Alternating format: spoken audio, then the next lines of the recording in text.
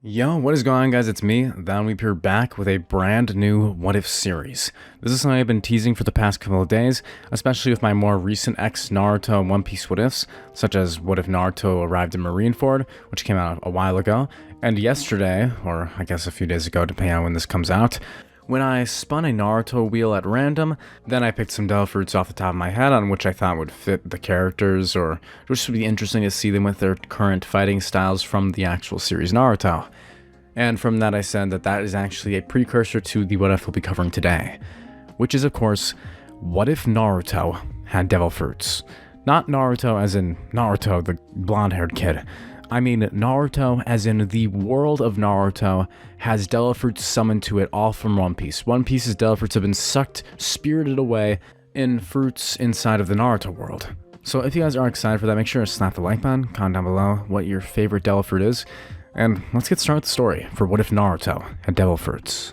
From the beginning, Naruto had been manipulated his entire life, and all of shinobi life has been manipulated since the time of Hagoromo Otsutsuki, and of course his descendants, Indra and Asura, the first humans to possess chakra, which would be spread out through the ages. However, in this world, things didn't turn out like that. Hagoromo never entrusted ninshu or chakra to his sons. Instead, the chakra that he had been hoarding when he died, he had been unable to pass it on, and it had been absorbed back into nature. However, something interesting happened from this. All of Hagoromo's powers, all nature releases, once they had been returned to the ground, a strange phenomenon took place. At the roots of the chakra tree, some strange fruits had begun to grow out of the ground, spreading their way across the land. The humans from the villagers outside the Sage's Six Paths territory would try and consume these fruits, thinking that they might have some nutritional benefits or be up for consumption. But what they would quickly find is that these were no normal fruits. They were fruits of that devil woman, Kaguya. Devil fruits. When they would eat these fruits, their bodies simply couldn't take in the power and would die, not having any paths for it to flow it down. But the descendants of Indra and Asura, and those who had been part of the Sage's Six Paths sanctum, would actually be able to consume these fruits and absorb the power of Hagoromo out of them. The power of chakra that Kaguya had left behind that had been reincarnated into these fruits. Realizing that when they themselves passed away, the power would once again return to the earth, just as it had with Hagoromo. The fruit's powers were similar to that of the chakra fruit that Kaguya Otsutsuki had eaten, the very first devil fruit of all. The one that she had consumed before she had been sealed away with Hagoromo's power alongside his brother. Hundreds of years later is where our story begins. The sound of a crying baby boy would fill the air. The third Hokage, Hiruzen, runs quickly up to the scene, aghast in horror seeing what he finds. Two people very close to him had passed away. The fourth Hokage and Kushina, both shinobi of the leaf. Minato and Kushina, her last dying words before her son were his name. His name is Naruto. Hiruzen would take care of him, so he said, but you all know how that turned out, and would take the baby into his care until he was old enough to walk before he throws him off into the slums somewhere. But I digress. As it had been with all those who die who wield devil fruits, it was unfortunate, but Minato's devil fruit had been lost, returned back to the earth and reincarnated somewhere. And it was something that the leaf was desperately trying to find. Minato Namikaze had one of the strongest devil fruits the leaf had acquired over the years. Minato's power had earned him the title of the Yellow Flash, moving at speeds that should have been impossible for any human. Minato even had the ability to switch himself with targets within a certain range. That range had been improved by Minato his entire life. That being the ultimate power that Minato had cultivated and made feared. The power of the Ope Ope no Mi, which Minato had passed on to him from the Namikaze family, a family of doctors who had been using the fruit up till now in medical purposes. But Minato had discovered a way to use its room properties to give him the ability to teleport and switch between objects. It was a truly terrifying power, especially on the battlefield. Naruto would grow up not knowing about his father. Minato would never have been in his life, nor Kushina. He would just have been some orphan kid. But not just any orphan, no. Minato, using the power of the Ope Ope no Mi, would actually have been able to seal Kurama inside Naruto's body, having used the ultimate awakening of room to create a permanent space inside of Naruto. then transporting the Nine Tails inside there. With this, Naruto would become a Jinchuriki, one who hosts a tailed beast, a chakra demon, a demon that's been around for hundreds of years, so long that the villages have kept them contained in order to threaten them to the others as weapons of mass destruction. The power of the Nine Tails itself was monstrous, being the most powerful of the nine-tailed beasts, and being kept by Konoha. As such, Naruto grew up being feared, all of the families trying to keep their children as far away from him as possible. And it's through this that Naruto himself decided that he'd become the Hokage and make everyone respect him and look up to him. But even in regular Naruto, it was still difficult to become the Hokage, but here in this different timeline, it's going to be much harder. Because in order to become a top-tier shinobi and even be able to survive out there on missions, most people are either going to require to have a devil fruit or some other form of power, something that could help tilt the balance with their will. But anyway, Naruto would still attend the academy alongside everyone else from Konoha, still being trained to his physical limit with taijutsu, as well as knowledge of other nations and their users of devil fruits. Naruto's graduation test exam would be having the entire class going up against one of the Jonin, a Jonin who possessed a devil fruit. The entire class would have 1v1s against a Jonin possessing a devil fruit. In this case, the Jonin who'd been willing to accept the test today would instead be Asuna, the wielder of the smoke fruit, typically owned by, as you guys would know from One Piece, Captain Smoker. I think this is a pretty fitting fruit for Asuna, considering his habits, and how often he was asking Shikamaru for a smoke. Now he can make his own, but not with the benefit of cigarettes. I guess the smoke wouldn't affect his lungs though, considering he's made of smoke. And so, he would have the power of the smoke Logia. Of course, it's not like they were actually expecting any of the kids to beat him in a fight, but they want to see their process and how they're going to actually engage in combat against someone using a devil fruit. Of course, as always in life, there are those who have preferential treatment. As such, there are those from the larger clans who were gifted abilities that were able to help them in actually making combat worthwhile against someone possessing a Logia. That would specifically for one be Sasuke Uchiha, one of the only kids at their age to actually possess a Logia. That being the Mera Mera no Mi, the Flame fruit. And honestly, Sasuke put up a pretty good fight against Asuma, being able to hold out with his Logia versus Logia strength for around 5 minutes before Smoker was able to overpower him with his stamina and just having trained and been alive longer. Sasuke would be aghast, falling to the ground, and be horrified that he's unable to defeat someone who should be so beneath the man he's going after, the man he wants to kill. Sasuke and almost everyone else would be able to pass their graduation exams based off their combat points or actually putting up a good fight. For example of what some other people would be able to do, because now I bet you all are wondering, do they know how to use haki from One Piece? Is that possible? No. I'm not going to be explaining what happens with haki here for a while, considering it's going to have some of its own lore. So, you guys are going to have to sit and squirm for a while, just like Part 1 fans of One Piece. Anyway, a lot of them would be able to use different combat techniques, such as Rokushiki's techniques, Hosoken arts, or even the Fishman karate styles, which have been passed down through their families since the times of the first Hokage, hence making them more unique and making their families able to survive better versus someone like Naruto who has nothing. No specialized training or anyone looking after him while he was a kid, just himself. This world is even more unfair considering that everyone can have different levels of power just based off of how they were born, making the destiny that Neji will talk about later even more accurate. But anyway, Naruto would fail his graduation exam and be told by Mizuki that there was actually a secret test that he could pass.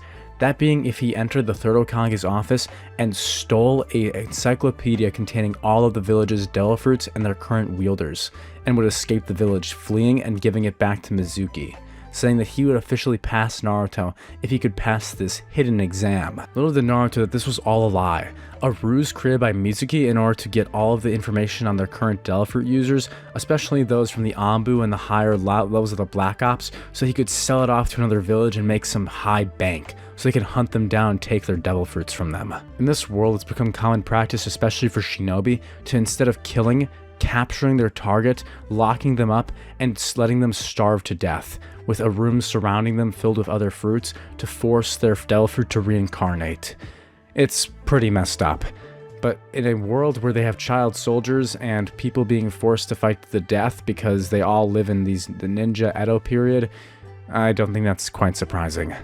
Needless to say, Naruto would actually fall for this obvious plot, stealing the hidden scroll from the Hokage's room and fleeing, with the Jonin going after him, as the third Hokage would instruct. Naruto would make it out to the forest, reading through the devil fruits and finding one that he found rather interesting. That's not a person? How can it have a... At that point, Mizuki would throw a shuriken at Naruto's head, Naruto dodging out of the way as the scroll would flop to the ground and Iruka would show up. Naruto and Iruka having their heartfelt moment as Iruka reminds Naruto of the pain that he endured because of his parents' deaths at the hands of the Nine Tails. Naruto would watch as Iruka gets bullied by Mizuki. Mizuki using some Rishiki shave techniques, kicking Iruka and battering him around. As Iruka's about to fall to the ground, Naruto would yell out for him to stop bullying his sensei, as Naruto's eyes would turn red, chakra flowing all throughout his body. What is this? Naruto remembered what he had read in the scroll, remembering his entire life and why everyone avoided him, why people called him a demon. As Mizuki asks, "Oh, what are you gonna do, little brat?" As Naruto walks up to him, his eyes looking rather serious as a white power begins to cover Naruto's fist. Back merely moments ago, we see inside the scroll what it says. The power of the Gura-Gura no Mi. The Nine Tails. That's correct. The Nine Tails has eaten a devil fruit in this what if, with Nine Tails Kurama being accessible to Naruto, making them be able to share the powers of each other's potential devil fruits. Because one soul can handle one devil fruit and Naruto has two souls inside his body, Naruto will be able to consume two devil fruits in this series. With one of them already being consumed through Kurama, Naruto would punch Mizuki with the full power of the Gura-Gura no Mi, smashing his head into the ground and causing an earthquake as the white pulse would pop, breaking Mizuki into the ground as he screams out in pain as Naruto would roar, accessing and tapping into the Nine Tails Devil Fruit.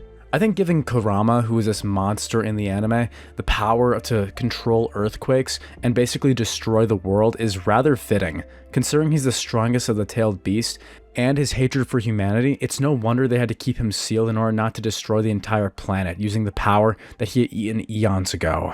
The full power of the Gura-Gura no Mi, the Quake fruit, the power that's enough to destroy an entire world. And now it's in Naruto's hands. You guys have to remember too that it's kind of rare for someone to be a Jinchuriki in this series now, because they would require a devil fruit user who has the capability of sealing something into another thing. Hence being why Minato's power using the Ope-Ope no Mi to seal Kurama inside Naruto is such a rare event, making Naruto have the same weird type of body that someone like Blackbeard has in One Piece. Mizuki's eyes would turn white and saliva would spew out of his mouth as Naruto's rage channels into the Gura-Gura no Mi's power and breaks him. Iruka would have tears in his eyes telling Naruto that he passes, giving him his headband, as symbolic as it is, and telling Naruto he's officially allowed to become a shinobi. The Leaf Village would have had a mild earthquake that day, Mizuki being defeated and Naruto returning to the village, returning the scroll that he had taken, and pretty much being forgiven. With everyone shocked seeing that Naruto had actually passed the graduation exam, the teams would be assigned. With an interesting change taking place. Naruto, Hinata, and Sasuke would be placed on the same team. With Naruto being considered as devil fruitless and not having any special techniques, we would have one devil fruit eater, Sasuke, with the Meramera no Mi. Hinata is able to use the Hyuga special type jutsu, which is a taijutsu technique that with her Byakugan, which is a Kekigenkai. Kekigenkai are still in the series. Sasuke still has the power of awakening inside of him to be able to awaken a Sharingan. All Kekigenkai are still here. So she still uses the Byakugan to disable people and for X-ray and basically other rare type abilities that most regular people won't have. They would be paired with Naruto in order to see what he can do and at least give him the chance as a Genin. The rest of the other teams would seem pretty similar at first, but we quickly noticed something. Kiba and Inu both failed the exam, with him and Akamaru not even really being able to do any damage or have any idea of what they were doing against someone with a Logia power. He was put at a disadvantage and put back to next year, failing this year's exam, with him being even more shocked that Naruto, that failure, was able to pass over him, even though he had all of the techniques from his family. It was something that definitely pissed him off. and Ino just doesn't have enough combat skills, with her being more focused on other skills from her family, such as interrogation and the like. She just simply did not have enough power to pass this year's exam, with the graduates from this year moving on in smaller teams. So instead we have Shino, who did pass, now in the Ina Shikacho team. So we have Shino, Shikamaru, Choji as one team, while Sasuke, Hinata, and Naruto would be the other team. This may seem pretty harsh, but something you guys have to consider is that in this world, it's kill or be killed, and the dissemination of techniques and information is not something even within villages that families wanted to do since the times of Hashirama. As such, it's incredibly rare that Naruto is able to pass, with him already still having failed twice in other years and not having any situation to show off his latent potential. Team 7 would still have their sensei being Kakashi, while we have the former Ina Shikacho, now the Ina Shinocho, being trained by Asuma. Konoha not having a team to train because 3 people didn't pass this year, so there's no genin for her to train. As such, there are only 2 teams, with Team Kakashi and Team Asuma. So, Kakashi would take his 3 students, heading up to where he would originally have given his speech, asking them about their hopes and dreams. Naruto saying that he vows his dream is to become the Hokage. Sasuke would say that he doesn't particularly like anything, with Naruto's being ramen, of course, and that he instead hates a lot of things.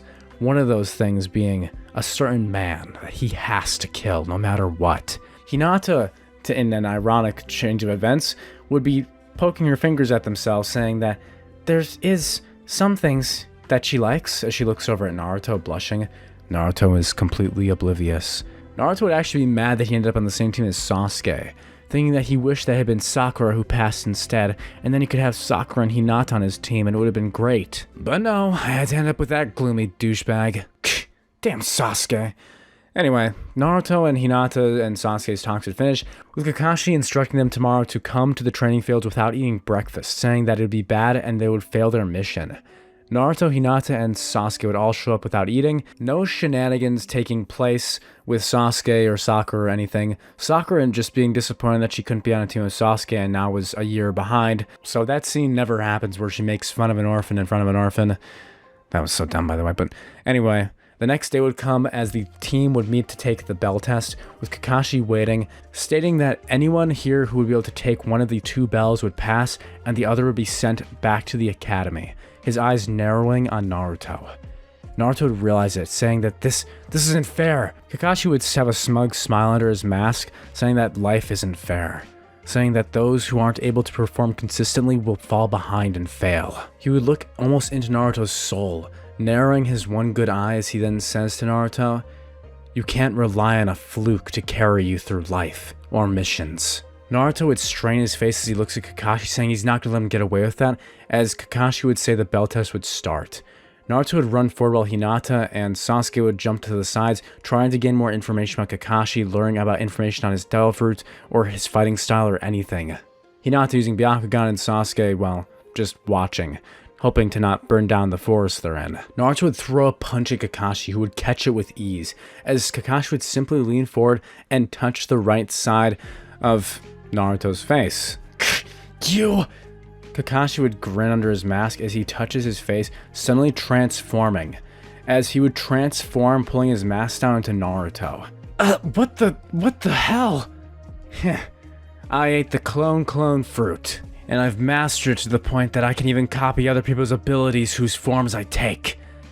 That's the true power of this devil fruit. Yeah, that's right. Kakashi is able to use the copy fruit, Bon Clay's fruit, to its maximum potential, having awakened it, giving him the full power of the Mane no Mi, making him the true copy ninja. This combined with his Sharingan, which he hasn't revealed yet, makes him an insane shinobi and fighter, giving him the valued title of the copy ninja. Kakashi would kick Naruto as the 2 clones would fight, with the other Naruto easily overpowering the real one. As Naruto would try and throw a kunai at his fake imposter, Kakashi would just pull his mask up, transforming back into himself and then retransforming into another person. Some random dude he had been fighting at one point in a mission. And this person would actually have the power to rust away the kunai, just simply touching the kunai as it rusts away to bits. Of course, there will be some limits to his power, and some things that he can't be able to copy with the copy fruit, and I'll be explaining that later when the fight with Zabuza comes up. But for now, this is already a pretty imposing threat on Naruto, who has basically any advantage of a variety of abilities taken away from him, even if he could tap into the power of that damn fox. A teardrop of sweat would trickle down his face as a ball of flame would come rampaging out of the forest. Naruto's face shocked as Sasuke would use a fire fist against Kakashi. We ended the last part with Sasuke's flaming fist of the Merumeru no Mi flying through the trees as it's about to crash into a transformed Kakashi, who had transformed into this rust guy that he had encountered on one of his missions at some point in his life. Anyway, Kakashi would turn after he had been beating on Naruto, seeing the flaming fist about to approach him, as Kakashi would quickly dive out of the way, disappearing from view with his immense speed as the fist would almost hit Naruto instead. Sasuke quickly transforming back out of flames into his real body and hitting himself into Naruto so as he wouldn't kill him. Damn it, Sasuke! Naruto would bash his head into Sasuke's as the two would both have a bump growing out of it, with the two ready to fight. Sasuke would yell that if he hadn't de-transformed, he would have killed him with that blow. Naruto saying, "Huh, you really think so?" As the two would start brawling pretty much. Well, mostly just playing around. Kakashi would appear saying, as both Sasuke and Naruto would get hooked onto a tree branch by a rope trap he had made. With both of them getting strung up, only Sasuke would be able to escape, transforming into flames as he burns through the rope, saving Naruto basically with him. The two of them now falling back to the ground as Kakashi had already disappeared, going off after Hinata. However, he wouldn't have to look far, as unlike Sakura, who was only really looking out for herself, Hinata had actually just been on the verge to go and save Naruto before Sasuke had come into the scene. Now that they were both in trouble, Hinata would leap out from the bushes, running to go help her two teammates. This would impress Kakashi, seeing her bravery, as she runs in front of the two of them who are still now just in a sprawled mess on the ground, holding her arms out and telling him not to touch them. At this point, Kakashi would start fighting with Hinata, using taijutsu as him and Hinata are exchanging blows. Kakashi would just be in his regular form at this point, throwing kicks and punches as Hinata's trying to dodge using her Byakugan, and also trying to hit back for pinpoint techniques. She'd be about to hit one of Kakashi's chakra points when he would suddenly transform into Naruto. This would scare Hinata and she'd fall backwards, blushing as she sees Naruto's face, so close to hers. Naruto would see this as he says, "Oh, come on, she was so disgusted by seeing my face so close that she fell backwards." Naruto would look depressed. Sasuke would throw a burst of flame, saying Saint Elmo's fire, as a blast of flame would ram itself into Kakashi, who was transformed into Naruto, seemingly burning Kakashi as he would transform into another random shinobi who had the power of a steel fruit, a metal type devil fruit, probably a paramecia, as Kakashi's skin would burn red hot, but he wouldn't get damaged because of the metal he had transformed into, instead using it to enhance his ability as he punches the ground with a flame-enhanced fist now. With Hinata, Sasuke, and Naruto all working together, they wouldn't even be able to put a scratch on Kakashi until the time had even run out.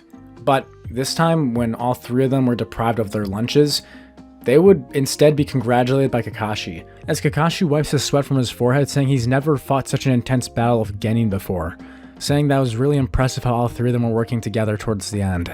Kakashi would hold his finger out, saying that, as they saw today, that it doesn't matter what devil fruit your opponent has, but people can vary in a large margin just by strength and speed and other base stats alone, saying that in a situation like that, it'll be teamwork that'll determine if you all survive. From this point onward, I'm going to try and be speeding things up because most of my what-ifs are about 20 parts to finish the entire series, and that's usually because I get painfully in-depth to things. So from this point forward, I'm going to be taking a more relaxed and faster approach, starting now, where I will not be talking about every single event between this point and all the arcs. So, all the events with the chasing cats and the basic missions would happen, with Sasuke, Naruto, and Hinata all feeling that they were being undervalued, with Kakashi saying that this was very important for their training as genin to give them some practice and stamina just from running around. If we sent all of our genin out on tough missions, they'd be, well, Kakashi would make a cutting sound across his throat, saying that they'd all basically be dead. Sasuke would take offense to this, saying that they can definitely handle at least a D or C rank mission. Naruto would agree to this, to which Kakashi says they themselves can ask the third Hokage, and if he allows them to, they can take on a 1 tier higher mission. They would beg the third Hokage, with him accepting, saying that this bridge builder Tazuna needed someone to guide them, and they might as well have Kakashi's team go, putting his faith in their copy ninja, saying even if things get a little tough, that they should be able to manage, taking into account Sasuke having the possession of a Logia, which should also help quite a bit. Anyway, the mission would start after a few days, with Tazuna being super drunk for one thing. But anyway, Tazuna would be guarded by Kakashi, Sasuke, Naruto, and Hinata as they leave the village, guarding him upon his return to the Land of Waves, where they'll be protecting him and his project. The 2 demon Chunin brothers would show up, with both of them not possessing a devil fruit, and just trying to flat out attack Naruto and Sasuke. Naruto would try to hold his own, but would also get scared just like in the original, where he gets a little frozen. Sasuke would burn his opponent, just completely engulfing him in flames, and would eventually take care of Naruto's too, asking what is he, a scaredy cat? Naruto, who had gotten poisoned from them, still would stab his hand, making his vow to never give up, basically just putting in his vow to his ninja way, starting that whole thing, and they would continue on their way. Eventually coming far enough to where Hinata would sense something. Turning around, she sees a blade flying towards them. As she turns, telling them all to duck to the ground, Hinata, Naruto, Sasuke, and Kakashi would dive to the ground. As the Executioner's Blade, one of the legendary great swords of the village hidden in the mist, would appear. The Executioner's Blade. However, in this version of events, something I think you all should know is that the blade is a deep black. A black blade, for those of you who know what that is. Anyway, Zabuza would appear on top of it, standing as he turns around looking at his prey. The fight would begin with Kakashi eventually fighting Zabuza and having to resort to using his Sharingan. Even Kakashi, using his variety of transformations of different devil fruit abilities, would be basically unable to harm Zabuza, as any projectile abilities could be deflected or cut through so easily by the Executioner's Blade that it baffled Team 7. Hinata would be watching, saying that there's a weird energy coming off of the blade, as Sasuke would throw a fist of fire trying to aid Kakashi. Zabuza would only turn, taking the blade, as he throws a slash. Sasuke's eyes would be in horror as he quickly pulls his hand back before it's cut. Feeling blood trickling down his palm as he got a tiny scratch on his hand, even while he had been transformed. That sword can hurt me even while I'm transformed to flames. Kakashi would turn, telling Sasuke that that sword isn't an ordinary one. It's one of the 7 legendary swords of the mist. A black blade that's able to cut through any devil fruit abilities. Things get a little more intense here as Kakashi's trying to use his transformation, trying to turn to the rust guy again, grabbing the blade, and as he tries to use the ability to rust the sword, nothing would happen, for 2 good reasons actually. As he's rusting it, the sword already has blood on it from both Kakashi and Sasuke. The Executioner's Blade's unique trait being that when it absorbs blood, it's able to recover its blade and heal, basically regenerate itself. And the fact that it's a black blade, as Kakashi called it. Kakashi would get pushed back, falling into the water. At this point, Naruto would run off and dive off of the bridge into the water to save Kakashi's, because water walking isn't a thing for people since chakra control isn't exactly as advanced as it could have been in the original timeline. Naruto would dive, grabbing Kakashi and pulling him up as he can't swim, throwing him onto the shore, as Kakashi would gag about with the water in his lungs. Naruto would start working on helping him recover with Hinata, as Sasuke would be trying his best to hold off the foe. With Naruto, Sasuke, and Kakashi working together, they would be able to damage Zabuza enough to where he would try to escape, with him being killed by a blast from Sasuke's flames, as suddenly a Anbu from the hidden mist village would appear, saying they'll take it from here, and would take Zabuza and leave in a burst of snow, some sort of snow devil fruit or something. As they left, Kakashi would pass out after overexerting his stamina with the Sharingan, falling to the ground as he had memorized a lot of the sword techniques and such that Zabuza had been using. They would take Kakashi back to Tazuna's house where he would recover alongside Tazuna's grandson and his daughter. And as Kakashi would recover, he would tell them that there's probably going to return, saying that must have been an accomplice of his because most Anbu would work on the field if he had truly been dead. At this point, Kakashi would start training Naruto, Sasuke, and Hinata. In Sasuke's case, Kakashi would tell Sasuke that he needs to learn how to reflexively transform in and out of his transformation into flames in order to evade attacks using that weird power. And so, Naruto and Sasuke would train with Naruto attacking Sasuke while he's blindfolded, and Sasuke having to evade and dodge Naruto's attacks without being able to see them. Having to feel the air currents and forcing Naruto to work on his speed, strength, and just overall technique, because he's basically a brawler at this point. Anyway, after their, 2 days to a week of training, nothing much really changes, but Sasuke does have some improved reflexes, and Naruto has some experience actually throwing punches and kicks. So that's cool. The bridge happens, with Naruto still saving Inari, and the others heading to the bridge first. Naruto would show up late, seeing Sasuke entombed by snow. As the flames and snow would be battling each other, with Sasuke having a small advantage in terms of element, Naruto would see this masked person fighting Sasuke, Zabuza fighting, Kakashi, who has now transformed into Zabuza, so there's two of them fighting each other, and, of course, Hinata protecting Kazuna. Naruto would charge in to help Sasuke with the two Logias fighting, with Haku possessing these Yuki no Mi, the snow fruit. The snow would actually be able to damage Sasuke, with Haku creating these icicles and stabbing Sasuke with them. Sasuke would eventually go down, having less strength, speed, and just stats than Haku, and Naruto would charge in, picking up Sasuke and seeing him bleeding, with his eyes turning a crimson red, entering Kurama's power, as the same power of the Gura-Gura no Mi would awaken. Zabuza's eyes would flicker as he turns around, seeing the cracks in the air forming as Naruto throws a huge punch right into Haku's face and smashing it into the bridge. As Haku, even though transformed to snow, would still feel the effects of this devil fruit, the Gura-Gura no Mi overpowering and warping the snow, as even the immunity of a Logia wouldn't be able to defend against it. The bridge would crumble and crack, as huge earthquakes would now cause a tsunami in the Land of Waves, as Naruto would basically kill Haku with one of his quick punches.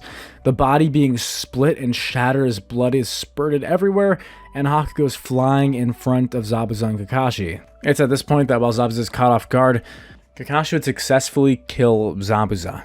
Kakashi would suddenly transform into a strange white-haired man with a red robe and a long ponytail as he pulls his arm back, saying, "Gum pistol." The fist would then charge back, slamming into Zabuza and breaking his ribs as he falls to the ground, the sword clattering to it, as Gato's men would appear. At this point, Kakashi would de-transform from this strange figure, as Naruto would then use his Gura no Mi power, running forward with Kakashi as the two would take out the rest of Gato's men, and Naruto would use the rest of the anger he had obtained from Sasuke's damage, and using the Gura no Mi and Kakashi's just strange transformations, they would easily take out Gato's men and Gato, who would fall to the sea, dying. After Naruto snaps back to his senses, seeing the bridge that he basically is almost destroyed, Tazuna would say they can always rebuild it now that Gato's out of the way, and the Great Naruto Bridge would soon begin its construction, with Naruto having saved the day. Sasuke would have been shocked having seen Naruto's power, asking what the hell kind of devil fruit that was, never having seen such a destructive force before his eyes. Naruto asked Kakashi who that strange white-haired guy was he transformed into, with Kakashi holding a finger up to his mouth saying it's a secret, saying that Naruto might meet him one day, saying that he's a strange but powerful guy known as the Great Toad Sage and the master of the Gomu no Mi fruit. Kakashi would say it's a pretty convenient power to borrow, saying that it has a lot of powerful attacks that the owner itself has actually taught him. And with that, the end of the Land of Waves arc would take place. Naruto Team 7 would leave with Hinata, impressed with Naruto's strength. Naruto would feel bad about destroying the bridge that they had been building, but hey, I mean, at least they could get it fixed now that there was no tariffs from Gato being enforced on the Land of Waves. By the time Naruto would get back, they'd run into three strange people who were bullying Konohamaru, who Naruto still knows in this timeline. One of the three people would be holding up their hand, and Konohamaru would stop moving, saying, I can't move! This being Kankuro. Sasuke would suddenly send a burst of flames, burning through the strings that he had seen with his newly awakened One Tomoe Sharingan, just like he had awakened it during the Land of Waves, from seeing Naruto and having saved him and etc. He would say that it's rude to use that on a kid, you know. With Kankuro being impressed that he could actually see his strings. Noticing the red eyes, he would say, "You must be Sasuke Uchiha." Sasuke would nod, his hand turning back from fire into his own fist, with Sasuke looking as he notices Gaara. Gaara would have the most intimidating aura out of all the three of them, even Naruto being impressed by this weird aura this guy gives off. Gaara would make a sound saying that he'll see him in the ring, completely ignoring Naruto, which would tick him off. Hinata would hold Naruto back, telling Sasuke that they should go talk to Kakashi-sensei and see what's going on with why there's sand ninja in the Leaf Village. With Naruto, Hinata, and Sasuke having confronted the sand trio, they had gone off to Kakashi to go and see why there were shinobi from other villages here in the Leaf Village and what was going on. Oh, you guys ran into some different shinobi, huh? Kakashi would close his Makeout Tactics book, looking up as he looks out into the sky, a hawk flying overhead through the clouds. Well, let's just say a special event is coming to the Leaf Village. Sasuke would sigh. Hurry up, come on, we don't have all day. Naruto would agree, actually nodding his head alongside Sasuke. Hinata would have her hands up, looking awkward. She looks from left to right, with Kakashi sighing as he jumps down from the tree, holding a hand up and saying that in the next 2 weeks, the Chunin exams will be taking place being held in the Leaf Village. The Chunin exams? Naruto would ask. Kakashi would nod, saying, I'm sure that you've seen them before, with them having been rotated throughout every village for years now, as it being a sign of good faith between villages that are allied nations. And so, with the exams beginning in 2 weeks, this will be where Genin have the chance to upgrade their rank to Chunin, which increases your pay, lets you take on harder missions, gives you some other benefits as well, like unlimited coffee in the ninja break room. There's a break room? I was kidding, Naruto. Well, anyway, basically being a Chunin is pretty important. But I'll leave it up to the three of you if you want to take the Chunin exams. Sasuke would smirk, saying he's definitely taking them, even if these two losers don't want to. Naruto grit his teeth, raising his hand saying, Hey, I'm also down to take the Chunin exams. Let's take them right now even! Hinata, who would still be awkward, would say shyly, I wouldn't mind participating as well, with all three of them basically agreeing to doing it. Kakashi would smile and laugh, saying, Well, Sasuke, looks like you're lucky because if all three of you hadn't agreed on taking them, I wasn't going to let the team even attempt it. Well, since all three of you have the desire to, there's no use in me trying to stop you. And so for the next 2 weeks, the team would train and do their regular things until eventually it was time for the Chunin exams. The three of them walking to the building where they were told by Kakashi where to go, with Hinata using her Byakugan and Sasuke's Sharingan, notice that something's up. There's some sort of weird devil fruit power being used on this building. Chakra would be flowing all around the building, a sort of hologram being made around it.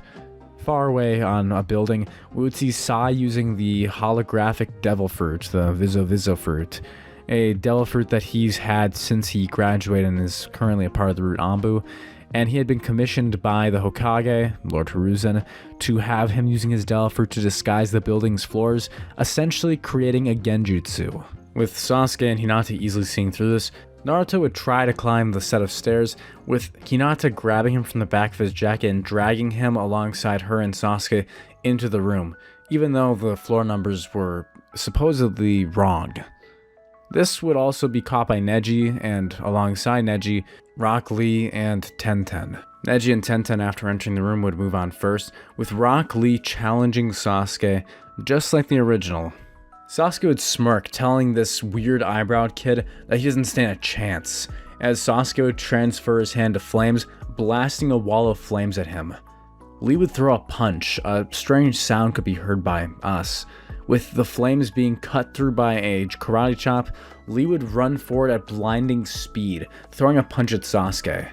Sasuke would just try and tank the attack since he is a Logia, so it's not like anything can hurt him anyway, when smack!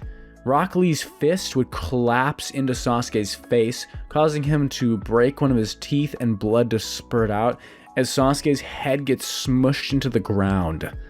Lee would be shocked at this, having thought Sasuke would be good enough to dodge or at least expect this coming, having thrown his full power into it.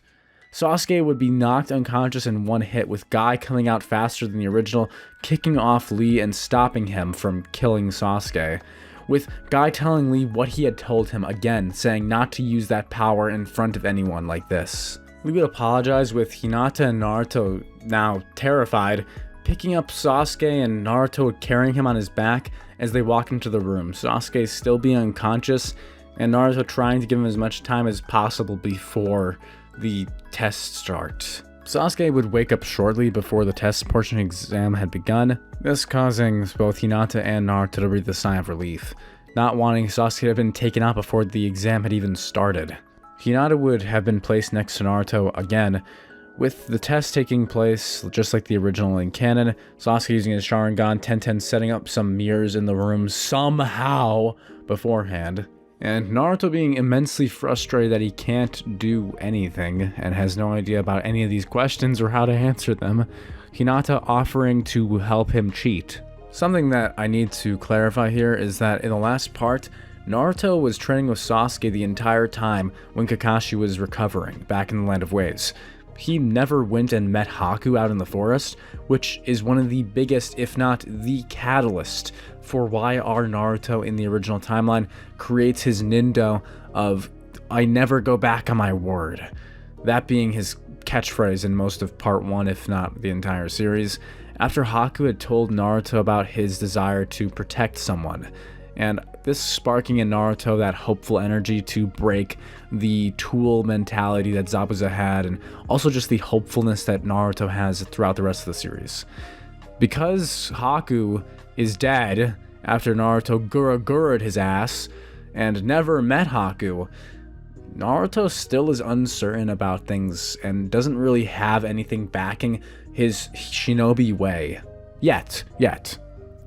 So he tries to cheat. I say tries because as Naruto is sweating, deciding if he wants to or not, the exam would end, with Hinata even panicking as she tries to finish out the last question. Naruto shocked as he answers the final question, as the instructor says, saying that if the last question is left unanswered and they quit here, they'll be able to retake the Chunin exams, but if they don't, they will never take it again. Naruto would once again balls to the walls, just give in and stick around, unlike most people, with the instructor being horrified and impressed that he was ballsy enough to think that he could pass without answering a single question, which, I mean, he did, so, you know, it's kind of surprising. And so, moving on, Team 7 makes it all the way to the Forest of Death, where we have that sussy Anko scene of her licking Naruto's blood-covered cheek. And the exam will be explained with how the scrolls work and what the objectives of the teams are. Each team will be discreetly given their scroll, with Naruto's team once again having an Earth scroll, meaning they need to find the matching Heaven scroll in order to pass, as all the teams are thrown into the forest from different entrances, with the second test beginning. Sasuke, Hinata, and Naruto would make their way through the forest just like they did in the original canon, with Naruto once again having to use the restroom and getting jumped. This time, since there's really no way for them to imitate his appearance unless they have some sort of Del fruit to like Kakashi's, which is not the case, they would just hold Naruto hostage, holding him and threatening Hinata and Sasuke to give them their scroll, with Hinata and Sasuke defeating the individual team member and the rest of the team who had gone after them, and attaining a second Earth scroll, which to them is pretty much useless since they need to have a corresponding Heaven scroll for it to actually be valid for the contest. Naruto would be embarrassed having Sasuke and Hinata save him, with Sasuke not going to let him live it down. As they continued walking through the forest and making their way towards the center tower, trying to find another team whose scroll they could steal, with them having 2 scrolls now. Eventually, the man himself, the children connoisseur, would appear, a strange snake appearing out of nowhere and chomping down Naruto, driving him Naruto into the forest and being seemingly killed and taken away. Hinata would scream out, "Naruto!" and Sasuke would dive bomb on top of her, pushing her out of the way as a second snake would come through, attacking them, with Sasuke and Hinata frozen in fear at the pure bloodlust of the strange grass ninja that was now currently apprehending them. As Orochimaru would suddenly grow another head, reaching out as he tries to bite Sasuke, Sasuke's body would turn to flames, Sasuke evading the attack by phasing through, as he transforms back into his human form, grabbing Hinata and carrying her up into a tree by turning his lower half into flames. It's at this point that, well, the grass ninja would begin to shed its original skin, now appearing as Orochimaru, one of the legendary Sannin, and the eater of the legendary Hebi Hebi no Mi, model Yamata no Orochi, a mythical Zoan devil fruit. Hinata would try her best to get out of the way of the fight, as she pretty much is just in the way of Orochimaru's attacks while he's going after Sasuke. But you see, there's actually a different reason for why Orochimaru's going after him in this timeline. It's not to give him a curse mark because he doesn't have ninjutsu anymore. That's not a thing. And if you all remember, Orochimaru's original goal in the Naruto series was to find a jutsu for immortality and master all jutsus in existence. In this version of events, Orochimaru's goals are different, in that because there's no ninjutsu, instead his goal has shifted after the attack of the Nine Tails from becoming immortal through ninjutsu to becoming immortal through a certain surgery. That, of course, being a surgery that would have to be performed by a user of the Ope Ope no Mi. That, of course, being Minato's devil fruit, and a devil fruit that had gone missing.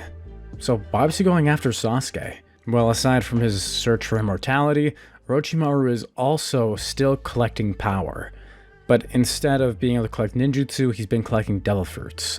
Similar to how in One Piece Kaido and every one of the emperors has their own agenda, Orochimaru's agenda in this timeline is to collect all the most powerful devil fruits.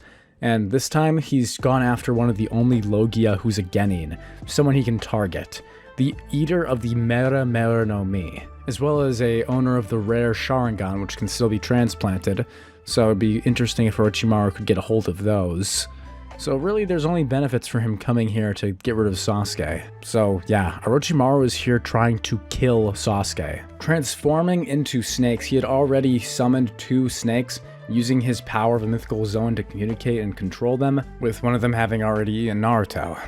Speaking of Naruto, out in the forest, we would hear a large and loud explosion, with the guts of a snake going everywhere, as Naruto's eyes would have turned red, harnessing the power of the Nine Tails and tapping back into the power of the Gura-Gura no Mi. Back to the fight, Sasuke would have been transforming into flames, shooting flame bullets with his finger pistols, as well as transforming and creating firefly emblems to burn Orochimaru in his snake form. But for some reason, his fire would seem to have less of an effect as it hit Orochimaru, almost as if though he had some sort of armor around him. But Sasuke couldn't even get a scratch in. As Orochimaru was about to chomp down on Sasuke, suddenly Naruto would appear, catching the mouth and grabbing the top and bottom with his pure physical strength and ripping Orochimaru's mouth open, as Orochimaru would be terrified at what he sees. The eyes of Naruto be red as he turns around, making that snide remark to Sasuke, asking why he's frozen solid, scaredy cat. Sasuke would see Naruto's blood-red eyes and his slit-like pupils, being terrified at what he's seeing, as Naruto would pull back one of his fists as he kicks down on Orochimaru's teeth, shaking Orochimaru's body. Naruto would pull back his fist, as his fist would be covered in a translucent white light. Naruto would use Helmet Breaker, or Kabutowari, as he throws his punch inside of Orochimaru's head, causing this neck of Orochimaru's to burst and completely rip itself into pieces. Orochimaru then falling to the ground from the tree, having felt the shock course through his entire body. Naruto would jump off the tree as he grabs both his fists and starts clutching through the air itself cracking as he makes to the ground, finally ripping it apart, as the entire landscape would shake, the continent itself feeling a humongous earthquake, as if the entire world was falling apart, as a huge earthquake would cause the entire forest of death to start shaking, trees collapsing, and destruction across the entire area, even making cracks in the ground and starting to affect the leaf village. Naruto would scream a beast-like roar as Orochimaru would be swallowed into the earth, disappearing, just luckily escaping with his life. Naruto would fall unconscious after his rampage, having used a ton of energy and chakra, as he falls to the ground with Hinata running into saying his name once again and trying to catch him as he falls. Hinata would catch him, now his head laying on her lap, as Sasuke, who would also be exhausted, would fall down from the tree. Sasuke would just turn to flames as he's about to hit the ground, flying over and crashing right before Hinata and Naruto, asking if the both of them are alright. Naruto would be once again unconscious, Hinata and Sasuke hoisting him over their shoulders, and the three of them walking together towards the center tower, trying to find somewhere where they can let Naruto rest for a bit, having used so much energy from the Nine Tails to create such a powerful attack and having temporarily, or well, I guess from their opinion, defeating Orochimaru. When they finally reached that cave that they had with Sakura in the original, Hinata would offer to be the first one to guard while they wait to let Naruto recover, with Sasuke holding up his hand saying that won't be necessary as he tells her to come back inside the cave. When she does, Sasuke would put up a wall of flames, creating a shield of fire that would protect them while they're sitting there unless someone is brave enough to walk through fire. And since it's literally Sasuke controlling the flames, he can let air in and out whenever they're running out of oxygen inside the cave. So there's no smoke or anything that's going to kill them. Even with Sasuke doing this, after about 10 to 15 minutes, suddenly a shaking in the cave would force Sasuke to deactivate the wall and himself go out to fight, as we would see 3 sound ninja shinobi showing up, with them having been sent by Orochimaru to find and hunt down Sasuke. He would have ordered them to try and capture Sasuke, and if that was not possible, just to kill him. And so Sasuke and Hinata would both put up a fight. Only one of the 3 would even be Delphi users, so Sasuke would take him on while the other 2 would try and fight Hinata in a physical combat, with Hinata successfully taking down the girl, and the guy who originally would have had windpipes in his arms taking on Sasuke. The 3rd member would be fighting with Hinata and actually overpowering her when Rock Lee would arrive. Meanwhile, Sasuke would be fighting with his flame fruit against the Eater of the Goe Goe no Mi, a paramecia type devil fruit that allows users to create beams of sound that look like energy beams by shouting, otherwise known as the Scream fruit.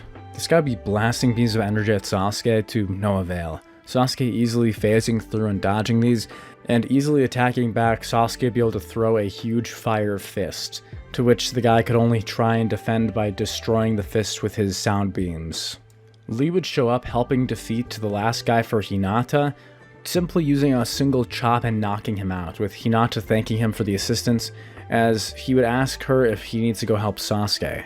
Sasuke would tell him to butt out, saying that after last time he doesn't want to act like they're all buddy-buddy, as he finishes burning off the other sound guy as he falls to the ground burnt and unconscious. Lee would smirk, saying that he had heard Sasuke was the genius of their year, but he's nothing compared to Neji, saying that even with his power, Neji would still be too far beyond him for him to defeat, telling both Hinata and Sasuke to good luck with taking care of Naruto, and that he's going to head back to his team, disappearing off into the forest. Both Sasuke and Hinata would have waited until Naruto woke up, with the 3 of them now all conscious, working together to make it to the center of the Forest of Death, running into Kabuto and working through that little area around it where people were hunting each other down, getting their last scroll, and all of them happily making it to the center.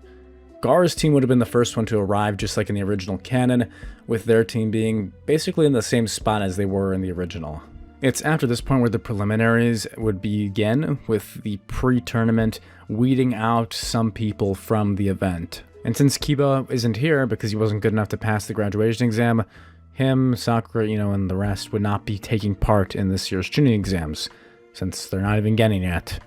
And so Naruto would actually end up in the raffle, fighting another sound shinobi just like Sasuke had in the original, with Sasuke being paired up against Kankuro. This would be one of the sound shinobi who wasn't a Delphi user, and not to be honest, Naruto would easily defeat him with just hand-to-hand combat, not even needing the Gura-Gura no Mi power, with him overpowering and beating the other guy with a nice left hook, and showing everyone that just a good old fist fight can be enough to get you into the final round of the Chunin exams. After this, Sasuke would have his fight, which was himself paired against Kankuro, which disappointed Gaara, having wanted to fight him after seeing him earlier. And let's be honest here, Kankuro just had a really poor matchup. Kankuro, for those of you who don't remember the last part, is the eater of the Ito Ito no Mi, the string devil fruit, and the former devil fruit of Doflamingo in One Piece. It's pretty powerful, and Kankuro knows how to use it, but it's not useful against Sasuke, because Sasuke is a pretty much direct counter for him, burning his strings easily. Even with him trying to slice through Sasuke with his strings or use his puppets, Sasuke would just burn them all away, completely defeating Kankuro and taking him out of the tournament, when he had actually a pretty good chance of defeating anyone else. Poor Kankuro. He's kind of busted in this what if. I feel bad for him, but anyway. Kankuro would not be defeating Sasuke here, with him not being able to deflect the powers of a Logia. Tamaru would still have her fight against Tenten. However, this time, Tenten would actually be doing a pretty good job in her fight, with this Tenten being an expert in swords. Being a 2-style swordswoman, she wouldn't even use a named attack, that she would be able to cut through the wind that Tamari was blasting with her big fan, and actually cut down and defeat Tamari, which is surprising. Apparently, you just get really good if you focus on mastering one type of weapon instead of all of them. So yeah, Tenten actually did something and defeated Tamari in a fight, and is going on to the Chunin exams to fight Shikamaru. Anyway, it's here where the fights start to get interesting. We have Neji versus Hinata, and Gaara versus Rock Lee. Both Hinata and Neji are masters of the Hyuga style of taijutsu, which lets them completely disable people through their chakra points and use of the Byakugan. Anyway, the fight would be pretty gruesome with them taking out each other's chakra points, as they have this little pinpointing battle just like in the original, with Hinata slowly getting worn down and hurt more and more. Naruto will be watching, cheering her on, as he has a glimmer of hope in his eyes, Hinata hearing his cries and support for her, as he tells Hinata to get him. Neji and Hinata would continue fighting as she feels more damage as she starts coughing up blood. Naruto's cheers of hope would slowly start getting quieter as he starts squeezing his fist around the metal railing, actually bending and crushing the metal under it as he's seeing Neji basically abusing Hinata. Neji would talk about how unfair it was for what the Hyuga clan does with their main and side branches, and how destiny has warped his fate to be always subservient to the main branch. Basically talking and whining about how unfair it is that Hinata gets to stand here as the head of the Hyuga house in the future. As Hinata's about to fall to the ground and looks like she's about to die, Naruto had had enough. Hinata would fall to the ground as the Joins are about to take action, seeing Neji's still about to attack.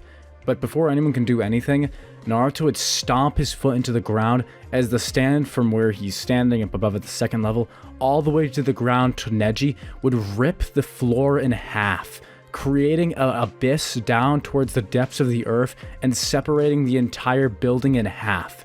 In this way, Neji and Hinata be separated by dozens of feet over a huge gaping pit into the darkness below. Naruto would yell out, "That's enough!" calling out Neji for how unfair he is for blaming Hinata for all of his problems in life, saying it wasn't her choice to be born to the main branch either. Naruto would say that if he really has problems with the main line of the Hyuga branch, then he should try changing it instead of bitching about it. Naruto's eyes would turn back to a lighter blue as the white power that had covered his foot when he had created that huge earthquake would vanish. Kakashi would have noticed the power of the Nine Tails, and everyone else around would have noticed it too, being the power to destroy everything. As such, with the matches being switched up around this time, Gaara and Lee would have to fight in a broken and almost completely destroyed arena, which Naruto would apologize for. Neji would still be a little traumatized from almost being swallowed into the darkness, and Hinata would have been treated and cared for by medical ninja, which Naruto would have been worried about.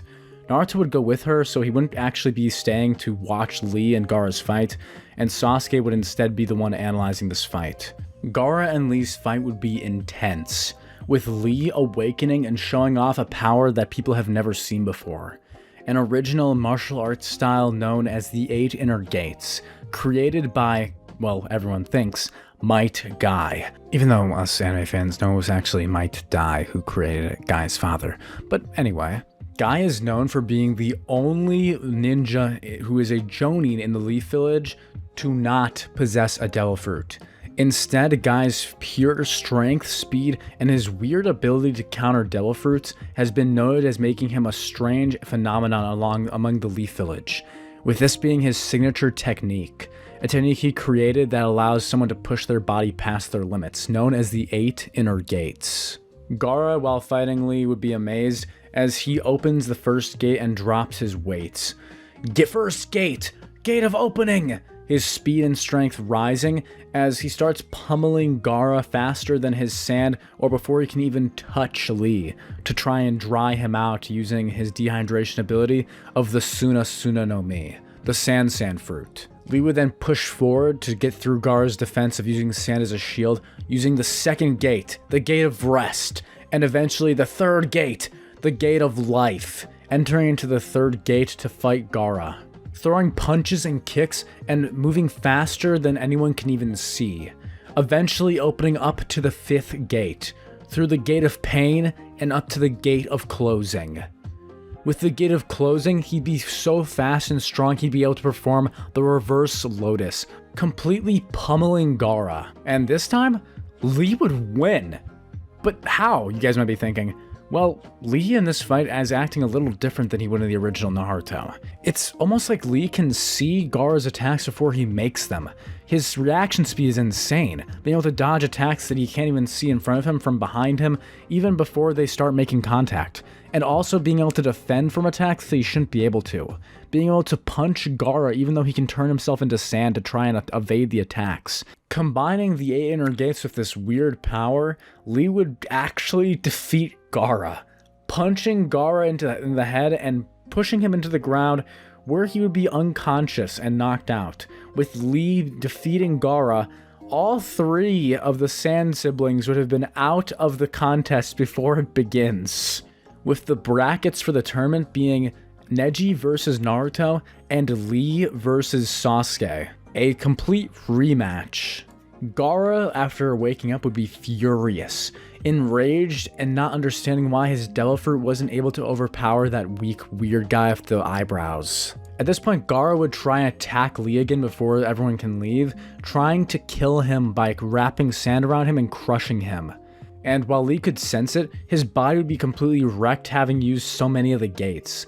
This is when Might Guy would step in, sweeping the sand away and completely destroying it, stating that Lee is a splendid shinobi and the competition was over. To that, Guy would narrow his eyebrows, saying, "If you want to keep fighting, kid, then you'll have to fight me, the blue beast of the leaf. Right, Kakashi? I'll show him the power of youth."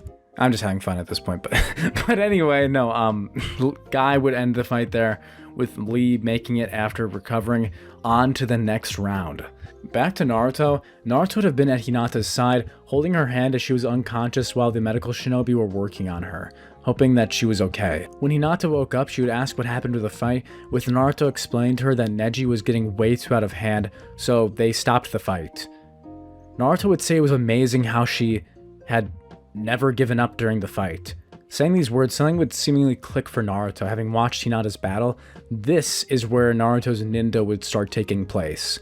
Having stepped in for someone else and actually seeing how much effort Hinata put in against that genius, Naruto would stand up smiling, thanking Hinata for what she had done. Hinata would be confused but happy that Naruto was praising her, as Naruto runs out of the hospital room saying that he should come watch him in the finals, as he has a smile on his face saying, "That's it. That's gonna be my Nindo, my ninja way. I'll never give up." Naruto would be laughing out loud as he exits the Chunin exams arena, now running out into the Leaf Village, as suddenly a long rubber extending hand would grab him by the neck, pulling him back behind a fence and saying, "Shh, shh, I'm doing some research here, kid." Naruto would be confused as he turns seeing a man with long white hair. And let's begin with where we left off last time with part 3, which was the end of the second phase of the Chunin exams and a stretchy arm of a white-haired weirdo grabbing Naruto and pulling him back behind a fence because he was busy trying to perv on some women. Naruto would be weirded out by this guy's weird body, and before he could say something, he'd remember that guy that Kakashi had turned into back in the Land of Waves, saying this was one of his strongest transformations. Wait, does that mean this guy's... Naruto would turn looking at the man, seeing his love-sickened face and the lust pouring out of him. He would immediately change his mind.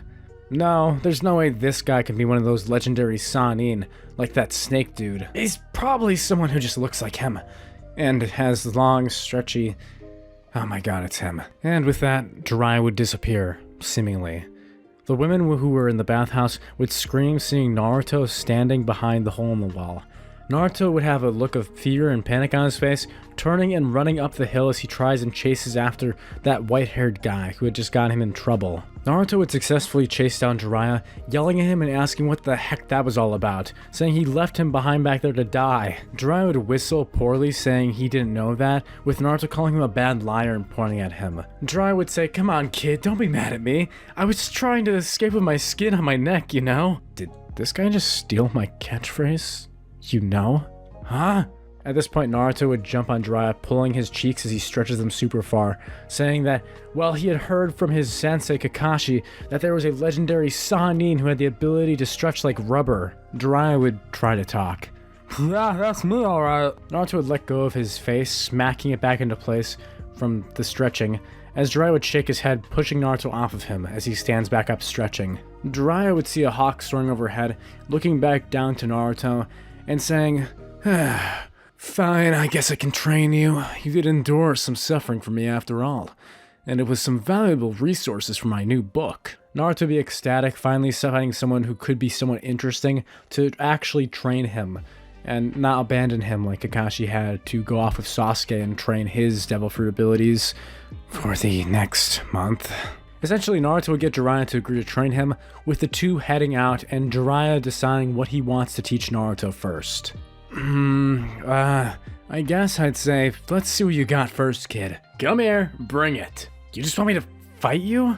Jiraiya would nod, saying, let's see what you can do. Naruto would run, throwing a punch with his battle scream, and the blunt damage would do nothing.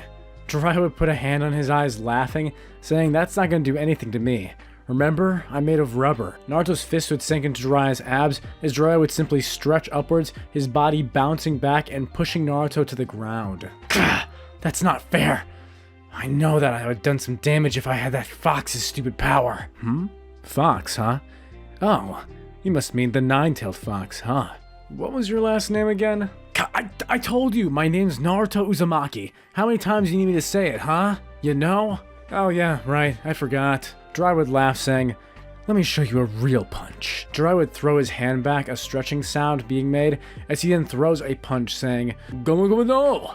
Toad tongue! Much like how a toad's tongue will extend to grab a fly, Jiraiya's fist would move forward at a resounding speed from the pullback, using the power of the Gomu Gomu no Mi fruit to mimic the properties of what one of Luffy's pistols would look like. And that's Jiraiya's toad tongue. The blow would slam into Naruto, sending him sprawling as he yells in pain through several bushes, with Jiraiya not even really throwing that much power into it. They would fight all day, exhausting Naruto, and to the point where Jiraiya would be suitably pleased. Why are you making me do this? Condom Sage. Did you just call me a condom sage? That's a new one. I've never been called that. That's a new one. I'm gonna have to write that down. Anyway, no. I'm the Toad Sage of Mount Miyaboku. That's where I was trained to master my devil fruit. The Gomu Gomu no Mi. Now then, I guess now that your chakra's out, I can finally do what I wanted to do all along. With your stamina being so low, it's time to see what that fox can really do. Jiraiya would stretch his arm, grabbing Naruto and throwing him into the ravine. Naruto would scream with tears coming out of his eyes. Am I gonna die? We can see the orange fox's eye not wishing to be eradicated inside this boy, as Naruto would feel the power flowing into his body of the Nine Tails. As Naruto's about to slam into the ground and being squished into a pancake, Naruto would use both of his hands, stretching them out as he turns his fingers into a claw-like shape, ripping through the air, as he'd actually slow down mid-air as he starts vibrating in the air. The Gura-Gura no Mi controlling vibrations as he is cracking quakes through the air. Naruto would have his muscles straining as he's shocked that he's floating. Naruto would pull his hands together, making the crack rip through the air as the ravine itself would start getting pulled together. Naruto would then stick his feet out, now finally catching both sides of the ravine and just shimmying his way back out, with the Gura-Gura no Mi deactivating as he escapes. I knew that old fox wouldn't let you go down so easily. You tried to kill me. Huh? What? No, I didn't. Remember, I'm made of rubber. If you were about to hit the bottom, I was gonna grab you and pull you back up. What, are you stupid or something? You think I enjoy throwing kids into ravines on my off days? So naive. Especially from me, the great sage of Mount Miyaboku, Jiraiya. Anyway, the real point of doing that was to show you that when you run out of your physical power and you feel like you're going to fall down to your lowest, and you feel like you have no energy left, that's when you'll be able to freely access that power. Inside all of our bodies, chakra flows. It's the energy of life after all. But when yours is flowing, you're naturally blocking that Nine Tails' energy from flowing into you. That's the kind of seal the 4th Hokage made when he sealed that fox inside of you. So naturally, if there's no energy blocking it from your natural life force, that energy can slip through a little bit, letting you harness the power of the world-destroying monster itself. Do you know why all of the continents are connected by land? At least all of those that we've explored? Why? Naruto would say.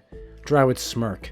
Well, legend has it that the Nine Tails, several hundred years ago, using the power of that devil fruit, moved the entire islands all from around the world and created this continent himself. I don't know if it's actually true or not, but it's a pretty interesting story if you ask me.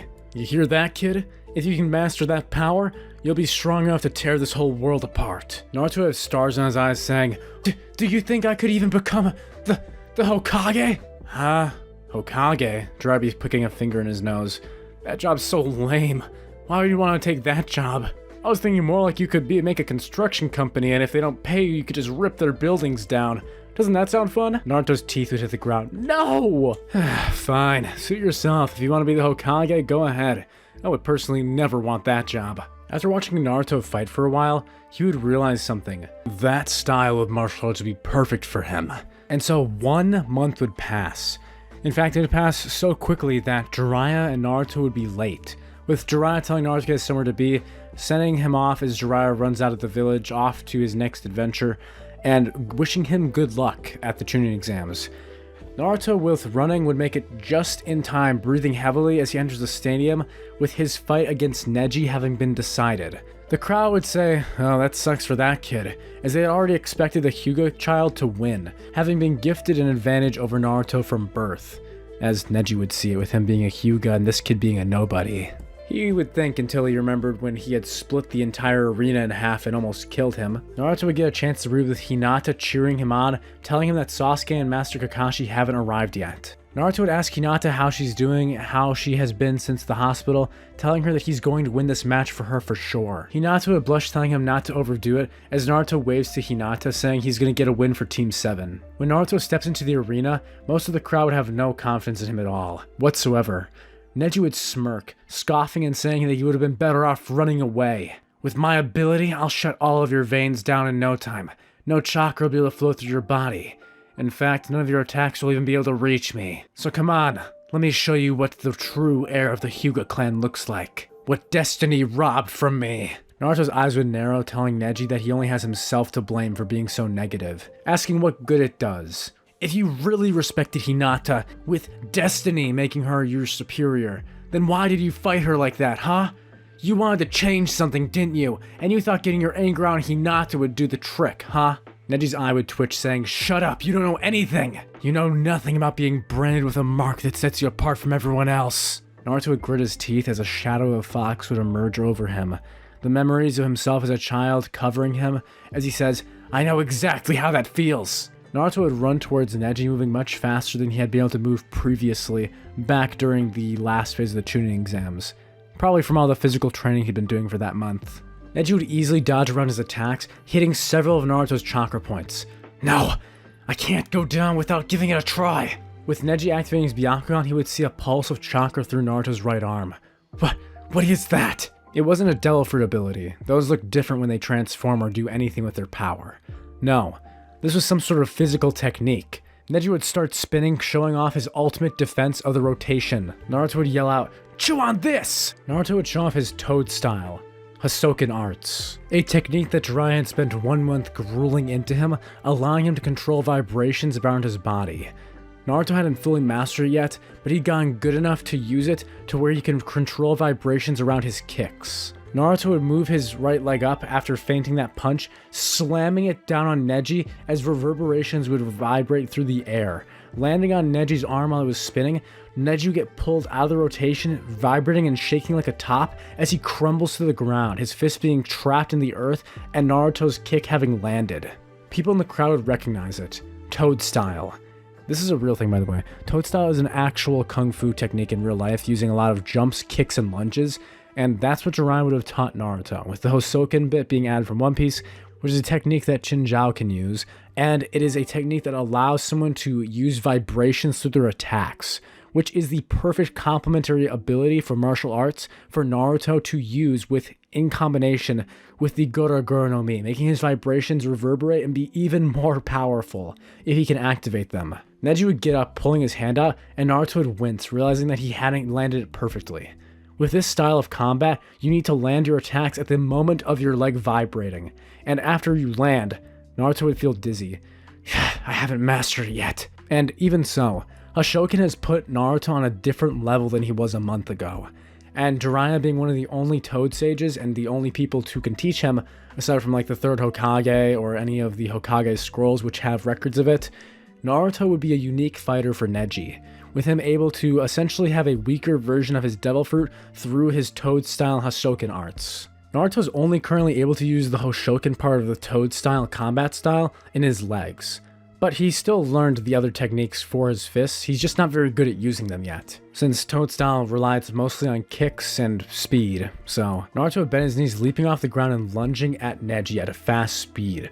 Neji would take this opportunity to uppercut Naruto using his 2 fingers as he pokes one of Naruto's chakra points, completely shutting it down, pulling Naruto to the ground, and he's coughing up blood in pain. Naruto would pull himself back up even after Neji calls him a failure, continuing to strike and attack at him, with Neji saying learning something so hastily won't allow him to get any better in a fight. Naruto would wipe his face, remembering all the sweat and tears that Jiraiya had put into making him stronger, with him actually training Naruto like no one had done before, teaching him something special, something that most people would only teach their own kids. He had forgiven Jiraiya for having left him at the bathhouse. This was more than worth it. And Naruto was not going to lose here, not after his promise to Hinata. 8 trigrams, 64 palms, 32 palm, 64 palm. Naruto would be down as the count starts. But with all of his points being closed, his chakra network completely shut down, that's when the seal begins to leak into Naruto. As an energy begins to flow through Naruto, an orange chakra, Neji would be horrified by what he's seeing. What? I closed all of them. How is this possible? He should be collapsed and unconscious. Naruto's eyes would turn red, as a power would flow over his body, and everyone in the stands would see it. This is the power of the Nine Tails. A white aura would envelop Naruto's fist as he pulls it back, taking his stance. Making his fist into a palm, he'd say, Neji, it's over! With Naruto's enhanced speed and physical stats from the Nine Tails chakra, Neji would barely be able to start his rotation to defend against this next earthquake when Naruto basically teleports on top of Neji, floating through the air as he kicked off the ground, leaving an earthquake, as the stadium would start rumbling. Naruto would begin concentrating energy using a Hashokin-style technique in his left foot, concentrating his Gura-Gura power into it as a ball of seismic energy would appear. Tectonic Gekishin, translating to tectonic earthquake. Naruto would spin in the air, slicing down and making a huge reverberation directly on Neji, as he gets crunched into the ground, an earthquake shattering the ground beneath their feet, as the entire land of fire would experience a high degree of an earthquake, the ocean surrounding the continent beginning to shake. Neji is on the brink of death. His bones and flesh have vibrated with double the speed, with Naruto's Hashokin multiplying the seismic energy of his Gura-Gura no Mi power. Neji is unconscious and can feel nothing. Nothing at all. His entire body just got a hyper massage from an earthquake. So it's a miracle he's alive, because I don't want Naruto to be a murderer in this one, so we're one-piecing it and not making him dead. Thank you, Oda, for giving me that option. But anyway, no, Neji's alive, but Naruto almost killed him, and everyone would be shocked. This kid defeated one of the legendary proprietors of the Hyuga technique, even showing off the technique of that Toad Sage, one of the Sannin. With the earthquake subsiding and Naruto losing access to the Nine Tails, Naruto would fall back to the ground with him feeling his own hands and limbs shaking from how much vibrations had been going through him. While the Nine Tails' power is leaking through, he becomes a Quake man, making him resistant to all vibrations and earthquakes, but not when he loses it. So now his left leg is shaking like he has some sort of elderly disease. Hinata would have tears of joy as Naruto stumbles over to her, with him having a weak thumbs up saying that he did it. Neji would get picked up piece by piece, trying not to break any more of his bones, as he's taken away into hospital, unconscious, bleeding internally, and highly regretting his beef with Naruto. Speaking of which, the fight between Sasuke and Rock Lee is going to begin, with Rock Lee being the one who won his fight against Gaara. Thank all of you in the comment section for reminding me, because I sort of included a little tidbit at the end, which was wrong, so it's cool. But basically, the Rock Lee versus Sasuke fight's going to happen. So, we're going to get into that right now. And remember, if you beautiful people want to support me and see more videos from me, hitting the like button and commenting something down below will really help spread the video around the algorithm, so maybe your boy can get more people interested in this sort of stuff. I don't know, but anyway, basically, Sasuke would arrive in the arena, his flames coating the sand on the ground and turning it to glass. Lee would smile, saying, "I hope your fight this time is better than when I last faced you." Basically hinting that he's going to beat him like he did back before the Chunin exams had started when he had challenged him to a fight. Sasuke would smirk, saying it's not going to go like last time. Sasuke would activate his Sharingan, using a special technique that Kakashi said that he could use a cheat sort of ability when his Sharingan are activated. Kakashi would tell Sasuke about this special type of power, a power made much easier to those who possess a dojutsu. That power, well, you'll see. As Lee's fight with Sasuke begins, he'd move at blinding speeds, dropping his weight immediately as he goes for a kick on Sasuke. Lee's eyebrows would curl up though, as Sasuke dodges out of the way even before the attack lands, predicting the attack using his Sharingan. Lee would try and throw a few more punches and kicks, with pretty much most of them being unsuccessful, and Sasuke seemingly dodging everything he can throw at him. The Sasuke feels completely different than before. Lee, without his weight, is incredibly fast. And while he hasn't tapped into any of the gates yet, he would be immensely impressed with how far Sasuke has come in just under a month. As Sasuke and Lee's fight would continue, Sasuke would try and throw a kick on Lee, turning his leg into fire and trying to burn Lee. This is when Lee would then open the first gate, throwing a punch and hitting Sasuke's leg, transforming his leg back into a solid material. So you can use that already, huh? Naruto would be so confused, wondering how is he touching him? When Sasuke grinned, saying that, "I still haven't gotten that far yet, but I've already started working on my color of observation." Naruto has no idea what this is or what the hell Sasuke is talking about. All he knows is that Sasuke and Lee are on pretty even footing right now. But alas, that's where the fight ends, because immediately at this point is when the Konoha Crush plan be initiated, with the Sand Trio starting their assault, the Genjutsu dropping, and Lee and Sasuke now having to stop their battle, tabling it for another time.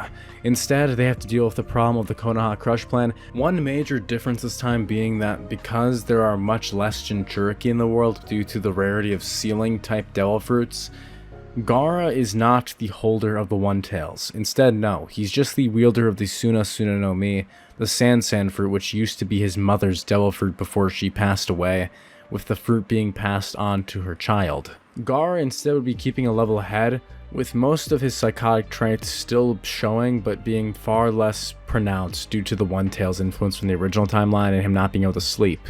Gaara is able to sleep, but he has a lot of PTSD from his father trying to have him killed due to him not being pleased with Gaara receiving the devil fruit of the Suna no Mi. Basically, he would be shaming Gaara for stealing a power from the village, considering him as just some leech that had been given power just because of who his mother was and what she had chosen to do against the village's will.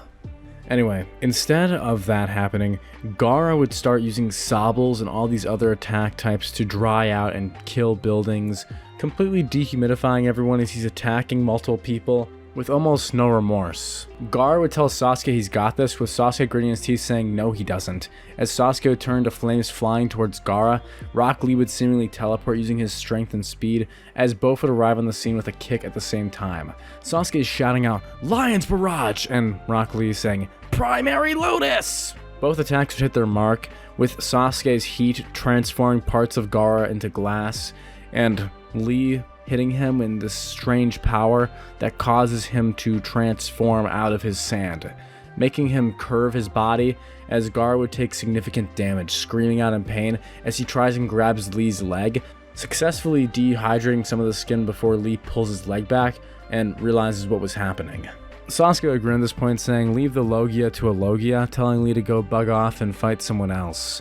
Lee would get annoyed by this, telling Sasuke that's not up to him, as he throws a punch at Gaara, which would make its mark again, causing him to go flying and sprawling out of the stadium and out of the wall into the forest. Naruto, who's already tapped into the Nine Tails power today for a fair, decent chunk, is not going to be playing a main protagonist role in this part of the arc. I'm just saying, instead of Naruto and Sasuke being the ones to go after Gaara, it's Lee and Sasuke. Instead, Naruto would be by Hinata's side guarding the hospital, using his Hoshoken Toad-style arts whenever any enemy sound shinobi came up, basically just taking care of the fodder and asking what the hell's going on at the stadium. Remember, Naruto left and went with Hinata back to the hospital after his fight with Neji, and where they were both sitting in Neji's hospital room, with Naruto feeling pretty bad about what he had done to her cousin. Even if he did have it coming with all the shit he was talking.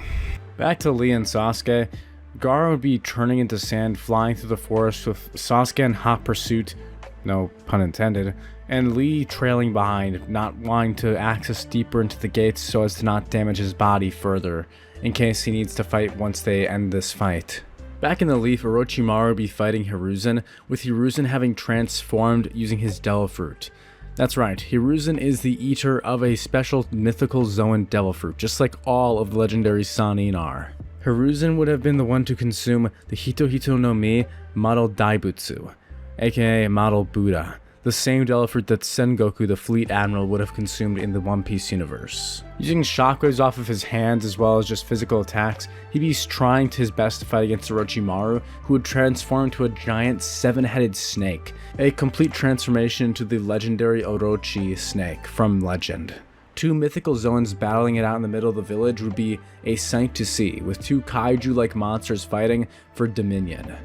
Instead of no Reaper Death Seal here, we just have them fighting to the death, with Orochimaru here for blood to take down Hiruzen and assert dominance over the village that had caused him so much pain in his research and also just his life as a child.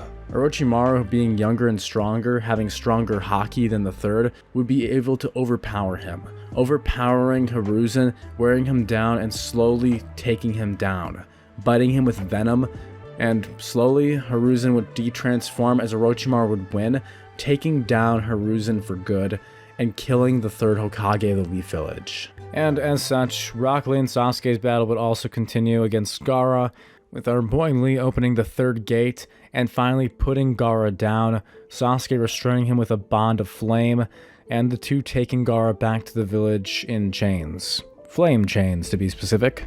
They had this moment where Sasuke grins, saying he's not so bad, with Lee smirking and saying he's not so bad himself, as the two's beef has been squashed pretty much.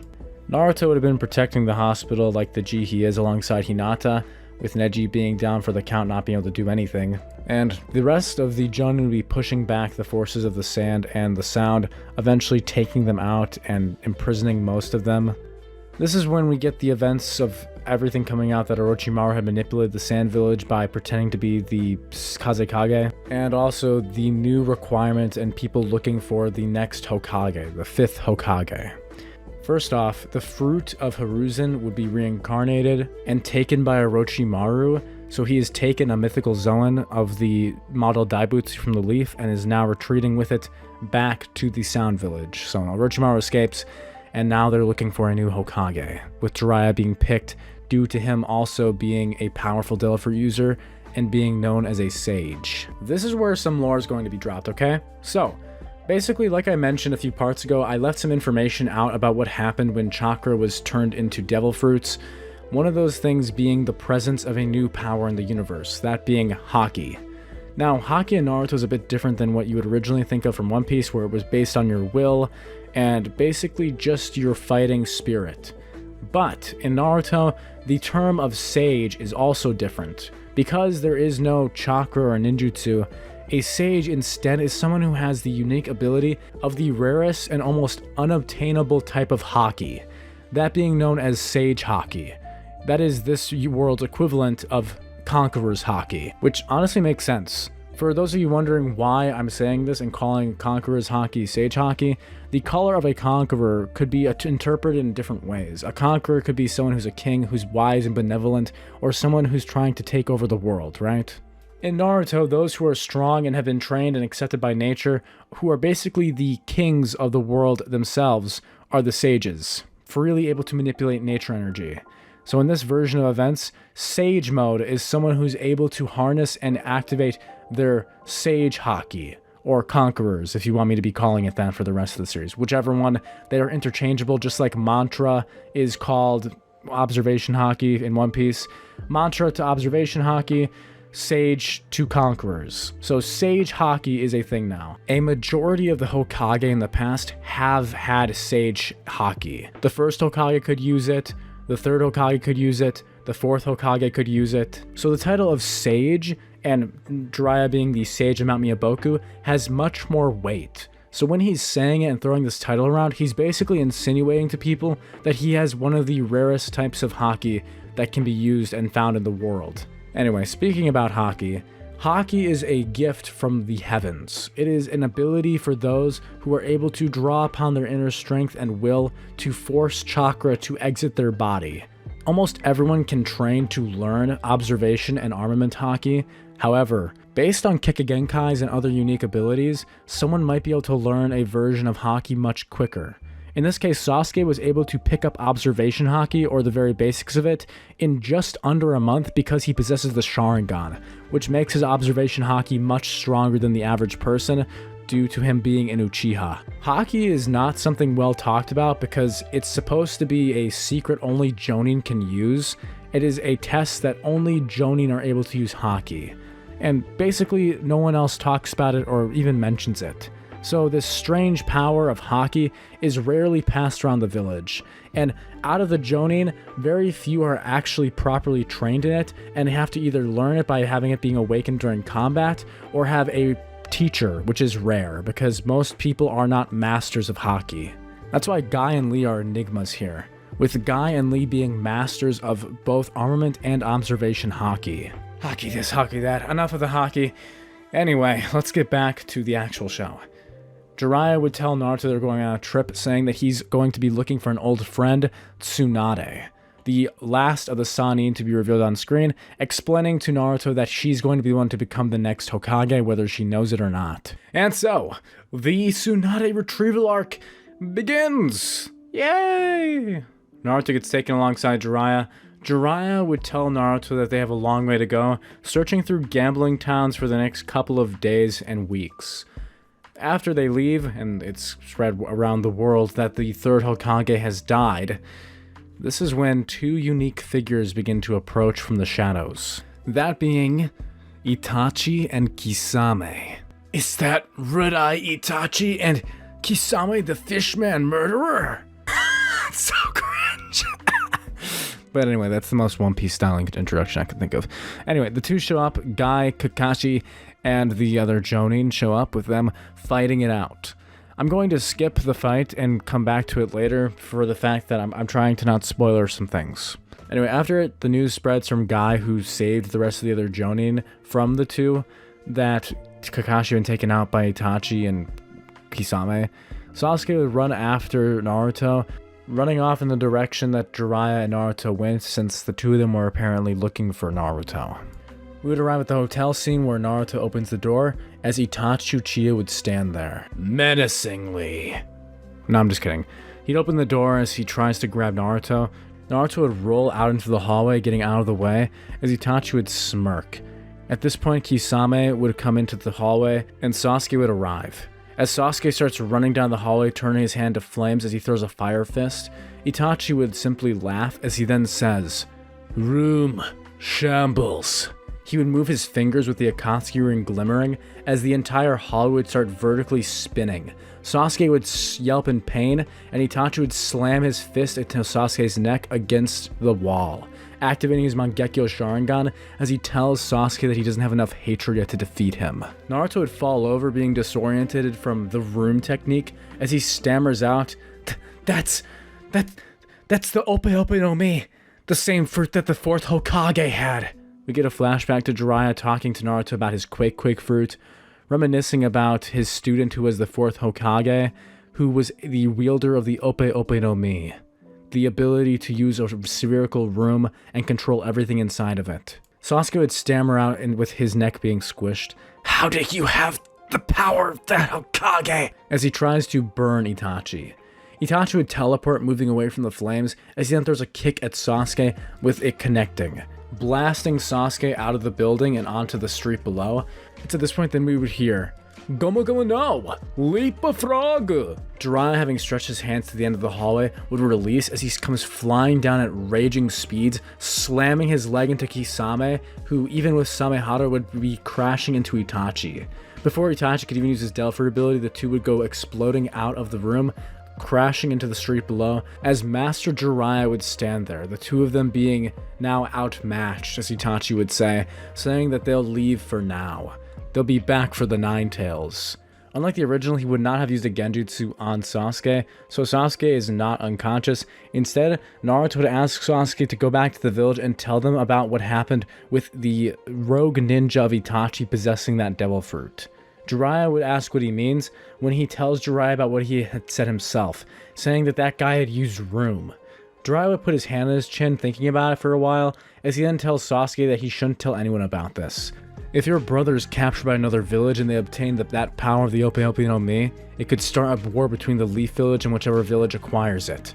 So, I propose that the three of us keep this a secret. Sasuke would think about it, agreeing himself that even if he wants Itachi dead, he wants to be the one to go after him himself, not have an entire legion of ninjas sent after him just because of his Devil Fruit power that he attained. And so, they would all keep it a secret. This is when Sasuke heads back to the Leaf Village, and Naruto and Jiraiya would continue on their way. It's here that we would eventually get to the point where we see Tsunade in the bar, making fun of the Hokage position, and Naruto would tell her to shut up, saying she doesn't know anything. This is when she reveals that she's actually the granddaughter of the first Hokage, and the two have their mock fight outside of the bar. Tsunade would tell him that he's going to regret this, as she smirks, hiccuping even though she's drunk, as she would simply hold her hand out, telling Naruto to give her her best shot. Naruto would leap forward using her Shoken, trying to do a roundhouse kick on Tsunade. Tsunade's hand, though, would phase through the kick as she laughs, saying there's no way he can defeat her. What? She turned into blue flames, just like Sasuke! Jiraiya, you didn't tell him? Yeah, of course I did, idiot. I'm Tsunade, of the Sannin, and I'm the one who ate the mythical Zoan of the Tori no Mi model Phoenix. Jiraiya would cough, adding on that Tsunade is known for being the best healer the Leaf has ever produced. To this, she would laugh, thinking of how ironic it all is. Someone like her who can't even bleed, being afraid of blood. Naruto would keep spewing about how he's going to become the Hokage someday anyway, as he keeps trying to throw attacks at her, before she pulls her fist back, throwing a punch at Naruto. Naruto would get blasted back by the blue flames, landing on the ground and coughing, as she then says that if he really keeps believing that he can be Hokage someday, then, Shizune, what's a good number? 2 weeks? 2 weeks. I'll give you 2 weeks to be able to hit me. And if you can, then I will give you this necklace. My grandfather's, the first Hokage. And so, the next day, Naruto would beg Jiraiya to teach him how he can hit that granny, how that Itachi guy hit Sasuke, or how Bushy Brows or Bushy Brow Sensei can hit Logia types. Jiraiya would laugh, saying it's a little bit more complicated than that, as he decides to show Naruto the technique that you need to use in order to be able to hit someone who can phase through attacks. Jiraiya would say, watch closely, as he then walks up to 2 trees, saying this is a normal punch, as he pulls his fist back, slamming it into the tree and falling the tree in one hit, and the tree just falling over. Now this is using armament. He'd pull his hand back, not even stretching it, and just throwing the punch. The tree would be obliterated, flying across the field and slamming into 2 others, with those trees also falling to the ground. Naruto would be amazed, begging Jiraiya to teach him. Teach me how to use that armament hockey stuff. What is going on, everybody? It's me, That One Weep here, and I know my mic might sound a little different. I'm actually using my old Blue Yeti microphone since I'm on the road right now, but I still gotta make these videos for you guys so you guys aren't left behind and wondering if I disappeared again or something. So, we'll be continuing What If Naruto Had Devil Fruits all the way into part 6. So, if you guys are new to this and don't know who I am or what I'm talking about, sorry for one thing. Second, my audio usually sounds better than this. And third, go up to the top upper right hand corner where you will find the playlist with all the prior parts so you can catch up with the rest of everyone else here and get on with the story. But regardless, let's continue off where we left last time, which was with Naruto's defeat to Tsunade, with him not even being able to touch the wielder of the Phoenix fruit. Her blue flames being able to capture everything. And capture? No. And capture everything that Naruto could throw at her. This meant that she was basically the same type of Delphi user as a Logia, which frustrates Naruto to no end. Meaning that even if he can't hit someone like her, this makes him weak against all people like Sasuke or anyone who wields the power of the Logia Delphi. Naruto would beg Jiraiya to teach him about this armament hockey stuff, with Naruto wanting to know how to hit these people desperately. Yeah, I know how that sounds.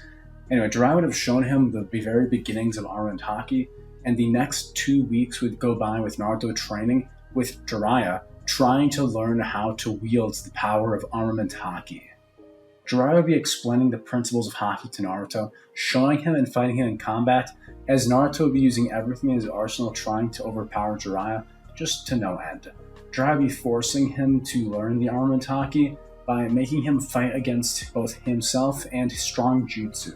Through this would also be the point where Jiraiya would explain to his student that even the 4th Hokage, who had a difficult time learning hockey himself, would have learned hockey under Jiraiya, and it took him about 2 to 3 years to even master that technique.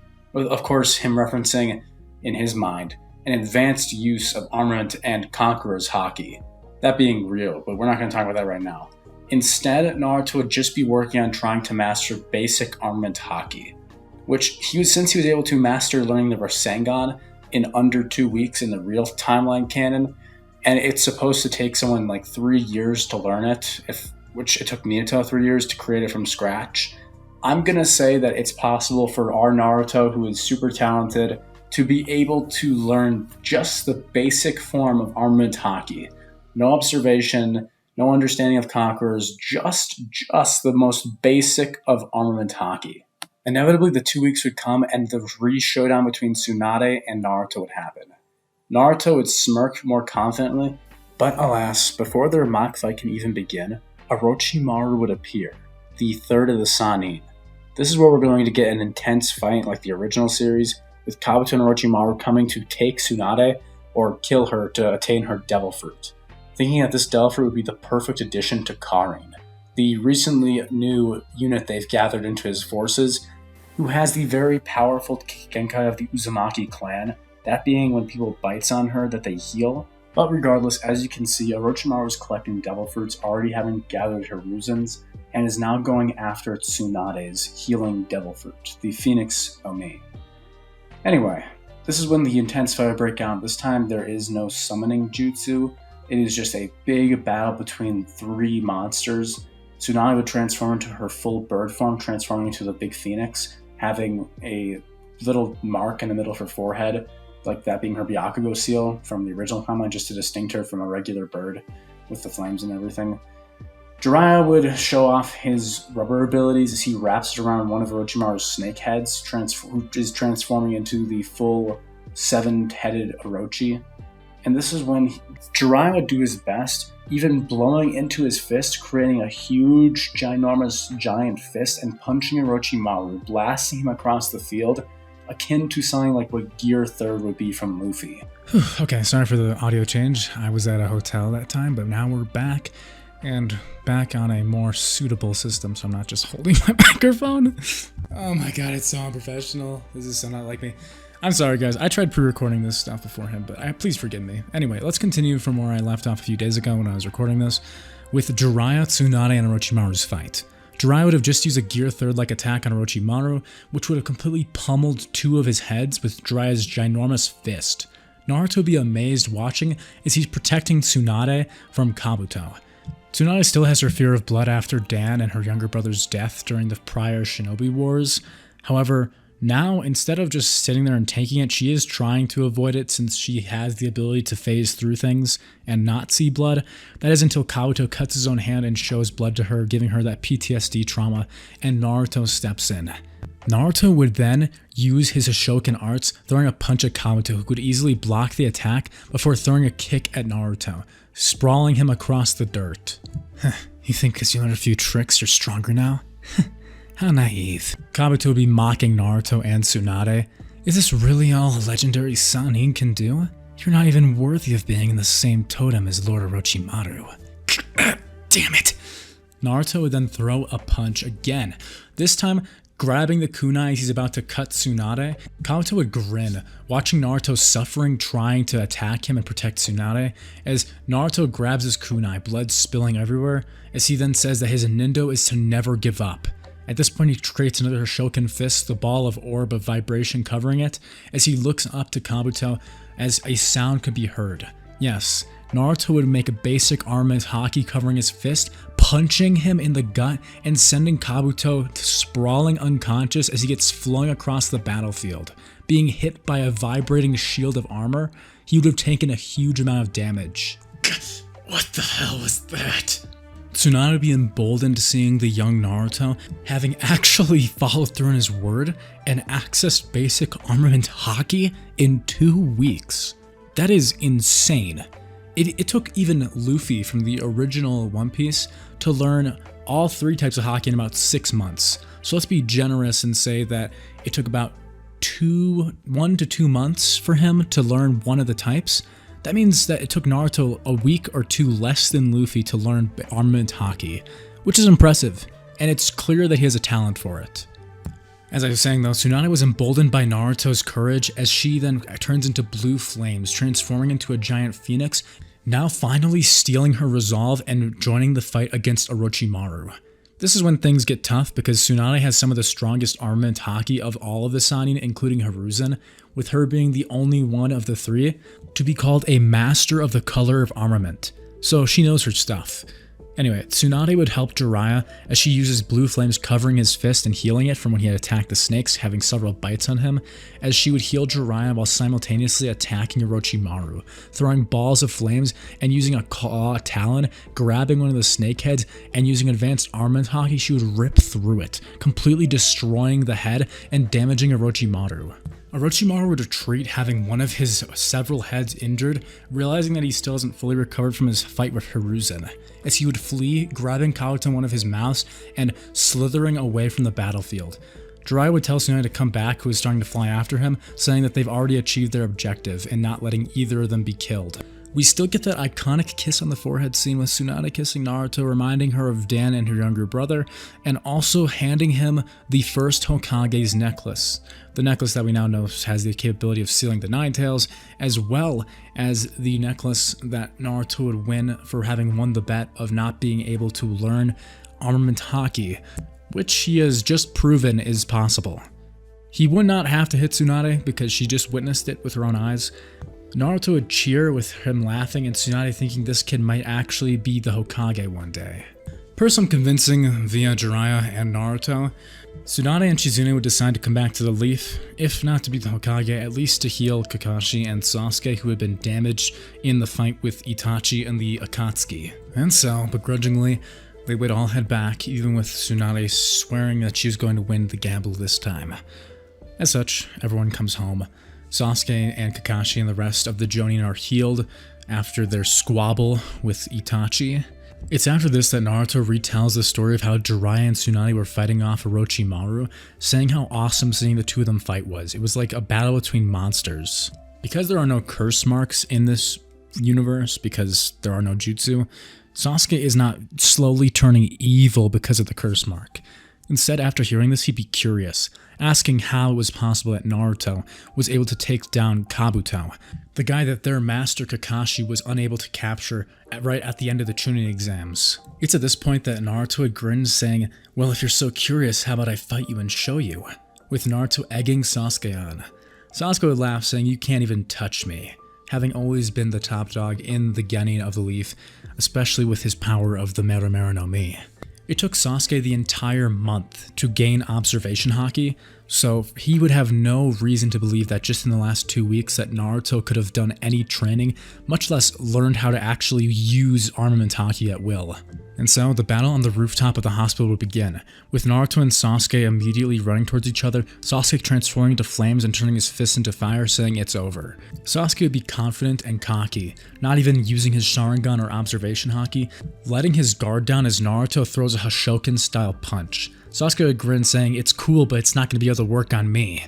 That is until the last second when Sasuke notices, as he senses that there's something weird about this punch. Sasuke, though, it would be too late for you, because as he collides with Naruto, Naruto's vibrating Haki-enhanced fist would pound into Sasuke's body, right into his chest. Sasuke would cough up spit, one of his teeth getting knocked out as he goes flying into one of the watering tanks.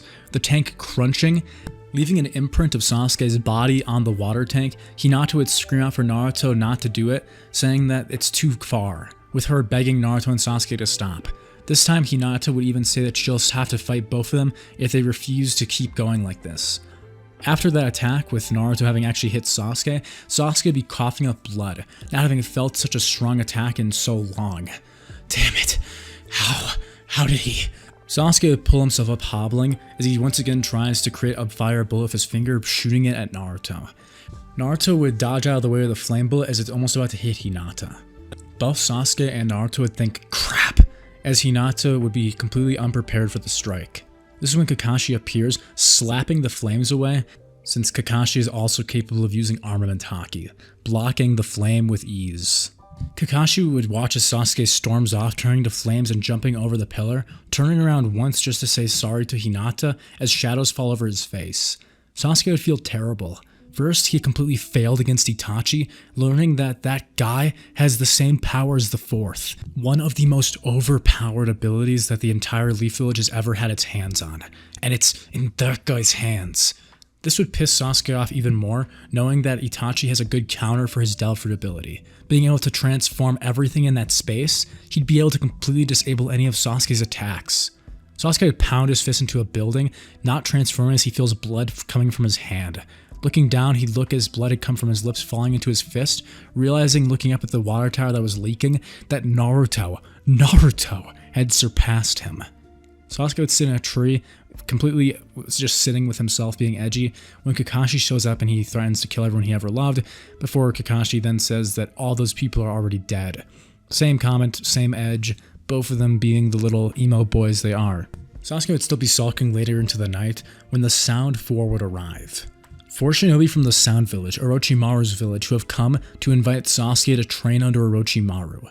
No body swap or anything because Orochimaru doesn't have that ability in this version of things, but instead just a fascination with Sasuke's Sharingan, wanting to understand more about Kikki-Genkai and how they interact with chakra and devil fruits. Sasuke had a flashback of Naruto hitting him as he grits his teeth saying he'll do it. The four smiling as they bring Sasuke saying let's go. Sasuke would turn into flames, carrying the Sound Four with him as they hop over the Leaf Village wall, now transforming back to normal. The four and Sasuke would start running off through the woods towards Orochimaru's hideout, past the final valley. We do not get a Sakura scene. Instead, however, we see Hinata watching from the shadows with her Byakugan, running off to go and tell Naruto what's happening. Hinata would tell Naruto that Sasuke just left the village with these 4 shady guys with the Sound Ninja headband on, which would alert Naruto that Sasuke must be leaving the village. It's at this point that Naruto would pull himself up, running out the door with Hinata saying they need to get going immediately. Hinata would shake her head saying that just the 2 of them shouldn't be enough, as they run towards the Hokage's office trying to see if any capable shinobi would be willing to go in their place or go with them. It's at this point that we learn that most of the higher ranked Chunin and Jonin are out of the village. However, something like I mentioned a few parts ago is that Naruto is actually a Chunin in this timeline because of the way he fought against Neji using his brains and his Shokin art style had proven that he wasn't just some knucklehead, having actually used some serious thought to counter Neji. Which means Naruto as a Chunin is able to go out of the village on his own missions, with him taking Hinata and saying they need at least 1 or 2 more team members. This time, Rock Lee would offer to go with Naruto, Naruto now having another Haki user with him, as well as 2 others, Shino and Shikamaru. Shikamaru would say it'd simply be a good way to get some extra shadows and prove to his dad and mom that he's not a slacker, sighing as he says what a drag, saying that he'll come with and help save Sasuke though. Shino would nod saying he'll come with, if not for Naruto, for Sasuke's sake. With all now the team being collected, we have Naruto, Hinata, Rock Lee, Shino, and alongside that Shikamaru. Choji would have been left behind, eating some delicious steak, and not almost dying or getting any cool moments in Naruto. Rest in peace, my boy. Anyway, we have a 5v5 with 5 of the shinobi Naruto and Shikamaru being Chunin versus the Sound 4 plus Sasuke. They would head out. with Shikamaru using his shadows as he then tries to find a way to see where they went. Tracking them, Hinata would use her Byakugan saying that there's disturbance in the forest this way, with Shikamaru and Hinata taking the lead, Naruto taking the very back as the vanguard, and Shino alongside Rock Lee being in the middle. This is when Jirobo would be the first to show up, revealing himself to be a swamp man, having ate the swamp Logia type devil fruit. Lee would say he's got this using armament haki, as Jirobo would try to create mud and sculptures and things using his swamp and try and absorb them, but it would be too late, as Lee's just way too fast, throwing a haki-infused punch and knocking out Jirobo. The rest of the group continuing on, as they eventually run into the twins, which would be up to Shino to fight.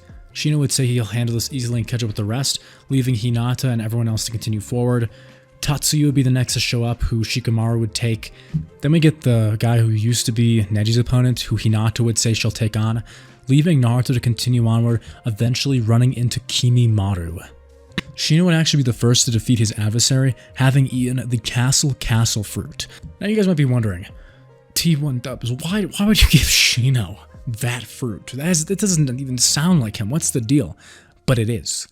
Because you guys know that the castle fruit allows you to have a fortress inside your body to host as like thousands of soldiers and cannons and things. Well, remember that in the original timeline, Shino actually had holes in his body which kept insects inside of it, like chakra eating insects and all these terrifying poisonous insects and things, because the Aburames clan are still masters of insect taming.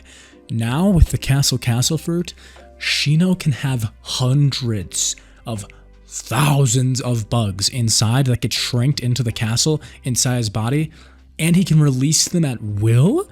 So this man would just release a storm of chakra-eating insects, gnawing through the twins, which Kiba would have originally had trouble with in the original, and moving onward, catching up with Shikamaru, who is still using his shadow power to fight Tatsuya. Oh, and by the way, the twins, instead of them having like the merging powers or anything, one of them would have eaten the jacket fruit. Anyway, while everyone else is fighting their own opponents, Kimimaru would arrive. With Rock Lee and Naruto being the last there, Rock Lee and Naruto would take on Kimimaru together, Lee and Naruto's haki not even being enough, wondering what the hell this guy's power is. Well, Kimimaru does have a Kekkei. That being the weird bone Kekkei that he possessed in the original, he still has. So instead of having a devil fruit or haki or anything, Kimimaru simply has his overpowered Kekkei, which is still so strong that's pushing Lee and Naruto back. Even using Hashoken, he can barely break through the bones with their density, and him using his bone sword to be fending off Lee, even with his speed. Both Lee and Naruto have a few holes in them before Naruto awakens into the first stage of the Nine Tails, just opening his eyes as they turn red, using and accessing the power of the Gura-Gura no Mi. Naruto would grab a kunai covering with Quake as he throws it at the bone forest that Kimimaru had created, shattering several of the bone trees into bits and hitting Kimimaru's right arm, which would cause it to bend and break the bones inside of his body. Kimimaru would quickly fix his arm, cracking it into pieces. He regrows the bones as he wipes blood away from his mouth, realizing that his medicine is starting to wear off. With this chance, Rock Lee would have taken off his weights, telling Naruto to go. Naruto would nod as he runs off in the direction of Sasuke, still in the power of the Nine Tails. That's when he would see him. Sasuke would just be about to transform into flames as he's about to fly over to the other side of the Valley of the End. Sasuke would turn around, his Sharingan activated as he then hears his voice. Sasuke! Sasuke would turn, landing onto the water below as he'd look up, seeing Naruto, his eyes a crimson red.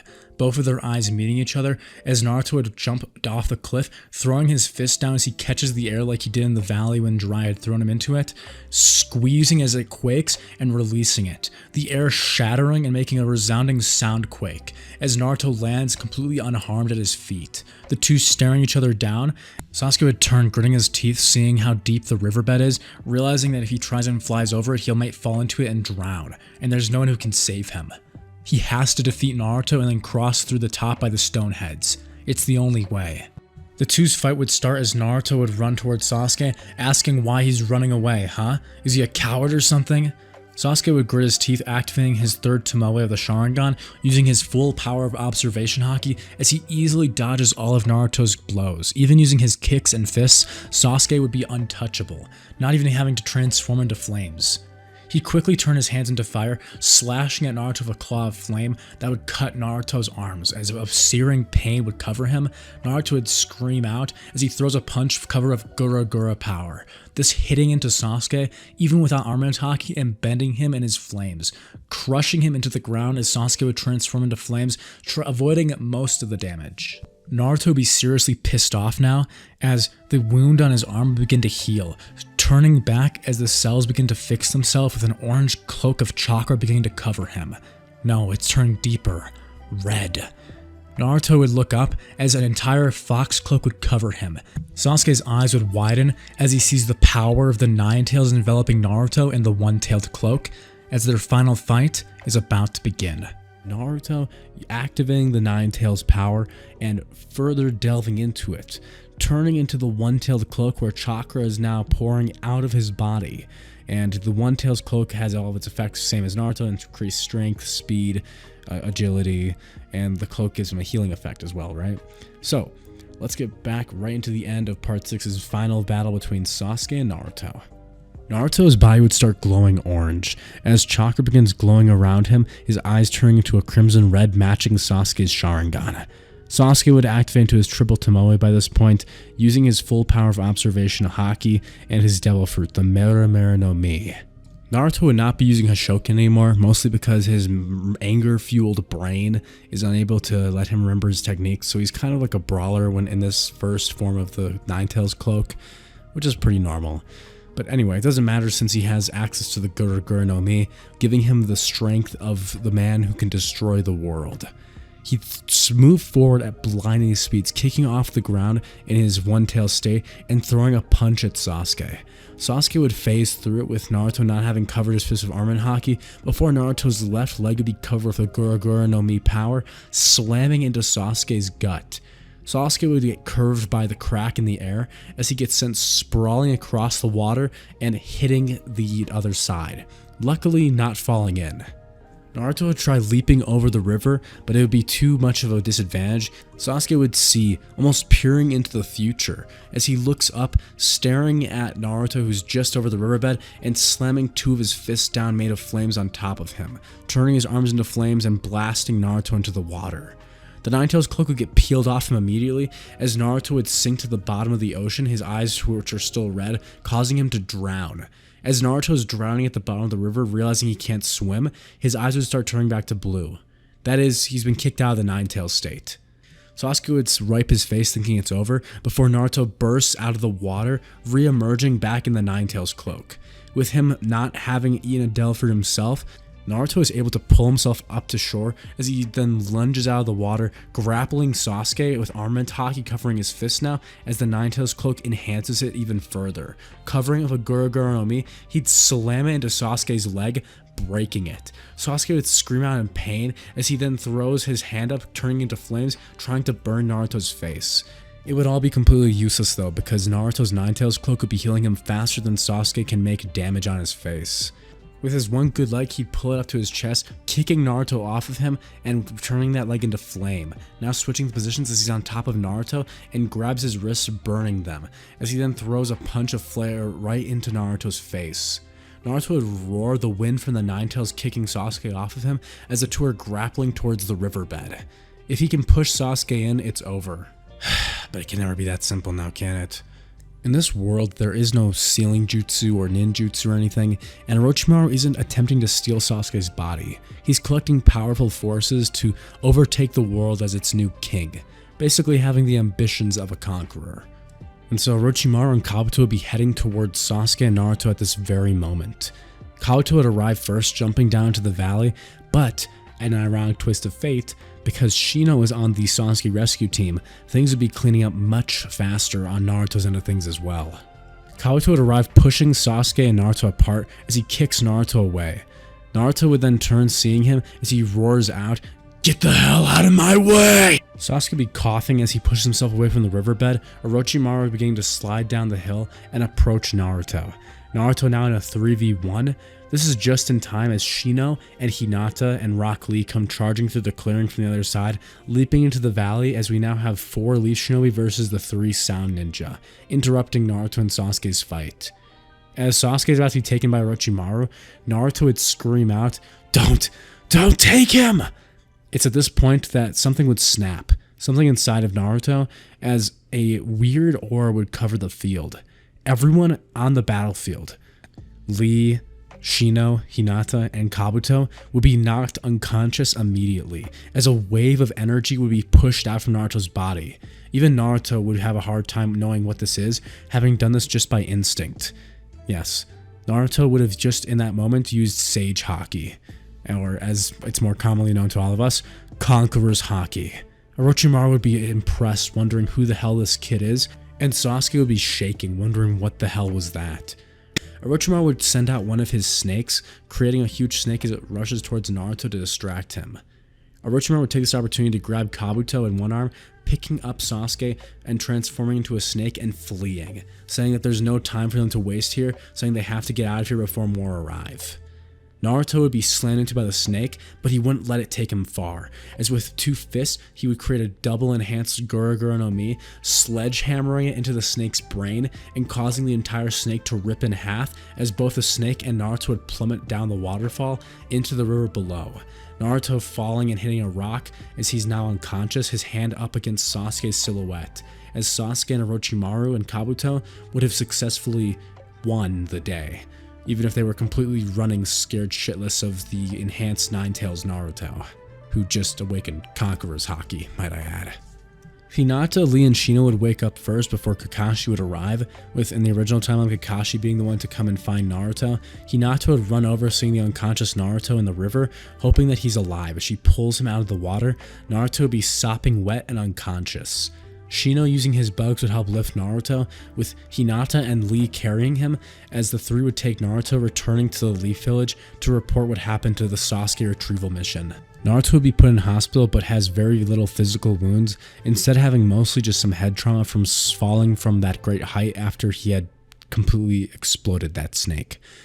Anyway, when Naruto wakes up, Jiraiya would be sitting there waiting, snoring as his head would be filling up with air from his bubble.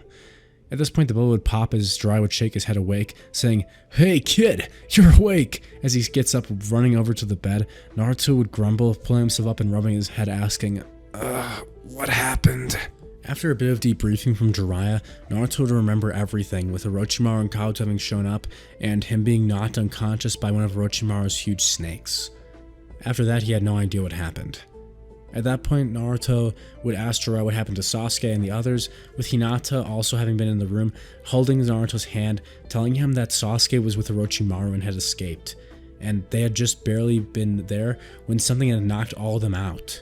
Naruto would remember just having the faded memory saying, "That's right, I screamed out for him not to go, and when that happened, this wave of energy just completely wiped everyone out. What the hell was that?" Jiraiya's eyes would light up, telling Naruto that that's a pretty good sign, saying that there's even more reason for the next thing he's about to tell him.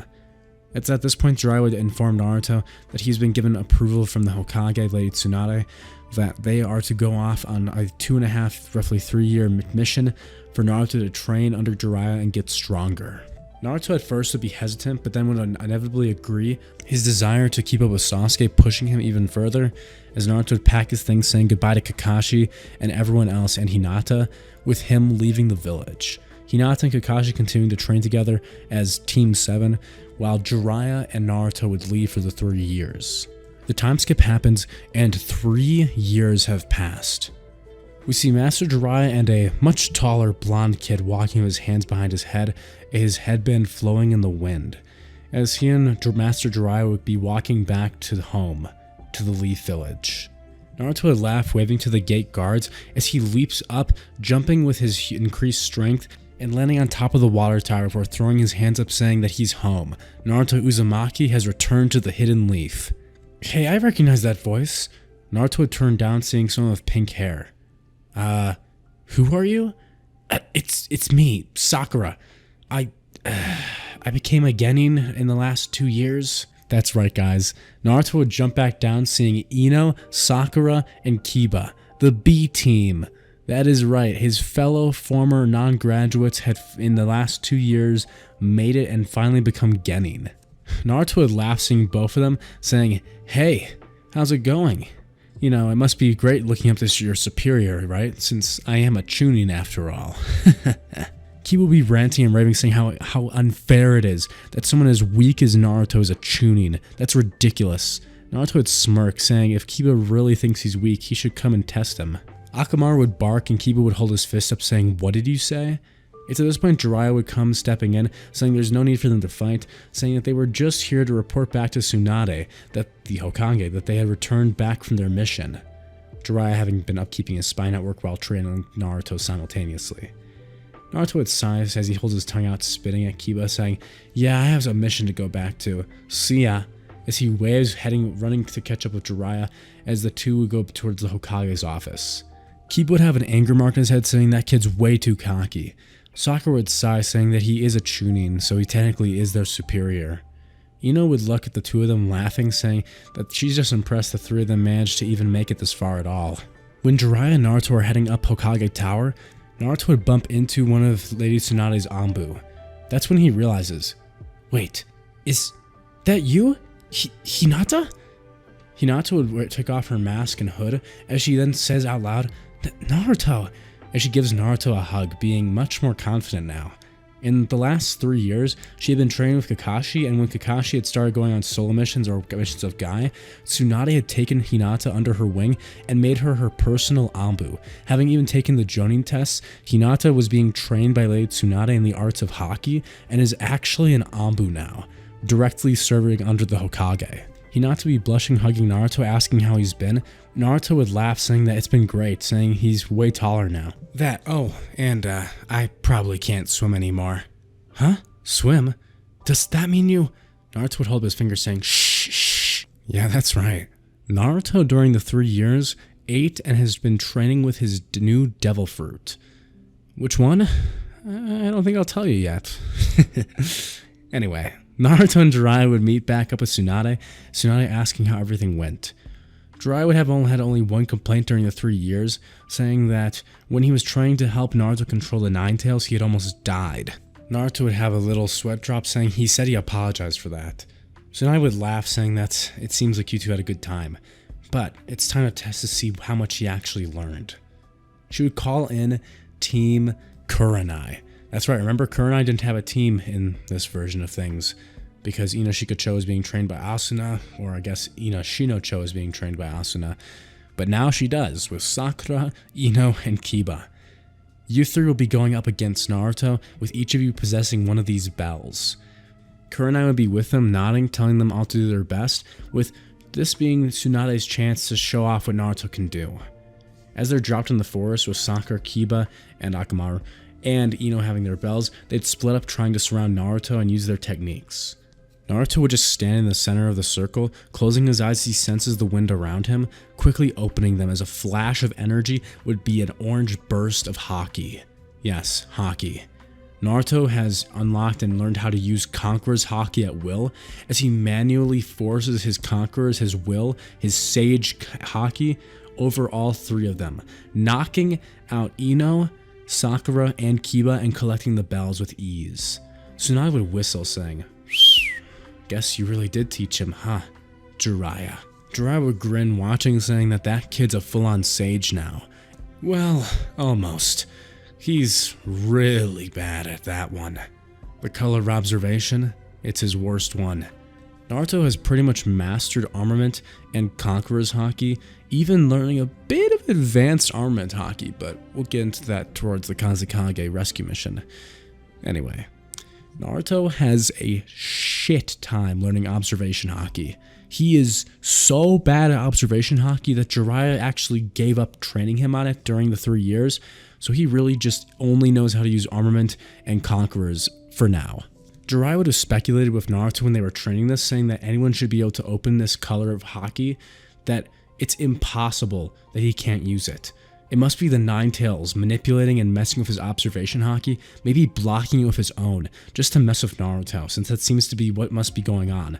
The chakra inside him always stirring up from Jiraiya's senses, whenever Naruto tries to learn or is being trained by Jiraiya to use it when he blindfolds him and does the same training that Rayleigh would have done with Luffy in the original.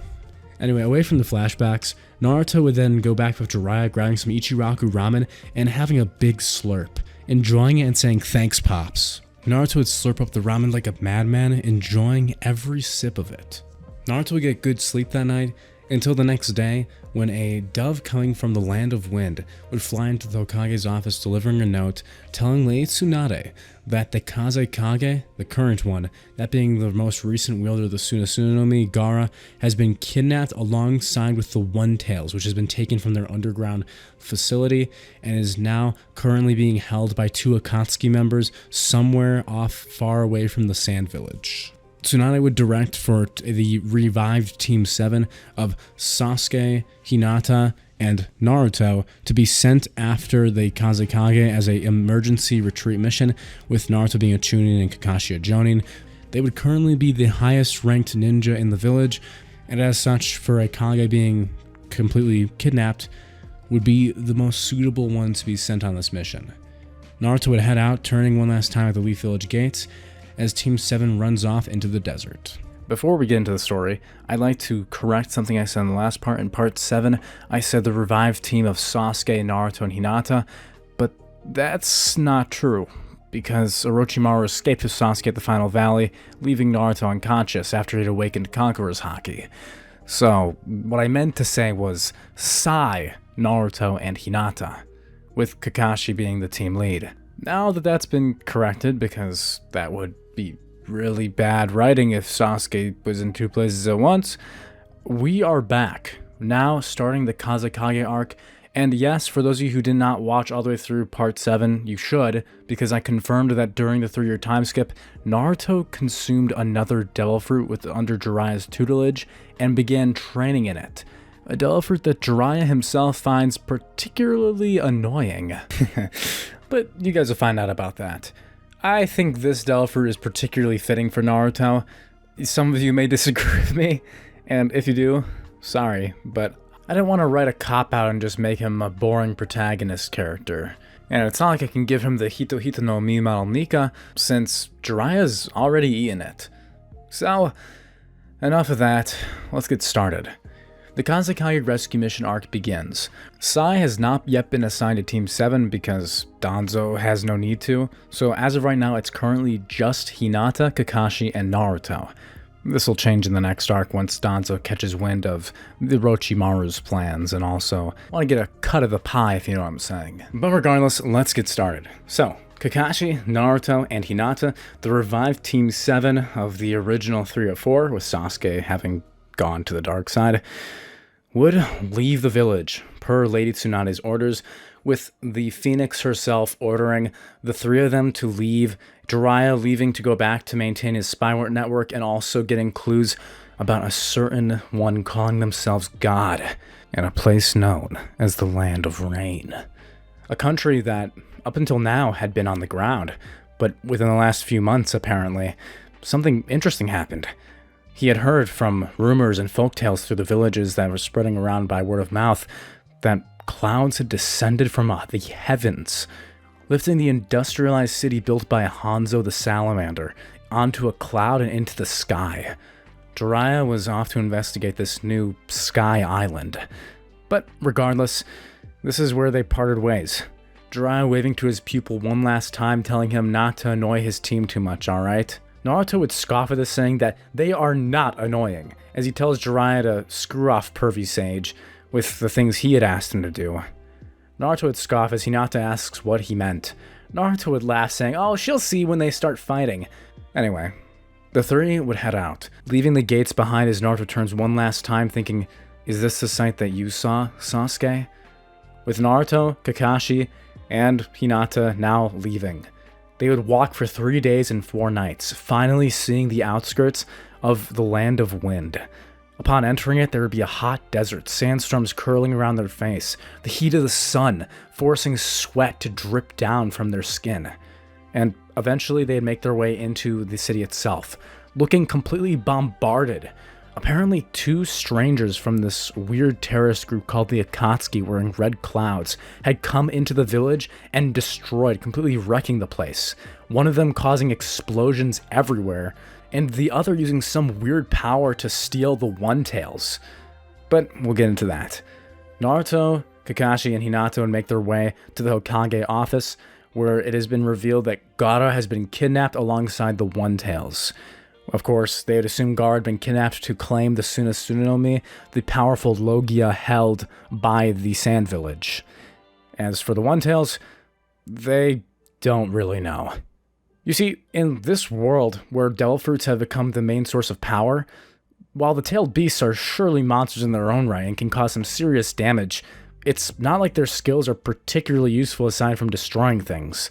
So unless they're planning an all-scale attack on the entire planet, which no one thought would be something they'd want to do, the threat of Gaara's devil fruit being taken is much more terrifying to the Sand Village than just some huge monster they lock underground to keep the other villages at bay from attacking them with their own giant kaiju. Anyway, they'd make it into the Hokage's office to find it deserted, when one of the secretaries of the office would let them know that everyone's moved over to the hospital, where Lord Kankura has been deadly poisoned. Naruto, Hinata, and Kakashi would head over there, where Kakashi would transform using his copy fruit into Tsunade, causing Granny Chiho, who had been working with her knowledge of poison to try and fix the boy, into a sputtering mess. Oh, I hate that blonde bimbo. Always using her powers to solve everything. She thinks that she can just nullify my poisons for flames, huh? Kakashi would say in Tsunade's voice, sorry about that, as he would turn his hand into blue flames, covering Kankuro and beginning to heal the poison by burning it away. Naruto would be super impressed, but as he watches, realizing that Kakashi can transform to Tsunade, he'd imagine Kakashi doing incredibly pervy things with his power. Wow, Kakashi-sensei, that power of yours sure is amazing. Hinata would turn, narrowing her eyes as she asks what's so amazing about it. Naruto would laugh, saying, Nothing, Hinata. I was just admiring how he can copy Lord Hokage's powers.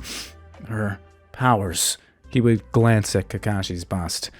Kakashi would laugh as he transforms, his mask being pulled back up after healing Kankuro, with Kankuro beginning to explain what had happened to the Leaf Shinobi. It was awful. Gaara did his best, but even with the power of a Logia, they were just too strong. First, it was Deidara, that guy who left Iwagakure. He has the power of explosions. He can transform his body into bombs at will. That guy, he just started lighting up the place. And then don't even mention his partner. Grandma Chiha would look down in shame as Kankuro would utter the words she least wanted to hear. It was that bastard who betrayed us, Sasori. The guy who took the power of the poison devil fruit from our village. Chiha would wince, having been the one to give the poison fruit, the former fruit of Magellan in One Piece, to their now enemy. A fruit so powerful that just a single touch from its attacks can completely render someone almost dead. In fact, Kankuro was lucky that he had only been touched a little by the poison, giving him enough time with Chiho subsiding with medicine to allow Kakashi to get there and transform into Tsunade. By the way, this is probably a good time to explain what Kakashi's weakness was. I alluded to it a few parts ago, but I never got to it since it didn't really come up. Kakashi can use the copy fruit to transform into anyone whose face he touched and mimic their abilities. However, that's only abilities of the human body. So, for example, he can copy Tsunade's Zoan mythical devil fruit ability of creating flames from the phoenix. However, Kakashi himself cannot fly nor transform into the phoenix. So he's basically limited to powers that can only be used in a human form. This also means he cannot copy Logias at all. So if he copies Gaara or Sasuke, for example, even if he transforms into Sasuke, he won't be able to turn into flames. So essentially, most Zoans are basically useless for him, Paramecias are the best things for him to copy, and Mythical Zoans are his most overpowered ability. So he can copy people like Jiraiya, Tsunade, or anyone he's touched on the right side with his right hand, and use their abilities. Oh, and one last thing so you guys don't think he's going to be turning into a giant Buddha. He can only copy and transform into people who are still alive. So, for example, even if he had touched Lord Third, if he transformed into him, he wouldn't be able to use his power anymore since the Delphic power has manifested within someone else. And so he can't do it. But for example, if he had transformed to Lord Third a few years ago, yes, we technically could have had 2 people using the model Daibutsu at the same time, which is just crazy if you think about it. But anyway, that's Kakashi's weakness. Anyway, now that I've gotten that important detail out of the way, because otherwise his fruit is just so overpowered, it's basically the strongest in the universe, let's get back to the story. Naruto would ask Kankuro where they went, with Kankuro describing how they had left the village, saying that they needed to trap the tailed beast somewhere. Naruto would look over, nodding at Hinata. Hinata would walk to the window, opening her eyes as veins would begin to protrude, awakening her Byakugan. Using the Byakugan, she'd look around for miles outside the village, saying that she sees footprints, leaving imprints of chakra, saying they can follow them, but they need to hurry because the wind's starting to stamp them out. Kakashi would tell Naruto and Hinata to hurry, as he flees the room running with the both of them. As Chiyo turns, seeing his white hair, thinking of the white fang of Konoha. That must be him, huh? His son, the copy ninja. As such, since she both hates Tsunade, and his form he took, as well as Kakashi's father, Chiyo in this version of events does not decide to come with, leaving them to fend for themselves and saving their village. And so Kankuro would wish them all luck, as he says he would go with, but he's still too weakened after that attack he had taken, his immune system not having fully recovered yet, telling them to be careful. Naruto would smirk, saying there's no way he's gonna lose any more, saying he's way stronger now. Naruto would turn, running off with Hinata and Kakashi, as they start following the tracks, making their way to that huge rock blocking the cave that was moved by Deidara and Sasori, where inside we actually see them using their Akatsuki rings because they have a purpose in this timeline.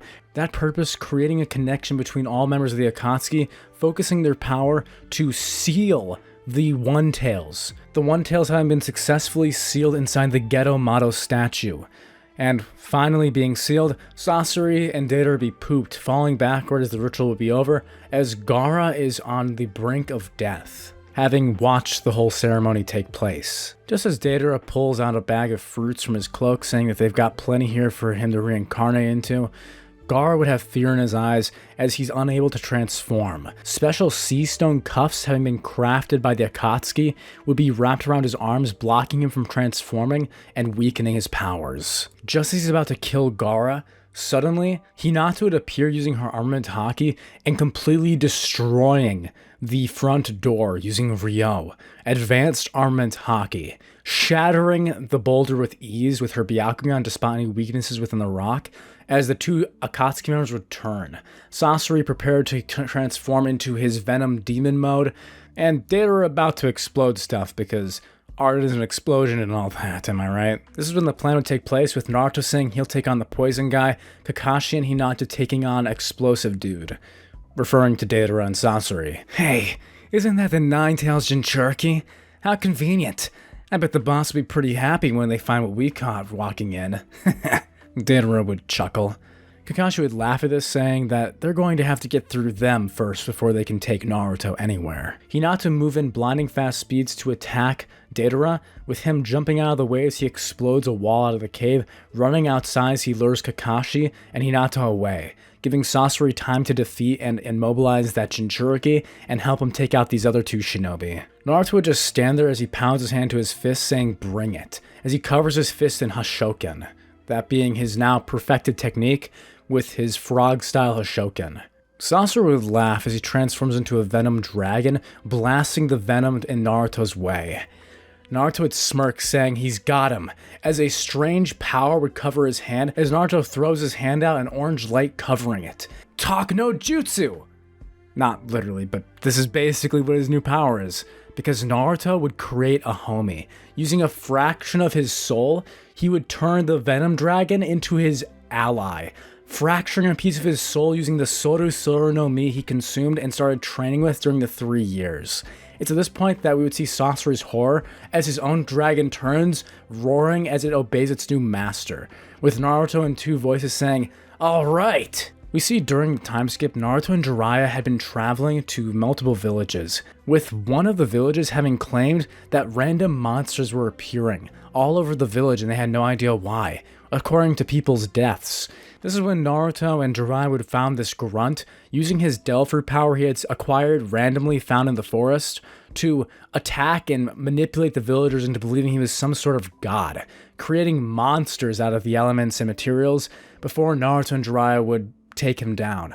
Naruto reacting and turning to Nine-Tails state and accidentally killing him. This is when the devil fruit would reincarnate. Naruto would have felt awful with him having lost control of the Nine-Tails, Jiraiya shunning him and apologizing to the villagers for having killed someone. The villagers, though, would be pleased, saying that they were free finally from that terrible guy who had been manipulating all of them. They would offer the reincarnated devil fruit to Naruto, saying that since he had taken it out, it's only fair that he either sells it to someone else or hangs on to it as a safekeeping, since it's clear he already has his own devil fruit power. Naruto would take the fruit, deciding what to do with it after a few days, as one day he'd simply just eat it, having felt that this was the right thing to do. Jiraiya would have become annoyed very quickly, as Naruto would use the power of the Soro no Mi much differently than he had witnessed in the village. Instead of making beings to terrorize other people, Naruto, who had always been lonely his entire life, was finally able to make his own friends. Quite literally. So Naruto, while he had been walking and training with Jiraiya, would have, through the multiple shinobi and other people they had defeated, create homies with their souls, using said souls to create his own friends who would talk shit about Jiraiya. Jiraiya one day even asked Naruto to, "Hey Naruto, can you make a cloud in this shape?" as he makes an hourglass figure.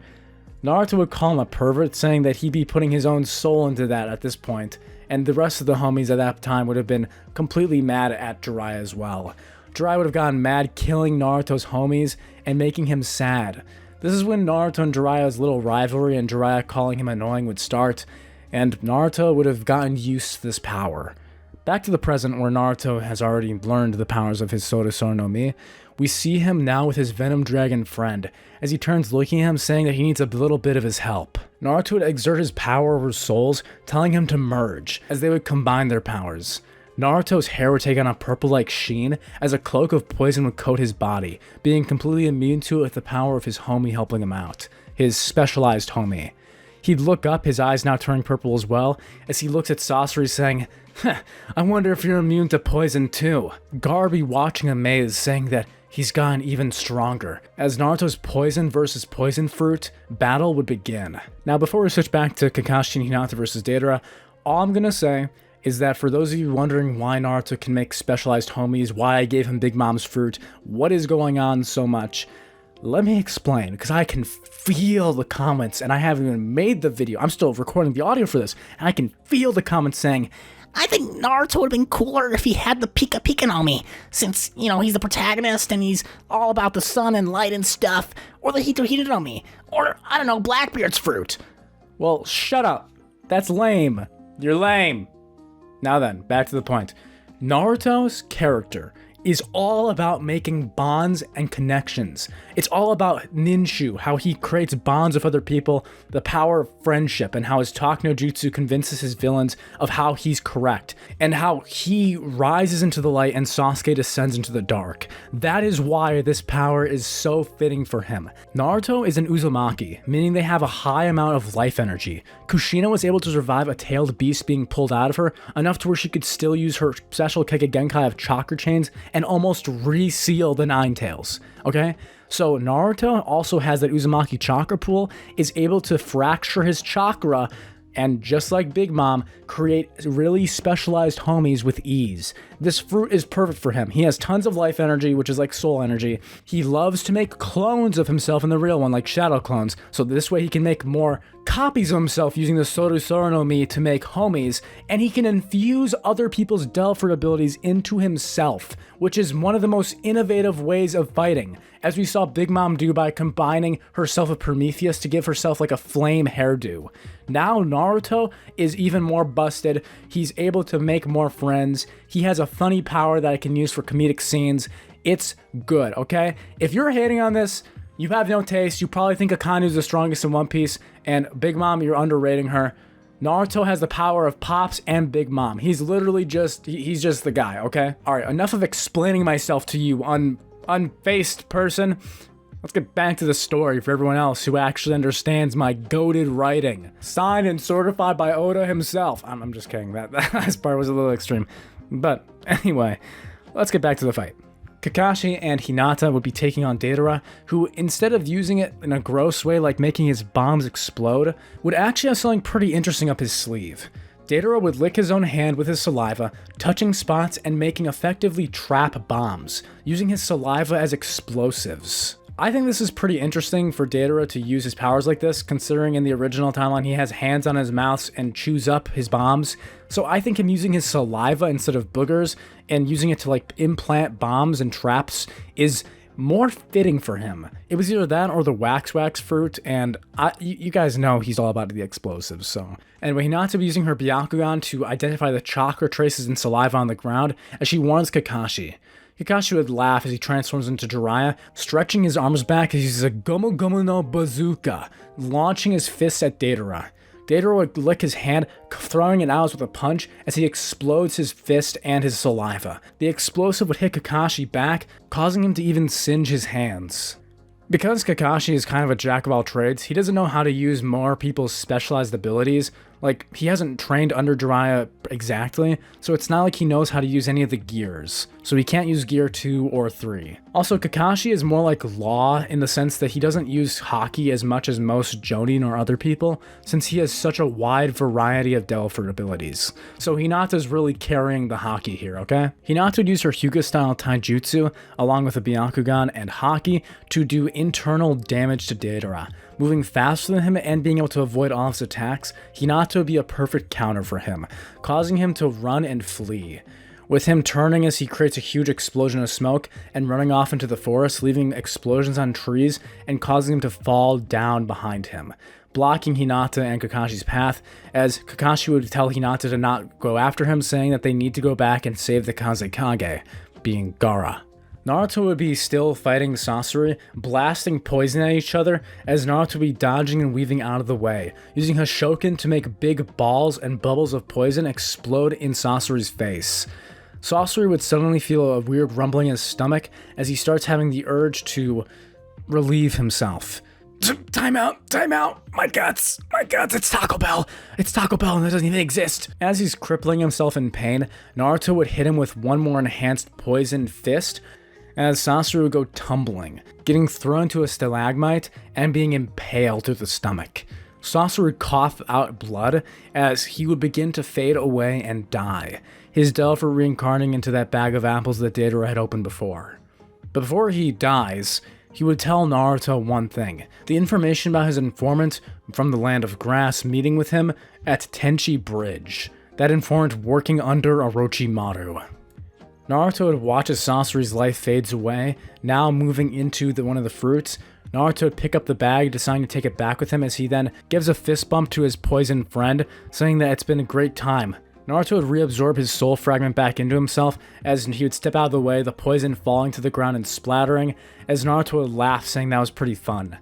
He'd walk over to Gaara, who's too weak to move, picking him up and throwing him over his shoulder as he would carry the bag and Gaara out, meeting with Hinata and Kakashi, telling him what he found out and also the death of the Akatsuki member. And with that, Naruto, Kakashi, and Hinata would take Gaara back to the sand, with Gaara having fallen unconscious after Naruto's fight. Naruto would conveniently leave out what had happened to the Devil Fruit, with him swiping it and keeping it in his pocket. After the fight was over and they were on their way back, they stopped in a nearby cave. Naruto would pull out the Devil Fruit as he hands it to Hinata. He'd blush, saying that he knows Hinata doesn't have Devil Fruit, so if she would like one, Hinata would accept it as a gift, thanking Naruto, saying that for now though she won't eat it. Naruto would look up asking, why? As she would laugh out loud, saying, well, if all three of us had Devil Fruits, well, what would happen if either of you fell into water, huh? Naruto would laugh at this, saying, I don't think that's gonna happen. Hinata would laugh, chuckling as she places the fruit down, as she leans over whispering, but if it ever does, then I want to be the first one to save you. Yeah, she got that riz. Naruto would blush and Kakashi would laugh, saying that it seems Hinata has a point. The three of them would fall asleep, waking up and returning back to the Leaf Village, with Hinata offering the poison Devil Fruit, the former powerful fruit that had belonged to the Sand Village, to Tsunade. Tsunade would take it, placing it within their vault of devil fruits, thanking Hinata for retrieving it, saying that since they are allies of the Sand Village, it'd probably be in her best interest to return this at a later date. Naruto would sigh, saying after all the trouble he had gone through swiping it, Tsunade would punch him in the head, saying that he should have at least gambled for it like she would have. It's clear Jiraiya's had an influence on you, huh? Jiraiya? What do you mean? Tsunade would tell Naruto about how when Jiraiya was a kid, he had gone gambling one time by himself out to a bar, where he met this weird guy with red hair and a scar, who had offered the fruit to him if he could beat him in a competition of wit. That wit being getting pictures of the barmaid in the bathroom. Tsunade would sigh, saying he's always been like that, as Jiraiya had won the bet, giving the red-haired man the pictures, as he would give him the devil fruit. Jiraiya taking it as he had now finally become a devil fruit eater just like her and Orochimaru had been. Of course, my situation was a little different, as she recalls how she had inherited her grandmother, Mito Uzumaki's Phoenix no Mi. Inheriting devil fruits is pretty common in this world, where families try and keep a power such as the Kage no Mi within the Shikamaru's family, so this answer's a little boring. Kakashi would not have strained his Sharingan here, so there's no need for him to be hospitalized, which means Yamato isn't going to be introduced, which is weird to say, because I actually kind of like Yamato. I think he's cool, he kind of introduces us to the Hokage, but we don't get Yamato yet. And so Sai would be introduced, being added to the team as its 4th member, as well as Sasuke's replacement against Tsunade's will by Danzo. The new team with Sai added would be then sent on their way to, according to Naruto's information again from that Akatsuki member, to meet up with Sasuke's informant under Orochimaru and find out what's going on in the Sound Village, what devil fruits they've obtained, any information possible, so they can begin to defend against the menace of Orochimaru. Anyway, the new squad would head out, with Sai making that comment about Naruto's balls, and Hinata quickly activating her Byakugan and confirming that Sai was wrong. I'm not gonna say anything more than that. Naruto would point his finger at Sai, saying that if he continues making fun of him, then he's gonna give him a world of hurt. Sai would laugh at this, saying he overheard that Naruto had consumed a devil fruit of some random ruffian while on his journey, saying it can't possibly be that powerful. And Sai has good reason for this. While we know that the Sword of Soronomi is actually a busted devil fruit that was once in the hands of a Yonko, no one else knows this. Because in Naruto, in order for someone to become feared and actually have the Sword of Soro's main powers of being able to take people's souls when they're afraid of you, be powerful, you have to be well known. And in Naruto's world, the people who are well known have to be strong already, which means they either A, have to have learned Haki at a young age to survive, or they already have a devil fruit. So there's no way someone who would need to already be strong could consume the Sword of Soronomi unless it was really by happenstance, like what happened to Naruto. So it's actually really realistic that the Soul Fruit isn't known for being as powerful as it really is yet, because someone who has it needs to already be famous and powerful to even survive long enough for it to be effective. I hope that makes sense, but if you guys think about it, you'll understand. Basically, a lot of Big Mom's power in One Piece comes from that she can intimidate people because of her Yonko status and her power in the world, which makes her fruit more effective. But without any notoriety, most people aren't going to be afraid of you unless you have a really menacing appearance like she does, like a Walmart shopper. And Naruto's kind of a lovable guy, so it's not like that's going for him at all. Until he turns into the Nine-Tails, at least. Then things are going to get pretty interesting. What is convenient about having Kakashi on the Tenshi Bridge mission, though, is his clone fruit. With the ability to transform into Sasori by touching his corpse. Remember, he can transform into people, but he can't use their devil fruit abilities, meaning he can't use his poison ability. However, he still can transform into Sasori. So, Kakashi's going to be pretty useful here. When they arrived, Naruto had split a fraction of his soul, creating a homie out of air, a cloud homie that he would connect to another cloud, naming the two of them both Mimi, M-I-M-I, which, if you care, means ear in Japanese. Haha, funny pun. Basically, Naruto would ask the two to keep one of them by them, him and Hinata and Sai, and the other underneath the bridge. The other one flying under, obeying his master's commands, as the light from the orange of Naruto's chakra would disappear, as the two would have a shared frequency. transporting the sound waves through the air through vibrations through each other and acting sort of like a cell phone. With this, Naruto, Hinata, and Sai could listen in on the conversation from under the bridge, and Kakashi could warn them with a signal in case he needs them to jump in and help, in case something goes wrong.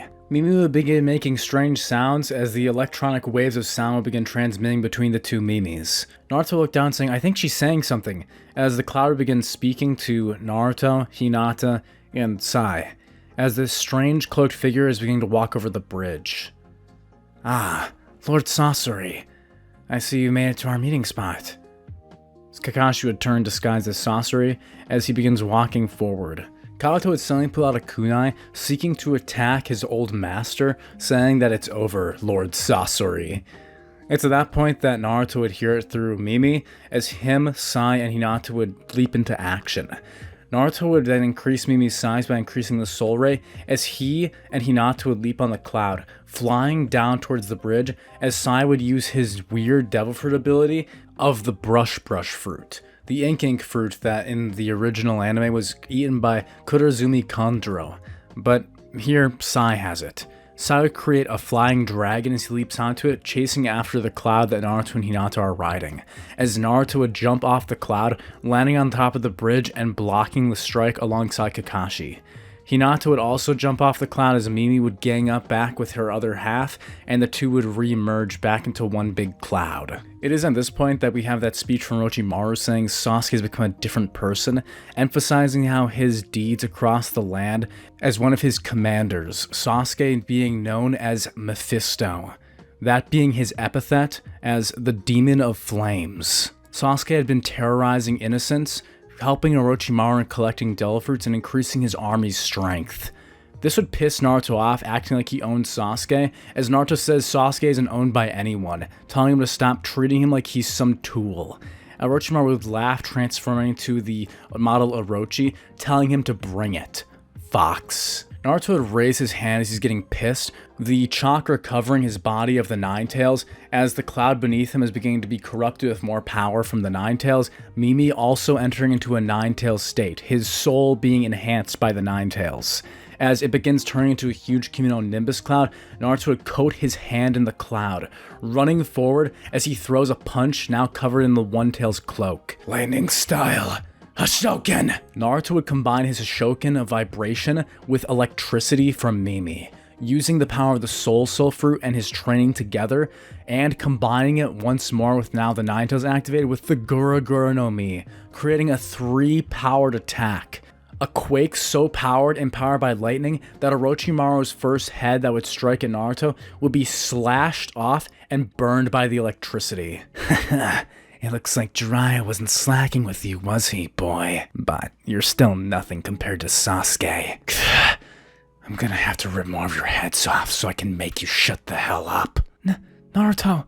Hinata would stretch her hand out. Naruto would hold his hand back, saying that he'll take care of the Sannin, saying that it's time for him to get some payback for when he had ran away in their last fight. Remember Orochimaru?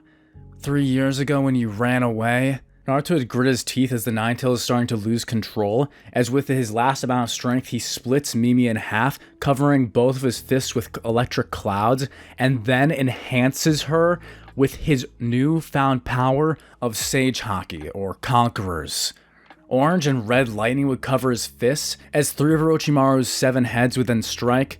Now, Naruto would move forward at blinding flash speeds, the second and third tails growing, as with the last of his sanity, he's able to channel his power, destroying all 3 heads as the electricity travels up Orochimaru's body, causing him to feel immense pain, as the Conquerors would enhance his power even more. I'm surprised someone like Jiraiya was able to help you train it. That fool. He never had any kingly ambitions of his own. I'm surprised he's even managed to become a sage at all. Naruto would roar, transforming to the 3-tailed state of the 9 tails, losing access to the rest of his powers of the Hashoken arts, as well as the Soul Fruit, and going full on just Gura-Gura no Mi, rage, speed, and power, as he begins cracking the earth with earthquakes, throwing Orochimaru around like a rag doll. It's at this point that Naruto would start showing an ability that has until this point not been shown in the series, the Bijuu Dama. he would condense chakra, his body getting heavier as he consumes it, swallowing it, his body crushing into the ground. This time, Orochimaru doesn't have jutsu, so he's down to 2 heads now, and he's seeing his life flash before his eyes. Just as the Bijou Bomb was released, suddenly a massive golden Buddha would appear, blocking the attack of a shockwave. That's right, Jugo and Sasuke would arrive, 2 of Orochimaru's commanders of his grand army. Sasuke would arrive in a torrent of flames, asking what the hell Orochimaru was doing, saying he should be using his haki. Jugo would have managed to block the blast, having transformed into the giant Daibutsu. Using the power that he had taken from the 3rd Hokage, Orochimaru had imbued it into Jugo. Jugo still possesses his Kikka since those are still in this series, allowing him to absorb nature energy. This meaning that he can absorb haki from the air, and also basically tank haki attacks with minimal damage. And with the Mao Daibutsu, he can negate the power of devil fruits quite easily. So he's pretty busted. Sasuke would look down at the monster Naruto has become as he asked Orochimaru, pointing his fingers into a pistol-like shape, asking if he should kill him now. Orochimaru would laugh, saying, "Actually, if you would believe me, this form is weaker than what I was fighting earlier." Orochimaru remembering when Naruto had been fully conscious with the two-tail state and the amount of power that had gone directed with Conqueror's haki imbued into his powers, plus that weird devil fruit he's never seen before. Hinata would get distracted from her and Kakashi's fight with Kabuto as she looks up, seeing Sasuke floating over the abyss of the ravine, coated in flames. This is when Sai would go on his bird, traveling towards Sasuke as he's prepared to attack him, creating an ink sword, slashing at Sasuke and coating it with haki. Just basic armament haki. Sasuke's back would have been turned, but he dodged the attack easily, as if though he had eyes in the back of his head. He then do a kickflip, covering his foot in armament haki and slamming it into Sai's head, causing him to fall down into the ravine below unconscious. Mimi would be flying under the bridge for Naruto's last order as the cloud would catch Sai, lifting him back up to the bridge. Sasuke would wonder what that annoying thing is as he tries to shoot at the cloud, but Naruto would get in front of the way, teleporting with his speed as he blocks the flame, eating it with his teeth. He would then throw a Gura-Gura enhanced fist, or I guess I should say the Nine Tails would, causing the air to crack, as Sasuke would be pushed back from a quake through the air. Sasuke would recover, moving back through the air as he turns, seeing his fellow commander Jugo block the quake with his fist, his palms creating shockwaves, as the Nine Tails and Jugo, known now as Gaia the Earthshaker, would be battling in earthquakes. Sasuke, or Mephisto as his title, his epithet, as a general of Orochimaru, would fly down to Orochimaru, picking up the weakened master, and flying him back to the hideout, telling Jugo to catch up after he defeats that brat. As the giant Jugo is about to slam a fist onto the three-tail state Naruto, Kabuto would have been picked up by Sasuke's other arm and would have been removed from the fight. Kakashi would then intervene, transforming himself into Jiraiya as he uses his Gum Gum Balloon, blowing himself into a huge balloon and blocking the fist. This would cause the model Daibutsu to be pushed back as Jugo falls backwards. Kurama's seal begin tightening once again, and Hinata would run forward, telling Naruto it's okay, he can calm down. But Naruto would turn, scratching at Hinata and scratching her arm, poison of the chakra infecting her as Hinata falls back, tears in her eyes, watching Naruto in this monstrous-like state. Sai is unconscious. Kakashi just pushed Jugo back. Jugo's now fallen onto the ground backwards as a huge dust cloud would push up, and he would de-transform, running off after Sasuke and fleeing. Kakashi would run back, seeing Naruto is still out of control as he uses his Sharingan, using it for the first time in Shippuden and transforming it into the Kamui, using this to suppress the Nine Tails. Mimi would come up wondering if Naruto's alright as Kakashi falls over, using way too much chakra. He would then walk over to Hinata, stumbling as he transforms into Tsunade, creating blue flames and healing her from the Nine Tails' deadly chakra. After which, he and Hinata would both fall over on the ground, with all 4 of them being wiped out from the battle. Back to Sasuke's side of things, this is when Orochimaru looks up, saying that unlike his student, it seems Jiraiya's student's been working on already mastering Sage Haki. Sasuke would quickly have a glare of anger in his face, saying he just hasn't awakened it yet, saying he's certain that he's a conqueror, just like his master. There's no way that kid has something I don't. Of course I have it. I also can use that haki, the haki of a king. After all, I'm Sasuke Uchiha, an Avenger. There's no way that he has more ambition than I do. Sasuke would feel somewhat wronged by Naruto's just existence, feeling that he's somehow not completely surpassed him, wondering how that can be. Little does he know that Naruto has 2 devil fruits inside of him, with that being the Nine Tails power as well as his own now, and is currently far beyond Sasuke in terms of strength. That is, when it comes to his haki and his devil fruit. For now, Naruto will be the first to wake up with Mimi asking if he's alright, Naruto petting the cloud and saying he's just fine. He coughed, looking over and seeing what the others are doing, as Kakashi, Sai, and Hinata would all be breathing heavily from the battle. Naruto would stand up, telling Mimi to grow bigger as he holds his hand out with an orange light of his soul, enhancing the cloud as he throws his teammates on top, riding the other half of Mimi as they go back to the village. With him not having been awake, knowing where Sasuke or Orochimaru went, there's no way he can hunt them down by himself, and after seeing what he had seen with the third Hokage's devil fruit, Naruto would decide based off of the training with Jiraiya that this is a good time to go back and report to Tsunade, thus bringing an end to the Teichi Bridge arc, even if Naruto really does want to go after Sasuke. But even he knows, the fact is all of them are wiped out and exhausted. There's nothing they can do right now, so this is time for a tactical retreat.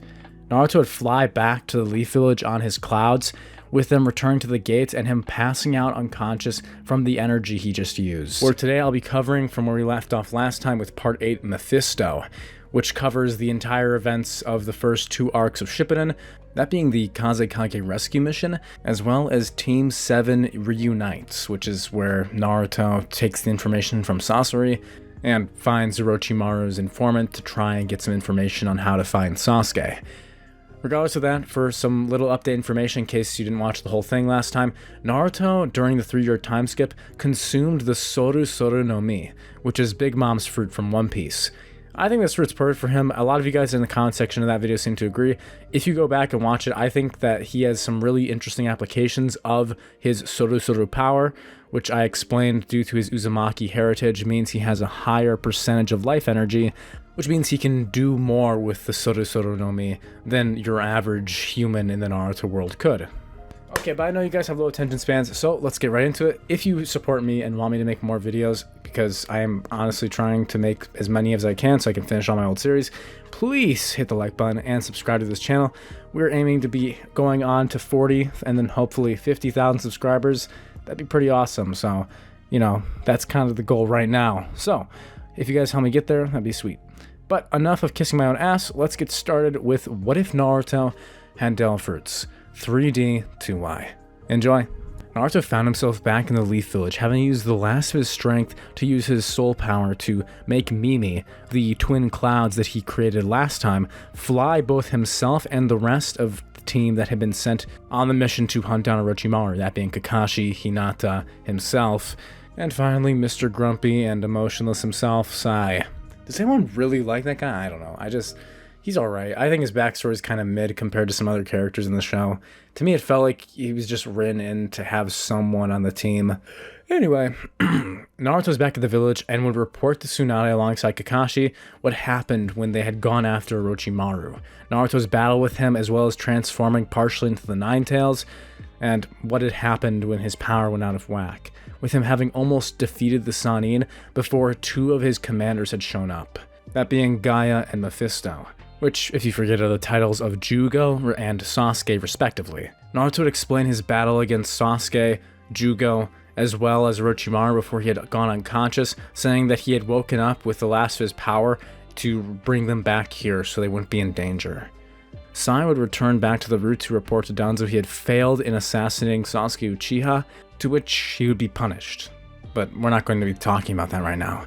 Danzo's plans with the route are something that will be more important later on in the series, since Orochimaru's forces are essentially equal to the strength of that of a Yonko in this timeline. Like I mentioned last part, which I'll reiterate, Orochimaru in original Naruto didn't need to have as many forces or an army in order to achieve his goal. That goal, of course, being to master every jutsu and become immortal. No, because there aren't any such jutsu. There are no jutsu at all in this world, only devil fruits, and once you eat a devil fruit, you can't have another one, right? Well, Orochimaru knows a little better than that. He is, after all, a genius. So, upon seeing that Jinchuriki like Naruto are able to wield the power of both their tailed beast devil fruit as well as their own, Orochimaru is now after a new power, that being to become a Jinchuriki himself. Yes, so he is also on the hunt for the tailed beast, just like the Akatsuki, for a different reason. Unlike Madara, or Obito, Orochimaru has no knowledge of the 10 tails. Not really. Instead, he just wants a tailed beast that he can feed a devil fruit to that has the potential to give him immortality. That's why he's been collecting so many devil fruits and building his forces, is to find and take down a tailed beast, find a devil fruit that can present him with an eternal life, essentially giving him his goal in this world, which is to take over everything and become an almighty ruler, since he is a conqueror. And that's pretty much it. Not only did he train Sasuke in the use of haki, but he also promised Sasuke that they would go after Itachi as one of their goals. Since it's now been confirmed through Sasuke, who knows that Itachi has the 4th Stellar Fruit, which is capable of sealing tailed beasts inside of humans, that's something they need. Hence, killing Itachi Uchiha, which is Sasuke's goal, and attaining that devil fruit being Orochimaru's goal, in order to make sealing a tailed beast inside himself to give himself immortality possible, it's doable. So that's why Sasuke's been sticking with Orochimaru even after he taught him haki and how to work on improving his devil fruit abilities.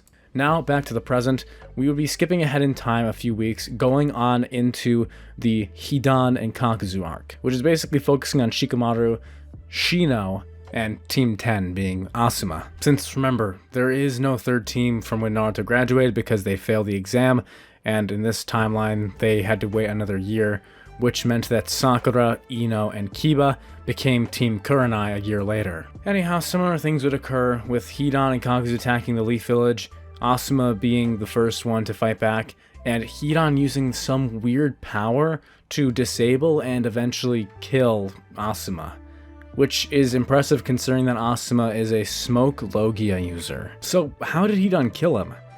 Well, that is coming down to exactly what weapon he's using. Because Jashinism is still a thing, it's not really a jutsu in this version of events, instead it's like a weird ability, or like the stuff we get in One Piece. So that's how he was able to freeze him. But instead of using haki to kill Asuma, instead Hidan's scythe would be completely made out of sea stone. A sea stone scythe that was made by the Akatsuki, since like I mentioned last part, the Akatsuki are currently the only known group to have produced sea stone equipment, like sea stone handcuffs and weapons. This giving Hidan the advantage even though he's basically weaker than Asuma.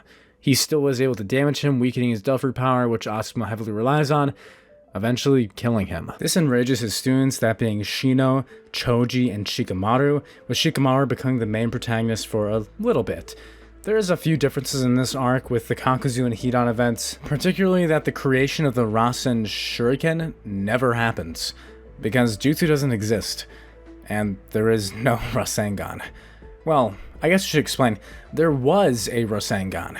You see, Minato, while he possessed the Devil Fruit of Law, being the Open Open no Mi, had created a technique that is similar in properties to the Rasengan that you know from the original Naruto, utilizing the awakened full power of his room.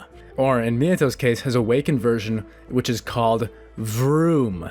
VROOM, which increases his speed and strength by tenfold, allowing him to contort space within his room, creating miniature condensed spheres, similar to how Ursa Shock works with like the Pawpaw fruit, if you guys know what that is in One Piece. Basically, Minato condenses a ton of air using his room ability, creating like a small sphere. This is essentially the Rasengan, but Minato's dead, so this has no relevance. But the point is that Naruto is not completing the Rasengan because it was never something to be completed. So there is no Rasen Shuriken. There is, however, a training arc for Naruto, with him having been unable to handle Orochimaru, Sasuke, and Jugo. He'd continue training, working on his Devil Fruit ability, specifically controlling the Nine Tails. Something I mentioned in the last part, which was part 8 Mephisto, which is the first half of 3D2Y, which is now what you're watching, is that Naruto was actually stronger when he was in that 1 to 2-tailed state where he could use his Gura-Gura no Mi as well as his Soru no Mi combined with Haki, since his mental state was still in a point where he could control his mind and thus his will. So you see, even though his raw strength and speed increases 20-fold whenever he enters into like the 3, 4, 5, 6 tails, or however many tails you want, even though his strength and speed and base stats are higher, because he loses access to his own will, Naruto becoming controlled by the Nine Tails, only the Nine Tails power is being used, which is the Gura-Gura no Mi plus the raw increase in power from a regular Jinchuriki cloak. But alas, Naruto wants to be able to defeat Sasuke in combat should the need arise and bring him home. And in that case, he can't let the Nine Tails get the better of him, meaning he has to learn how to control it. So this training is instead focusing on how he can harness the Nine Tails power, which is where Tsunade would go and summon Yamato, which is his code name since we never learned his real name. Yamato would have been the one to inherit Hashirama's wood-style Kikagenkai, as well as his Devil Fruit, that being the forest Logia fruit, like what Green Bull has, the Admiral from One Piece. Something I've established early on in this series is that the processes of Kikagenkai and how it works is still the same, essentially, since Devil Fruits just run on chakra and how they operate. Since there's so many nature releases in the original show, it kind of fit in. So, Kikagenkai are still a thing, meaning the Sharingan, the Rinnegan, Byakugan, all of those are real. There's just nothing else that correlates to them, so they're like their own special abilities. What does this mean? Well, the abilities of Wood Style are still the same, meaning that Yamato has the ability to seal the Nine Tails. You see, this is what Hashirama was able to do in the original as well in this version of events, because he had both Wood Style and the Forest no Mi. As of now in the manga, I don't think, Green Bull has not displayed any sealing type abilities yet. But hey, don't count it out, it could happen. But for now, we'll be keeping those things separate. So, to explain how this works, basically Yamato's entire body is now made of plants because of the forest fruit, like how Hashirama's was, and he also can control it using his wood style in a more efficient manner than just a Logia user would. It's almost like an awakening, which is where you can transform the things around you into your Devil Fruit, like how Doflamingo can turn everything into strings, etc., and, you know, the Ice Fruit versus the Magma Fruit in Punk Hazard. It's the same thing here. So basically, he essentially has the powers of an awakened Devil Fruit, although his Devil Fruit is not awakened because he is enhanced through the genetics that Orochimaru was testing on him when he was still doing experiments back in the Leaf Village, and thus he has basically the same power set as Hashirama. Of course, watered down diet version, since he's not really a true Senju. But regardless, let's continue. Naruto's training would entail him using up all of his energy, training and using attacks, creating homies using his soul power, until he passes out, letting the Nine Tails take over, and then proceeding to have Yamato seal him using his power. Kakashi be supervising transforming himself into Sasuke, since he can transform into his human version, just he can't use his powers, since he did touch his face back in part 1, if you guys remember. Anyway, Naruto would be looking at Kakashi to invoke these feelings of rage that awaken the Nine Tails power, as he's using this to help him train to get used to the feeling of the Nine Tails breaking through the seal. It's through this continuously of winding and unwinding the seal that Naruto begin to understand and feel the difference between his own power and that of Nine Tails. Events would play out with Kakashi temporarily taking on the team captain role so they can go after the Akatsuki, with Shikamaru, Shino, and Choji being more than enough to handle them. And I really mean that, because Shikamaru is way stronger in this timeline. Shikamaru can just sever any of their shadows and kill them instantly, for reference. That's something he could do. Choji is in possession of San Juan's fruit, which is the size fruit, which allows him to become huge, just like his abilities in the original. And Shino, even in the original, was strong. With his bug training abilities alone, now he can store even more of them using Beiji's fruit, which is the Castle fruit. They really don't need Naruto's help here. But for the sake of giving Naruto a win in this arc to match with Sasuke's win against Deidara, which does happen, Deidara is killed by Sasuke in attaining information about Itachi. Sasuke takes him out, taking his Devil Fruit back to Orochimaru. There is a small difference here. When Naruto helps defeat Kakuzu using his Soru no Mi and using Mimi, powering up as he uses electricity, frying and breaking the cells of Kakuzu, Hidan basically gets overwhelmed by the shadows from Shikamaru. Even with his Sea Stone Scythe, he basically is the weakest link here, since he can't use Haki or anything else and just relies on his Jashinism. So Shikamaru would pretty much rip him apart. Naruto would assist Choji and Shino with taking out Kakuzu, and everyone goes home with a last smoke for Asuma from Shikamaru being symbolic as hell and also one of the coldest moments in anime history. Now, back to Sasuke. Like I was saying earlier, Sasuke has taken care of Deidara, but at this point it's not because he's killed Orochimaru and is now trying to form the Taka. No, actually. In fact, it's quite the opposite. Sasuke still needs Orochimaru around, unfortunately for him, because Sasuke is unable to use Conqueror's Haki, or Sage Haki, a Haki blessed to those with kingly ambitions. Orochimaru has ordered Sasuke to take out any Akatsuki members he comes across, because he is also hunting down a tailed beast to fuse with Orochimaru so Orochimaru may consume a second Devil Fruit. Hopefully an immortality fruit once he finds one. As such, it's through this order that Orochimaru orders Sasuke, Jugo, Suigetsu, and Karin as a now under oath Team Taka to hunt down Akatsuki members and take the tailed beasts if they find them, with Orochimaru again hoping to increase his army and just become immortal. But, alas, this is how Sasuke is going to use Orochimaru to find Itachi. In the original, we get this weird little arc where Jiraiya is investigating the Rain Village, and at that same time Naruto and the others are currently trying to find Sasuke, because he chases Sasuke for the first half of Shippuden. I'm cutting that. That shit was annoying. I'm sorry, okay? I did not like that arc. Maybe it was just me, it was a mini arc. I liked the Jiraiya scenes, I liked the Sasuke and Itachi scenes. Those we're gonna keep in this. But I have no idea why they would send a team after him, like he was trying to escape or something. This version of Sasuke doesn't have any curse mark or anything to blame on why he's evil. It's just that Sasuke chose this path. So Naruto's not going to go out of his way to make a strike team to go find him for some reason. So instead, we will focus on the Jiraiya and Itachi versus Sasuke fights, since those happen around the same time, and I believe Sasuke then is taken in by Obito in surgery for that week while Naruto battles pain in the original. You can tell if I'm wrong, I'm pretty sure this is correct though. Anyway, focusing on Jiraiya. Where we last saw Jiraiya was when he had dropped Naruto off back in the Leaf Village and was given a mission to investigate the Land of Rain. Something strange had happened in this village. There was a massive cloud one day, a few months ago, back when Naruto and Jiraiya were still out training, that he had heard about through rumors.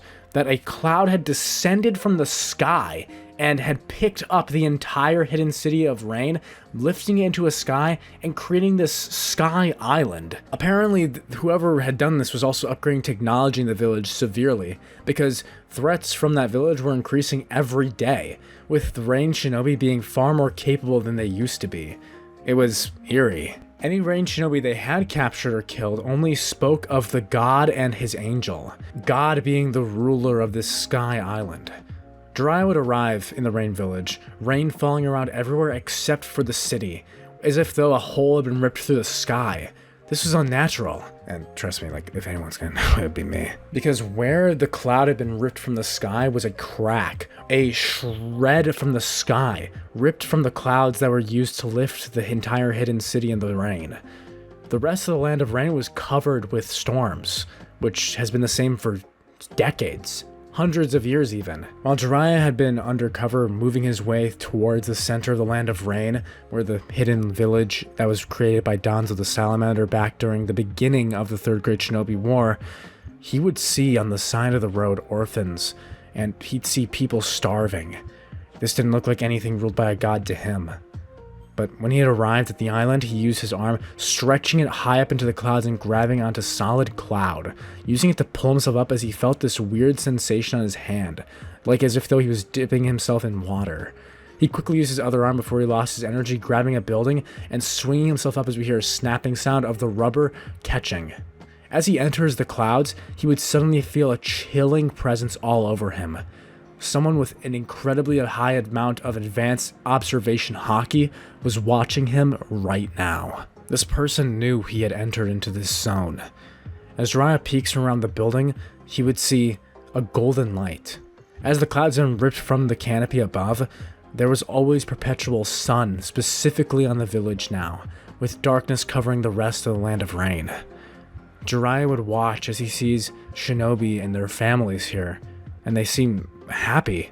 The contrast itself just from Jiraiya looking into the city versus what he had saw on his way here would stun him, wondering how someone proclaiming to be a god could do this to their people. This shinobi like him judging other people for their cruelty. How ironic. Anyway, Jiraiya would be heavily judging whoever this god was, who was now manipulating the situation in the Land of Rain. Jiraiya would attempt to sneak in close, trying to overhear a group of shinobi talking, but almost immediately as he tries to do so, suddenly a blue light would begin to crackle over the heavens, as the shinobi would scream in terror, running away from the spot. Jiraiya would look up, with it being too late to dodge as he sees it, when a bolt of pure electricity would crash down on him, vaporizing the ground below him, as Jiraiya would be completely unharmed, because he's made of rubber. With this unknown entity realizing that this can't harm Jiraiya, the deity would change their tactics, using the powers instead of their Rinnegan. They would use the Rinnegan just as they did in the original, with this god summoning 6 undead-like creatures, each of them having a Rinnegan of their own apparently, using the chakra rods, which is an ability of the 6 paths from the Rinnegan. This is not a jutsu, by the way. The body of Yahiko as well as 5 others would appear, each of them also possessing their own devil fruit while being dead. All 6 possessing their own devil fruits, but not a single trace of haki. It's almost as if though the Rinnegan itself was creating a seal over the bodies, refusing to allow any devil fruit power inside to escape. Typically when someone dies who possesses a devil fruit, their devil fruit will return to nature and then be reincarnated. But this was unnatural, following some divine power as Jiraiya would watch. At least that's what the shinobi around him would be thinking. As we see Yahiko as well as the 5 other paths of pain, Jiraiya would be horrified as he sees all of them beginning to transform into Logias. He would watch to his horror as Yahiko would begin to transform into magma, having the power of the Magu Magu no Mi inside of him. To his right, the corpse would begin to transform into light, the Pika Pika no Mi. To his left, the corpse would transform into ice, the Hia Hia no Mi. The next would begin transforming to a weird form of gas. And finally, the 5th would begin to transform into a weird swampy substance. That's right. All of the paths of pain in this version of events are eaters, or well, I guess they just contain the powers that Nagato has collected. That being a majority of them being Logia that he's taken from villages all around the world while the Akatsuki was working as a mercenary band, or better well known now as a terrorist organization. Anyway, you may notice that only 5 of the 6 paths possess Logia, with the 6th possessing an unknown devil fruit for now.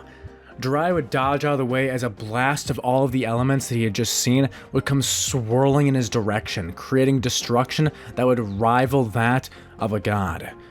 As half of the island would seemingly be engulfed in flame, ice, everything imaginable. Jiraiya would pump his hand to the ground saying, "Gear second!" combining it with his armament haki, as he blocks blows, trying to throw punches at the Logia, having to use haki in order to hit them. Even with incredibly high advanced observation haki, how are they dodging all of my attacks? He'd be thinking as he's throwing thousands of punches with his intense speed. It's like they have eyes. He'd realize it. All of them are connected. Someone else is pulling the strings. It's at this point that he remembers Yahiko, Nagato, and Konan, as Konan herself would appear, shoving a blade of paper through his back, with her having consumed the paper no Mi, or the Kami Kami fruit. This being a Logia devil fruit that essentially grants her complete manipulation over paper, including herself, giving her similar abilities to the original. "Hello, Jiraiya-sensei." Jiraiya would wince as the blade pushes through his body as he coughs up blood, having seen it seconds before, but being unable to dodge out of the way as a swamp had engulfed his feet. It's at this point he turns as he watches as Konan herself would pull the blade out, his blood squirting out as Jiraiya moves back, jumping as he tries covering the wound. He would then use Conqueror's Haki, trying to push them back, the corpses being completely unaffected, while Konoha would turn to paper, moving away from the waves of Conqueror's Haki since she herself does not possess it. But you know who does? You know who does? Suddenly we would hear the sound of electricity zapping as the red-haired man would look far buffer and far less scrawny than he had in the original. This being Nagato, with him wielding the powers of the Gura-Gura no Mi, the rumble fruit. He'd hold his hand out, blocking, as himself and all of the 6 paths of pain would emit Conqueror's Haki, with him channeling it through them, as a huge wave of Conquerors would overpower Jiraiya as he loses the Conqueror's Haki match. Jiraiya would once again cough up blood as he's falling unconscious, as all of the paths attack at once, with him having to send a signal back somehow so that they can prepare. How does he do it? As Jiraiya is dying, he would pull out his Vivera card, as he begins carving into his own flesh with his nails the message and code, this burning it into his Vivera card, hoping that Naruto sees it. Naruto, like I said, is not on the mission to Sasuke, so he doesn't get that weird hand on the shoulder thing where the ghost touches him and he just is like, huh? Instead, he literally feels it burning before Jiraiya dies, as he opens his jacket pocket, seeing a weird code. Kakashi would luckily be there as the Vivera card suddenly flashes into a burst of flames. Naruto realizing this was Jiraiya's Vivera card and being the first one to realize that Jiraiya has died. During the 3-year time skip, Jiraiya had given Naruto a Vivera card of his, saying this will allow him to find him whenever he can't catch him by the hot springs pieing on some babes. Naruto had taken it for granted at the time, but Kakashi would explain to him after he woke up from passing out from shock, as he'd lay there asking if Jiraiya Sensei is really dead, that pervy sage. Tsunade would have tears in her eyes looking at the ashes that Kakashi had brought her of the Vivera card, saying that it must be true, asking if there was anything left of him at all. This is when Kakashi would speak up, saying he luckily had his Sharingan out because him and Naruto were training, with him working on the Nine Tails, saying that he had saw this code. Kakashi writing down on a piece of paper the code that Jiraiya had written in the original Naruto series. Also, guys, like, I know that's not how Vivera cards work, because it doesn't, like, show the damage, but for the sake of this story to make sense so Naruto doesn't get fucked by 6 Logia users.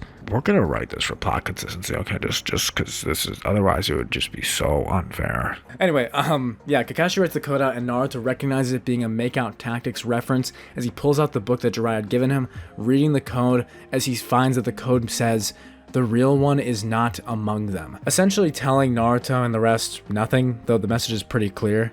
Tsunade, Kakashi, and the rest have no idea how long it will take for these invisible adversaries to appear or why they had slaughtered Jiraiya like that, but Kakashi would send Naruto to Mount Miyamoku, where Jiraiya had trained when he was young and had learned all 3 types of Haki, saying that there are masters there who are frogs, these frog sages, who have complete mastery over all forms of Haki, saying that if Naruto is to hope to be able to surpass his master, he'll have to master all 3 types of armament, observation, and conquerors, or sage Haki. Basically, instead of getting sage mode, Naruto is going to be training to awaken and learn all 3 types of advanced Haki. Meanwhile, back to the fight between Itachi and Sasuke, with those events beginning to unfold. Itachi's goal would be still the same. That shouldn't be changed at all by the affected devil fruits in this universe, so Itachi is still trying to encourage Sasuke through his own death. And so we'll be covering that event first. Sasuke would go off with his teammates being Jugo and Suigetsu, Jugo being the one to have consumed the Lord Third's prior fruit, that being the Buddha mythical Zoan, Sasuke having the power of a Logia of the Flame fruit, and underneath him we would have Suigetsu. Suigetsu being the holder of the Swim Devil Fruit, which I think is just perfect. Anyway, Sasuke would arrive at the battlefield with Kisame, keeping both Jugo and Suigetsu company outside. Sasuke enters into the Uchiha compound where the battle between Itachi and himself begins. Itachi holding the power of Law's Devil Fruit, or in this universe, the Great Fourth Hokage's Devil Fruit, the Ope no Mi. Immediately as Sasuke enters, he's already inside Itachi's range. Luckily, Sasuke has been training and using his Haki from Orochimaru, even if he hasn't awakened Sage Haki yet, meaning that he is able to defend himself from the effects of Room cutting him into bits. Not that Itachi would do that anyway. Even if he wanted to, he probably could. The battle begins with both brothers activating their Sharingan as Sasuke lunges forward, transforming his body into flames, as Itachi would cut up the ground, sending bits of rock flying towards him, coating them in haki. Sasuke would create a move similar to what Kizaru has shown us in One Piece of creating a light sword, would create a blade out of flame, covering it with his haki as he slashes through the rocks and chars them into dust. He'd lunge towards Itachi trying to cut him with the blade, but as he cuts Itachi, he'd turn to crows. Sasuke realizes that something's wrong as he looks around, realizing that he's been caught in some weird effect. Well, it turns out that through his ability of Room and his Mangekyo Sharingan, Itachi has managed to create an illusionary ability that is essentially the same as a Genjutsu from Naruto.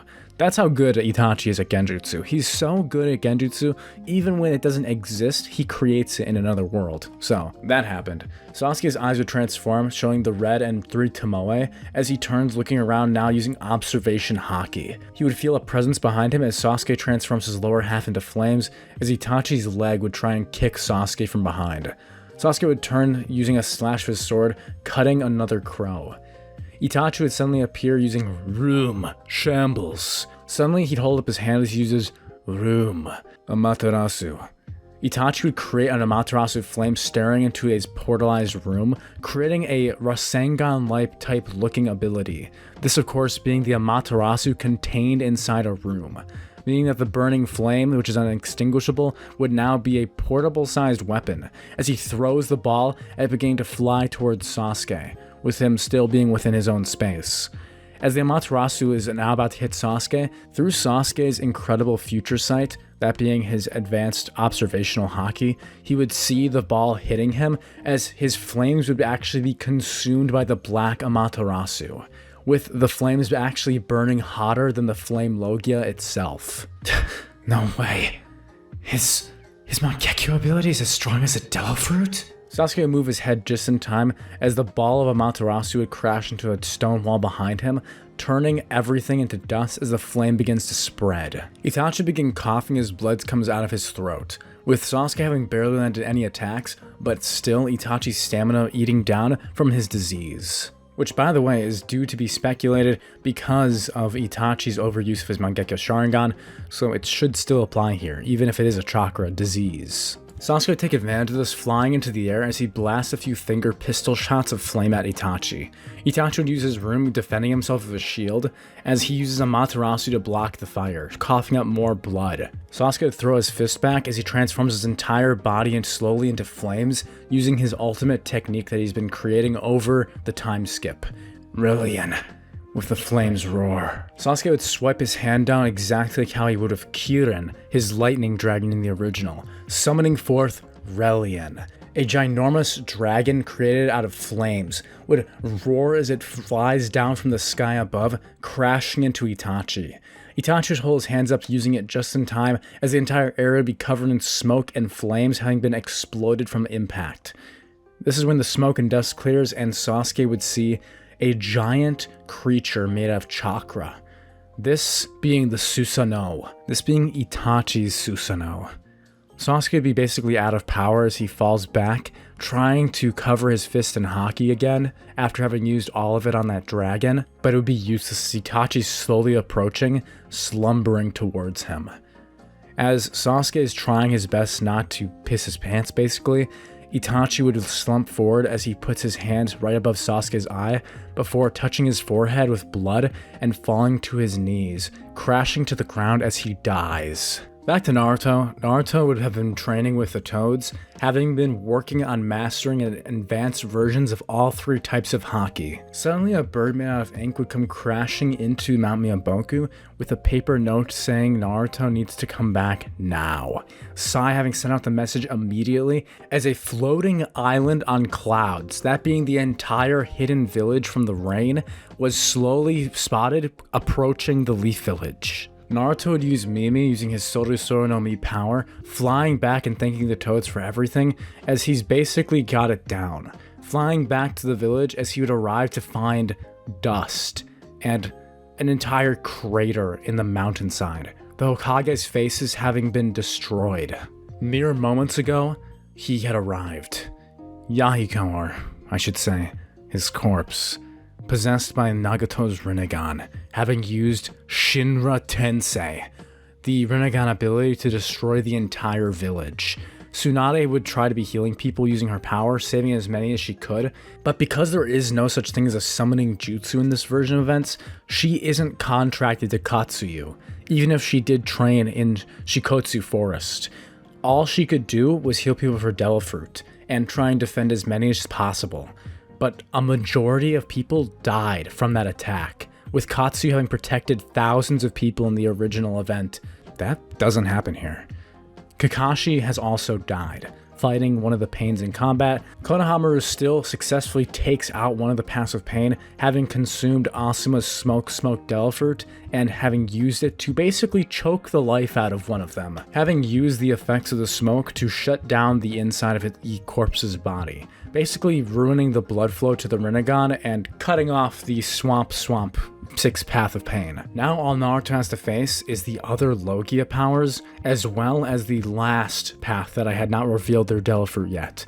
That path, of course, being the Zushi no Mi, Gravity. The healer path, the Nara path, would have this power, using it to be the container for Jinchuriki, using it alongside Shibaku Tensei. Naruto would arrive and the fight would begin. From the moment Naruto enters the battlefield, he would know that he's in a losing position, as Yahiko would transform into magma, throwing fists of lava towards him. Naruto would grit his teeth, pulling his fist back as he covers it with Hashoken, then advances it further with emission type Advanced Armament Haki. He throws fist forward with a punch, deleting the magma fists, as he then throws the hit connecting with Yahiko. Yahiko's would get sent flying back, with the Diva Path still being out of commission because it hasn't recharged from that massive attack it had used to destroy the Leaf Village. Naruto would turn, feeling the hairs on the back of his neck stand, with his observation haki activating. We see a flashback back to Mount Miyaboku where Naruto is basically exclusively training in observation haki, since this was his worst form of haki by far, with Jiraiya having essentially given up on training him in it during the 3 years. With Naruto sitting in the Sage Oil, just like how he had learned Sage Oil in the original, he would be able to tap into a sort of semi-observation haki. His version of advanced observation haki being awakened by this, as he has the ability to feel the emotions of other people. Essentially like what Kobe can do from One Piece, which is pretty much a good tie-in for him considering who he is, his bonds with other people, and also Sage One in the original. So I think him having Kobe's version of advanced observation haki, which allows him to feel others' thoughts and emotions, would be more fitting for his character, versus Sasuke, whose advanced observation haki is Future Sight. Naruto would turn, feeling the malice, as he dives out of the way, dodging the blast of light, with another of the paths being the consumer of the Glint Devil Fruit, shoving blasts of light at him.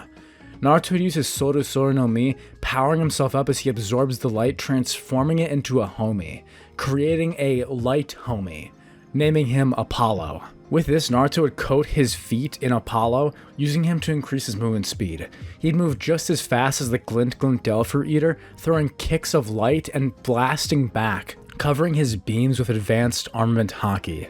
This version of Naruto is much stronger than his original counterpart with just Sage Mode, because he's able to manipulate the world around him with his Devil Fruit.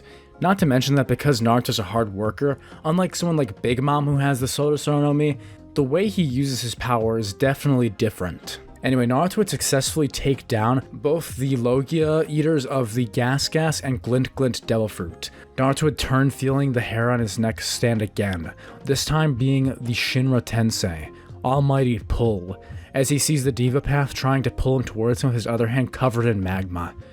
Naruto would feel his body moving faster forward, as he can't even pull back using the Glint power on his feet from Apollo. Apollo would get ripped off of him, saying, "Master," as Naruto gets sent flying forward, and Yahiko is about to punch his stomach through with a magma Devil Fruit. As he's about to do this, Naruto would feel his life flashing before his eyes. Before Naruto can be hit by the Magnu no Mi, we would see her appear. Hinata. Hinata would leap out from the rubble, transforming as a purple substance would cover her body, as she lunges forward saying no, as a giant purple dragon of poison would move between Naruto and Yahiko. A poison lion, like her twin lion fist, would appear from her fist, lunging forward and consuming the magma. Steam, purple steam flowing into the air from the burning poison. Hinata would then attack the Zushi no Mi with her poison devil fruit, having eaten the fruit that Naruto had given her after the village had been attacked and their entire storage shed had basically been exploded everywhere. Hinata had already seen the fruit in action, so she knows what it's capable of, and she's also a master of Haki trained by Tsunade, so I think it's not that unreasonable that she's able to use it. We now get Naruto and Hinata versus the rest of the passive pain, that being just the Magu no Mi and the Hiya no Mi, so ice and magma. The power of the two would-be fleet commanders from One Piece. Now we have Hinata with her poison devil fruit back to back with Naruto. Hinata's poison attacks wouldn't seem to be doing much damage to them since they're already dead, so the poison's not really affecting anything besides dissolving their skin, which is horrifying in its own way. This is how she had taken down the Zushi fruit, with the skin having peeled off and the devil fruit power escaping. Nagato would basically have abandoned the corpse to focus his mind and energy on his last two. Naruto would grin, saying he'll take on that Sasuke ripoff, implying that the Magu no Mi is weaker than Sasuke, which is funny in its own way. As Naruto lunges forward, coating himself with both Apollo and Mimi, creating a thunder and light combo. Using his powers, he would take down Yahiko, actually defeating the Path of Pain, using his power of Hashoken Armament Haki as well as a Sorosoro no Mi. Hinata would be struggling a bit with the ice guy, and Naruto would turn, blasting him with a light kick, completely shattering him as he then pounds him with advanced armament haki. Naruto would laugh out loud, looking off in the distance, seeing the huge island with the clouds underneath it, laughing, thinking that he had won. But as he turns around, suddenly, he would feel something, and it's his hair rising on the back of his neck, but it's not observation haki. Naruto instinctively put his hands up as Mimi would absorb the blast of lightning. But Hinata! Naruto would turn after the blast had ended as Hinata would be laying on the ground, her heart having seemingly stopped, as her eyes would be fading, having been blasted by Nagato's devil fruit, the Gura-Gura no Mi. With a warping a sound, we would suddenly see both of them, as himself, God and his angel would appear. Nagato and Konan of the Akatsuki. Naruto, seeing what they had done to Hinata, would go into a rage, as Tsunade does her best trying to rescue Hinata before Naruto would kill all of them, assumingly. Naruto would suddenly feel the Gura-Gura no Mi power entering him, as Naruto would hold his hand up, now able to use all powers of the Rinnegan since they all returned to him, saying it's a shame that those devil fruits were wasted like that. Holding up, he would then use Chibaku Tensei, trying to contain Naruto as rocks would begin pulling Naruto up into the sky. Naruto would roar as the Nine Tails would begin to take over, using the power of the Gura-Gura no Mi and shattering the Chibaku Tensei from inside, completely ripping it apart even before he's transforming into the Nine Tails. Both Mimi and Apollo would be getting enhanced by the Nine Tails chakra, creating massive storm clouds and a basically blinding sun. Konan would use her paper no Mi as she then moves out of the way of a blast of light. Naruto would lunge out of the broken Chibaku Tensei, throwing a punch at Nagato. Nagato would smirk using his Rinnegan as he just dodges out of the way, with him and Naruto now entering combat and him using his observation haki, easily avoiding this beastly Naruto's attacks. As Naruto's anger causes him to enter into the 6-tail state. No, 7. 8. As the Nine Tails begins to grow from his body, he'd be getting blasted by lightning from using the Gura-Gura no Mi as the limbs and tails of the Nine Tails are getting charred as they're regenerating. The Nine Tails would roar, creating a tailed beast bomb as he launches it towards Nagato. Nagato would simply smirk as he holds his hand up saying, "Il Thor." Using his Rinnegan abilities, he would then enhance this blast of lightning with a Shinra Tensei, the lightning crashing into Kurama as the beast roars in pain. Meanwhile, inside of Naruto's body, as the seal is breaking, suddenly, the Nine Tails transformation would stop, as we see him, the 4th Hokage. Somehow, he had imbued his energy, his soul, into his last final room, using this to seal the tailed beast inside of his son. The fourth Hokage would hold his hand up, stopping the seal from breaking, telling him about his son's origins and that he's his father, saying that he can't let it end here and that he'll hold the seal open just enough to give Naruto enough power to finish off this threat once and for all. Naruto would hug his dad, thanking him. As they break out of the seal, Naruto completely re-emerging in the Three Tails chakra mode state, with him having complete control over his body as he now has access to all of his power. The Gura-Gura, Nine Tails enhanced, with his haki as well as the Solar Sword no Mi and Hashoken. That is a laundry list of powers, by the way. With this, he would then use both his enhanced Apollo and Mimi to speed blitz, using the power of the speed of light. Using Apollo, he would kick with advanced armament haki, kicking Nagato in the gut as he'd feel his ribs shatter under the blow, with Nagato having weak advanced armament haki due to his Logia nature. Nagato would laugh, saying that that tailed beast doesn't belong to him, saying that he should have all of them to hold this world in true peace under a god like himself. This is when Konan and Nagato try and double team Naruto, but it would be useless. Naruto would roar as he creates a miniaturized tailed beast bomb and enhances it with his Solar no Mi, blasting it towards Nagato. Nagato would teleport out of the way, with Konan also trying to get out of it, but getting seared from the attack, her right arm being completely destroyed. As Naruto is doing his best to fight them off, those who had survived the attack in the Leaf Village would hold their hands out, with Naruto feeling something strange inside of him. Wait, what is this? Naruto would suddenly feel himself getting stronger as he feels the cheers from everyone in the Leaf Village, cheering Naruto on, saying that he can win this, to kick their asses. Naruto would literally be getting stronger from the power of friendship, as unlike Big Mom who rules the Solar no Mi power through fear, Naruto's bonds of trust, friendship, and loyalty would give him the strength of a piece of everyone's soul from the Leaf Village, all of the souls of those who had fallen, all combining and giving him power. Naruto would yell out in a rage, as a massive quake would cover his fist, enhanced by the Solar no Mi's power. Naruto would be thinking, this can't be happening, as Naruto would lunge at him with his full power of a combined attack with the power of everyone in the Leaf Village. Kaishin Hakai, which roughly translates to Seaquake Destroyer. Nagato would try his best to avoid the attack, but with Naruto's speed and strength and power, it's over. He'd throw the attack, hitting him directly in the chest, as Nagato's body would shatter into pieces, crumbled and broken. With this advanced armament haki projecting from Naruto, Nagato would fall to his knees, his bones having shattered, his body slowly laying there and dying, as Nagato would have one last talk with Naruto.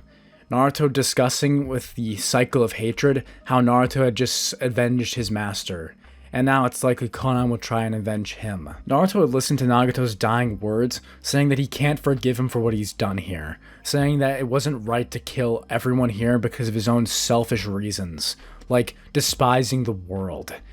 Nagato would barely be talking with his vocal cords straining, as he says he just wanted people to have someone to believe in. As Naruto's light would leave his eyes, he would tell Naruto that there's one way, saying that if he really wishes to bring everyone back and truly end this cycle, then he should do it himself.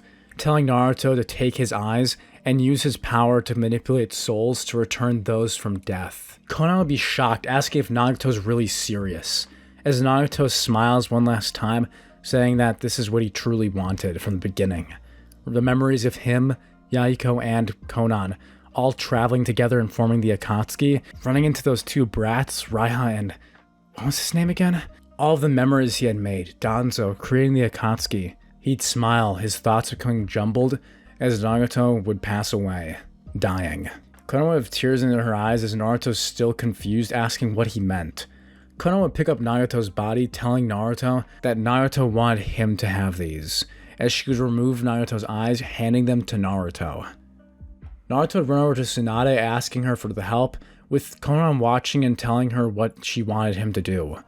Konan would take Nagato in peace, saying that she'll be taking the Rain Village back, as she then flies up with her paper no Mi, and creates a giant fan, now moving back the massive island city back to the Rain Village, and to give Nagato a proper place to rest. Tsunade would be horrified, but would still comply with Naruto as he did save everyone, as using the power from the souls he had collected from everyone with the few years he'd shaved off with the Sorosoro fruit, he would have enough power to use the Rinnegan and use Rinne Rebirth. So instead of using his entire life cycle like Naruto had in the original, Naruto using the about 2 years shaved off from everyone in the Leaf Village who had survived would sacrifice about 1,000 years of time. That being 500 people having given 2 years, Naruto would use 1,000 years worth of soul power to generate his own Rinne Rebirth. Using both Rinnegan, he would then revive everyone who had died, with their bodies being recovered as their souls returned to place. Naruto basically having control over life and death itself. So to go over that laundry list again, he has mastered Hoshoken arts. He can use all 3 types of advanced observation, armament, and conqueror's haki. He has the Gura-Gura and the Sorosoro no Mi, and now possesses the Rinnegan. And I complain about Zether's OP what-ifs. Not even mentioning the Nine Tails, which is its own thing. The battle would be over. With Naruto having won, he would be now known as the hero of the Hidden Leaf. As recovery efforts would begin, everyone having been revived. Yamato would use his wood style to help make the wood for new houses, everyone taking part in rebuilding. Naruto, having learned this new asset of his power, would even take some years from everyone who had been revived, asking to borrow them temporarily to help restore the village, with him taking about a year from everyone and using that power to create thousands of clones, creating these shadow clones, copies made out of smoke from Konohamaru's devil fruit that are imbued with the souls of individuals who had given him their power. These smoke clones turning into the original soul holder's soul. So if Kakashi gave a year, basically we have a Kakashi clone made out of smoke now. And with that, Naruto would be successfully doubling the manpower and restoring the village, and everyone would be cheering for him again. Even Sakura and Kiba, who had been despising Naruto at this point, would be impressed, seeing how powerful he was, and his strength that he had defeated like 8 Logia users by himself, essentially, until Hinata joined the fight. Speaking of Hinata, when Hinata had launched into the fight, having to protect Naruto, basically saying she loved him like she had in the original, Naruto heard her this time, because Naruto spent a lot more time with her than Sakura, and they would talk about it. Naruto having the Rinnegan and her having the Byakugan, they both got that funky eye pairing, you know what I mean? But I digress. The first thing Naruto would say is that he's sorry that she had to consume that devil fruit, saying that he knew she didn't want to do it. Hinata would shake her head smiling, saying that she was glad she was able to help in some way, saying that when she had woken up, it was right next to her, thinking it must have been the will of the devil fruit itself so that she could save him. Speaking of devil fruits, before we get to that Hinata-Naruto talk, the devil fruit powers within Nagato, as well as his 6 paths of pain, hadn't reborn. It was just really odd. The only one they'd actually found was the Gura-Gura no Mi, which was based off of its view and their experience within the past before it was in Nagato's hands, back during the first Hokage's era. Basically, they had recognized the Rumble fruit for it being so infamous back in the past, but none of the other fruits would appear, them being incredibly powerful Logias. It's like that the devil fruits that had been inside of those 6 paths of pain weren't the real ones.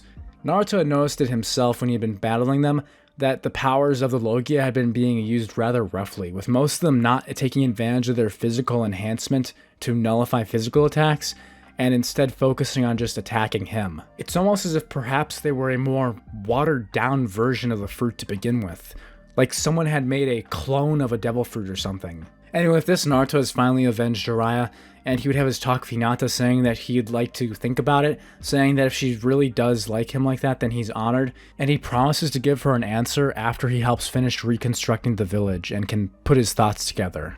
After these events, we get back to Sasuke with Obito telling him about the truth behind Itachi, him now beginning to hate the Leaf Village as well as Danzo, and as well awakening the eternal Mangekyo Sharingan. Obito would know that Naruto possesses the Rinnegan, having seen the devil fruits that he had been lending to Nagato rot away. These being a rare experiment of his and, well, Zetsu's, of cloning some devil fruits in their possession, creating smile devil fruits of Logia. How can Zetsu do this? Well, for those of you who know Naruto lore, it should make sense to you. I know One Piece fans will say that you can't clone Logias, but I think that there's a little exception here. Anyway, back to the plot. Sasuke would now have a flame in his heart against the Leaf Village, hearing about how Naruto had actually defeated the Akatsuki members that had been sent there, and how powerful he had become, being now idolized as potentially becoming the next Hokage. Sasuke had been abducted by Obito early in this timeline, so he'd been split up from Jugo, Kisame, and Suigetsu, so he has the Eternal Mangekyo Sharingan before going to the 5 Kage Summit. He would don an Akatsuki robe, officially betraying Orochimaru and now joining the Akatsuki in Itachi's place. Tsunade would be exhausted from having healed everyone in the Leaf Village who hadn't been resurrected by Naruto's Rinnegan ability, and as such, Danzo would volunteer to be the stepped-in Hokage for the 5 Kage Summit that was now being called by the 4th Raikage. This time though, it's because of Orochimaru, with him being pissed at the Leaf Village for letting their rogue go free for so long, Orochimaru having attacked his 8-Tails Jinchuriki alongside Jugo and Suigetsu. Naruto would stay at the Leaf Village with Tsunade helping with the recovery efforts, him and Hinata having a slightly different vibe, with Sakura and Ino smirking whenever they saw the two together, with Hinata and Naruto both being blushy and flirty now. At the 5 Kage Summit, Sasuke would show up, with Raikage wondering where the real Hokage was, and Danzo explaining that the Hokage had sent him as a temporary stand-in Hokage due to the events that have currently happened in the Leaf Village with the attack from the Akatsuki. He would attempt to use Shisui's eye, which he still has by the way, to manipulate everyone in the room, and would get called out for it, which is pissing off the Raikage even more, when suddenly Sasuke would arrive. Sasuke would attack the 5 Kage Summit as he used Amaterasu Flame Control, his Logia having been enhanced by his Mangekyo powers in perfection, as his body would transform into black flames, giving him his own Logia transformation, allowing him to switch between Amaterasu and regular flames. Saint Elmo's Fire, Amaterasu mode. In Sasuke's Amaterasu mode, he'd be able to transform all of his attacks into black flames, attacking both Danzo, the Raikage, not to mention everyone else, including Gaara and the other Kage. The Raikage's armor would be burned off as he rips it off himself, with the black flames consuming him, wondering how this brat has that guy's power. That being Itachi from the Akatsuki. Sasuke would hold out both of his hands, blasting both Amaterasu and regular flames, and then using the Susanoo to defend himself from the attacks of the Raikage. He would actually be winning, with his Eternal Mangekyo Sharingan Amaterasu mode being strong enough to handle 4 of the 5 Kage himself. That is until Onoki shows up and uses his Devil Fruit power. Onoki would use his special paramecia, being the Party no Mi, the Particle Devil Fruit, allowing him to control particles and shatter them, basically giving him access to particle style like he would have in the original with his own Devil Fruit. He would create a sphere of an attack of particles that would blast the Susanoo, ripping it off of Sasuke as Sasuke would be damaged, sent flying through a wall from his Susanoo's cracking and explosion. Obito would arrive as Sasuke escapes, declaring war on the shinobi world and the start of the Great Fourth Shinobi War. He'd be using his Kamui as all of their attacks would be completely ineffective against him. During the chaos, Danzo would run for his life trying to escape from Sasuke's wrath, and then being caught in that valley with the bridge, and having no hostage, Sasuke would begin destroying Danzo. Danzo would be using the Izanagi to return himself from death, feeling the burning pain from Amaterasu roasting him over and over again. As Naruto, Kakashi, and the rest did not come to the 5 Kage Summit in this version of events, Sasuke just kills Danzo and then leaves with Obito, with him being completely fine and unblinded and reveling in his new power. Danzo being destroyed over 50 times, his Izanagi burning out from Sasuke's Amaterasu's, it then creates a normal red and a black flame sword in both hands, cutting down Danzo as he burns him alive, letting Danzo roast for his sins. Enjoy your stay in hell, you bastard. Sasuke would spit on Danzo's ashes as he disappears, with the news reaching back to the Leaf Village that Sasuke has betrayed Orochimaru and is now a part of the Akatsuki. Naruto would be even more pissed off, wondering what the hell happened. As well as the Leaf Village now being freed from Danzo, the Root would be having its own disorganized mess, as the Leaf Village would then begin to prepare to mobilize for war into the 4th Great Shinobi War. Tsunade would come up with a plan with her other higher-ups, sending Naruto to the Turtle Island per the 4th Raikai's request, so that him and Killer Bee, the 8-Tails Jinchuriki, would stay safe, with only a tail of the 8-Tails having been captured via the Akatsuki. When the war begins, Naruto would immediately feel something wrong. His advanced observation haki activating as he feels the cries of millions. His perception only enhanced by the strength of both Rinnegan. He would then face the Waterfall of Truth, where inside he would find an evil version of himself, this version being one who had abandoned his dreams. This grotesque Naruto would have the power of the Gura-Gura no Mi flowing through him as he tries to attack our Naruto. Naruto would give this Naruto a hug, telling him it's all right, as he tells him that he's going to forgive him for everything. While Naruto is facing the Waterfall of Truth with Killer Bee after having gained his trust and the trust of the animals on the island, Obito is freaking out. He would have gone to the Rain Village to take Naruto's eyes upon his death, with his Akatsuki ring having died with him, only to find his eyes having been removed, and Konan to be nowhere to be found? That's right, Konan had seemingly gone missing. Well, as it turns out, after Konan had returned the Rain Village back to where it rightfully belonged, leaving Nagato's burial there for those who had respected him as god, Konan would leave the island, having been recruited by Orochimaru to betray the Akatsuki now that she was going to be hunted down by Obito for failing the mission and also giving away the Rinnegan. And so, Konan would take Sasuke's place at Orochimaru's side in order to help bring down the Akatsuki. This is going to be interesting, because with the war starting, we have a 3-war front. With Orochimaru's forces being the size of an army by themselves, we also have all of the major villages alongside the Akatsuki and their giant Zetsu army. One major difference, though, is that because there is no reanimation jutsu, we never get any reanimated Madara. No reanimations at all, which was actually the original plan of Obito, with him still being seen as Madara. This means that Obito's identity is never revealed to be fake, and when the war begins, instead of having a Fox Madara showing up at the battlefield, Toby himself, or Obito, would arrive instead. What this also means is that there is significantly less of a threat at the battlefield. However, we also don't get the Hokage being revived, instead having a 3-way war with each side wanting to win and take out the other 2. Konan is mostly staying with Orochimaru for now, as she's currently wanted as a terrorist by the other villages, and this is basically just her lying low at this point. Anyway, you'll already notice one difference between the White Zetsu is that they all possess the rare Logia powers that the 6 Passive Pain had, with these again being copy Devil Fruits that Zetsu's created.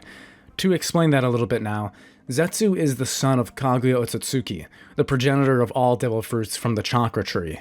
He basically has manipulation and control over all of Chakra, and thus Devil Fruits. This was shown when he was able to manipulate Hashirama's wood style to give all of the White Zetsu's wood style in the original, and I think he'd be able to do the same with Devil Fruits acting as a vessel, letting him create perfect smile fruits, essentially doing what Vegapunk couldn't in the original One Piece, and making clones of Logia fruits, imbuing these fakes inside of his White Zetsu clones in order to make them far more powerful than their original versions would be. This is devastating to the Shinobi Alliance, with a majority of them not knowing Haki because you have to be trained by someone else or have it awakened.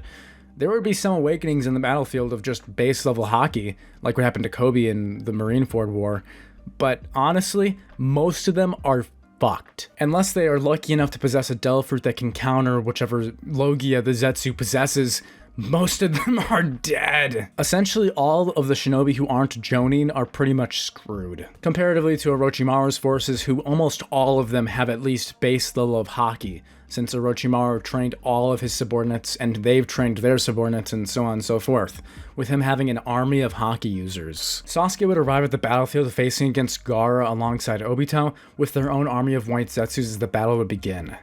Back to Naruto. Naruto had beaten the Waterfall of Truth and was now facing the Nine Tails, inside of his own seal.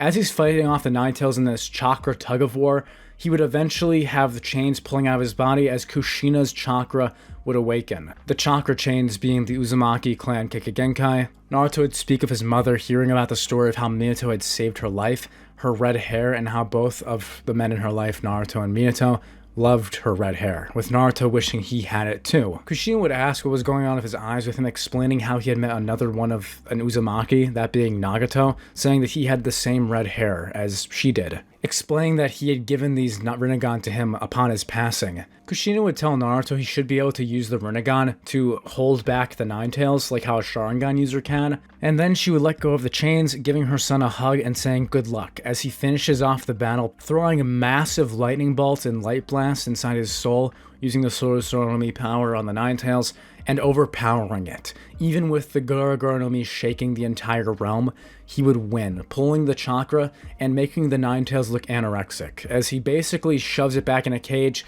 Pitas should really get on Naruto's case at this point. But anyway, Naruto would get back to the real world, his body being covered in a golden light, and he'd feel it. The shaking power of the Gura-Gura no Mi, the tremor fruit, was completely under his control. Naruto and Killer Bee would make a break for it, with them heading out to the war. The moment that Naruto attained KCM, the Nine Tails chakra in the first state would enhance all of his strengths. His Devil Fruit, the Soul Fruit being boosted by it, not to mention all of his haki. His haki would have been tripled, the amount of it just being insane. His chakra being so much higher with the Nine Tails power, it was like he was a different person. Naruto would essentially have enough power to maintain his Rinnegan with little to no stamina drain, as well as being significantly stronger, faster, and having a higher amount of Conqueror's haki, as well as just everything else. And to the Gura-Gura no Mi completely being under his control. Killer Bee and Naruto would leave with him escaping Iruka with ease. As Killer Bee and Naruto are approaching the barrier wall, Naruto would tell him he's got this, as Killer Bee was about to use a tailed beast bomb.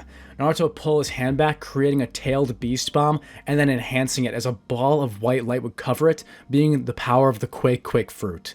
Naruto would put his hand forward as he throws a punch with the enhanced tailed beast Gura-Gura bomb, hitting the barrier and shattering all 4 barriers.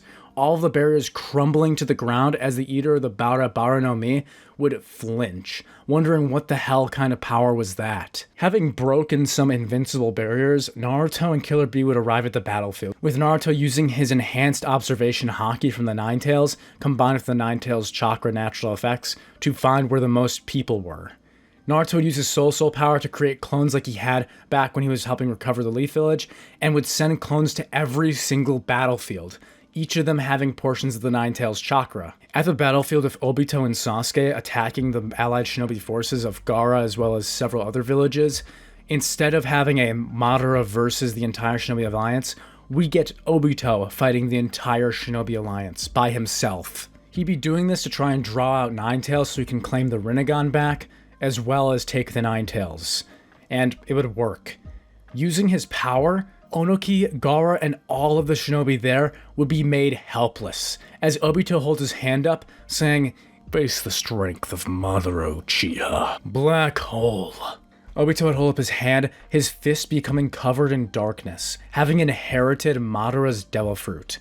The Devil Fruit known as the Yami no Mi. He would take the powers of all Devil Fruit eaters as Sasuke would use his black flames burning the battlefield, as Obito would laugh at the suffering of the shinobi who were in this hell of a world. This Obito is nigh invincible. Because of his Kamui, he doesn't even have the weakness of the Yami fruit, which is in increased pain. Because he has Kamui, which means he can make his body untouchable like a Logia, without the downsides of the Yami no Mi. It is a perfect Devil Fruit for him, making Obito one of the strongest people in this universe. Naruto arrives at the battlefield, seeing as the entire allied shinobi forces has been wiped out, with several of them having been sucked into Obito's darkness and spat out, being covered in darkness, sweat, fear, and tears. Obito would laugh, his mask glowing from his red eye, as he says this is all you shinobi can ever accomplish. Both Obito and Sasuke, after they'd finished committing arson, would turn to see the golden light having emerged on the battlefield as Naruto Uzumaki would arrive. Those who had survived would turn seeing the Nine Tails Jinchuriki as they scream for him to run away, saying they can't lose him here. Naruto would essentially ignore Obito, staring down Sasuke, as Sasuke feels a chill. The army of Logia-empowered White Zetsus marching onto the battlefield to take out the rest of the Haki users who had resisted or evaded Obito's widespread darkness attack. Naruto would simply turn towards the white Zetsu holding out his palm as his enhanced Conqueror's Haki would send a blast of Conquerors, Sage Haki, raging over the battlefield, protecting his allies and knocking out 150,000 white Zetsu in a single attack. Naruto would then look up towards where Sasuke and Obito were standing, saying that, "Is this really what you want, Sasuke?" His voice being amplified through the air. Sasuke's eyes had a new gleam to them. This of course being his eternal Mangekyo Sharingan as he notices that Naruto's eyes have changed themselves. Obito would scoff, saying those eyes don't belong to him. They would belong in much better hands, such as my own. Come, Ninetales. Return my Rinnegan to their rightful place. Screw you! Stay out of this cinnamon roll. This is a chat between me and Sasuke. You got it? Sasuke would yell out saying he doesn't understand anything, saying that his brother, Itachi, lived and died for that Leaf Village. You have no idea of the darkness that covers that place you protect. Naruto would stare back at him, pointing as he says the darkness stands right beside you. Sasuke would yell out, "Enough talk," as he flies forward with black flames covering him as he says Amaterasu mode, beginning to blast Naruto with flames. Naruto would simply look up, holding up his hand as he says, "Shinra Tensei." Sasuke would feel a blast of shock and vibration as he had enhanced the Shinra Tensei with the Gura-Gura no Mi, shattering Sasuke even with his advanced armament haki covering him as he falls to the ground, sputtering his flames back into his flesh. Obito would tell Sasuke that he's far out of his league, causing Sasuke to feel even more enraged, as Obito would land to the ground, saying he'll take on the Ninetales. It's at this moment that Orochimaru, Jugo, Suigetsu, Karin, and the rest of his forces would arrive at the battlefield, finding Madara and asking where he's keeping those tailed beasts of his. Obito would realize that he's outnumbered, telling Black Zetsu over his comm of the Akatsuki ring to bring it out, summoning the Geto Mazo statue and beginning the true end of the war, via feeding all the tailed beasts into them except for the 8 tails and 9 tails, using the tentacle from the 8 tails and all the chakra from Ginkaku and Ginkaku's corpses in order to revive a unfinished Geto Mado. The statue would roar, seeking out the 9 tails chakra in front of it, as Naruto would have to take on the 10 tails shell. Naruto would grit his teeth as he holds his hands together, channeling chakra into his Rinnegan, and uses Chibaku Tensei, trying to seal the Geto statue before Sasuke says oh no he doesn't, as he blasts Amaterasu flames, burning the stone away before it can begin covering the statue. Sasuke would move at blinding speeds trying to attack Naruto with his black flame sword, Naruto turning and blocking with Mimi, as the cloud would use electricity against its flames. Naruto would back off, throwing a kick from Apollo that would blast light at Sasuke. Sasuke barely dodging with Future Sight, the speed of light. Naruto and Sasuke's battle would begin with Naruto obviously going easy on Sasuke, not trying to kill him, barely using the Gura-Gura no Mi at all, as he uses Hashoken combined with his advanced armament haki against Sasuke. Their haki clashing as Sasuke can see slight into the future and Naruto reads his intentions. Naruto would throw a blast of Conqueror's haki at Sasuke,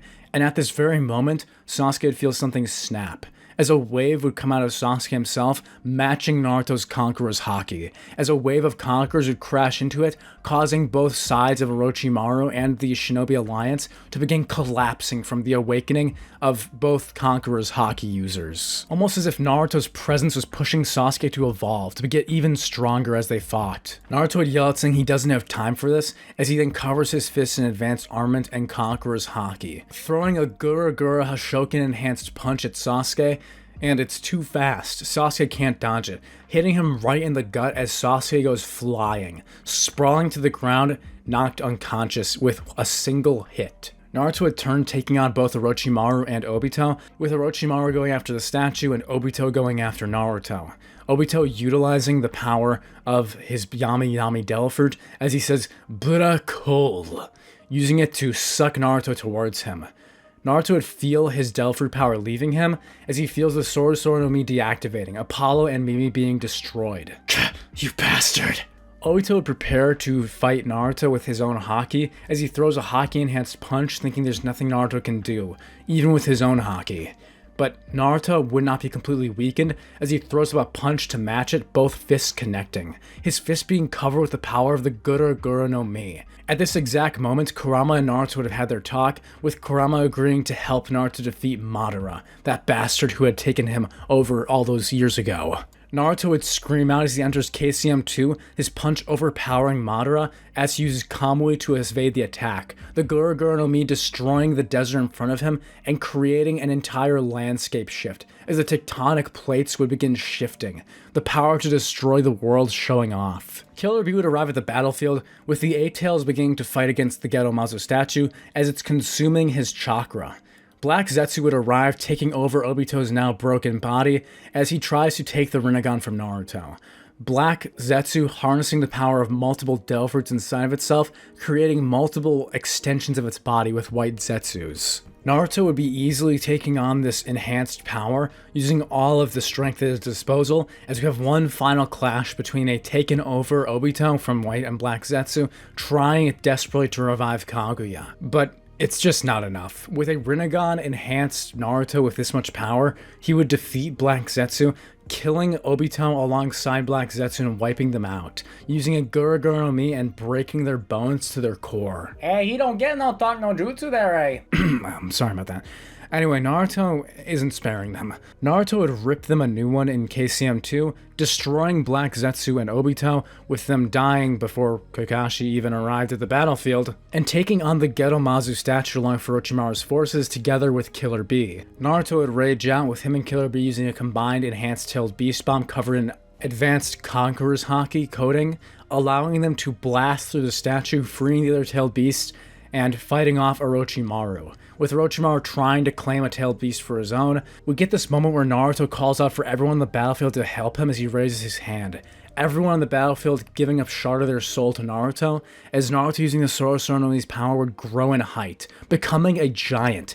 This Kurama avatar of Naruto becoming even bigger as it roars out, beginning to fight against Jugo in his massive Buddha form.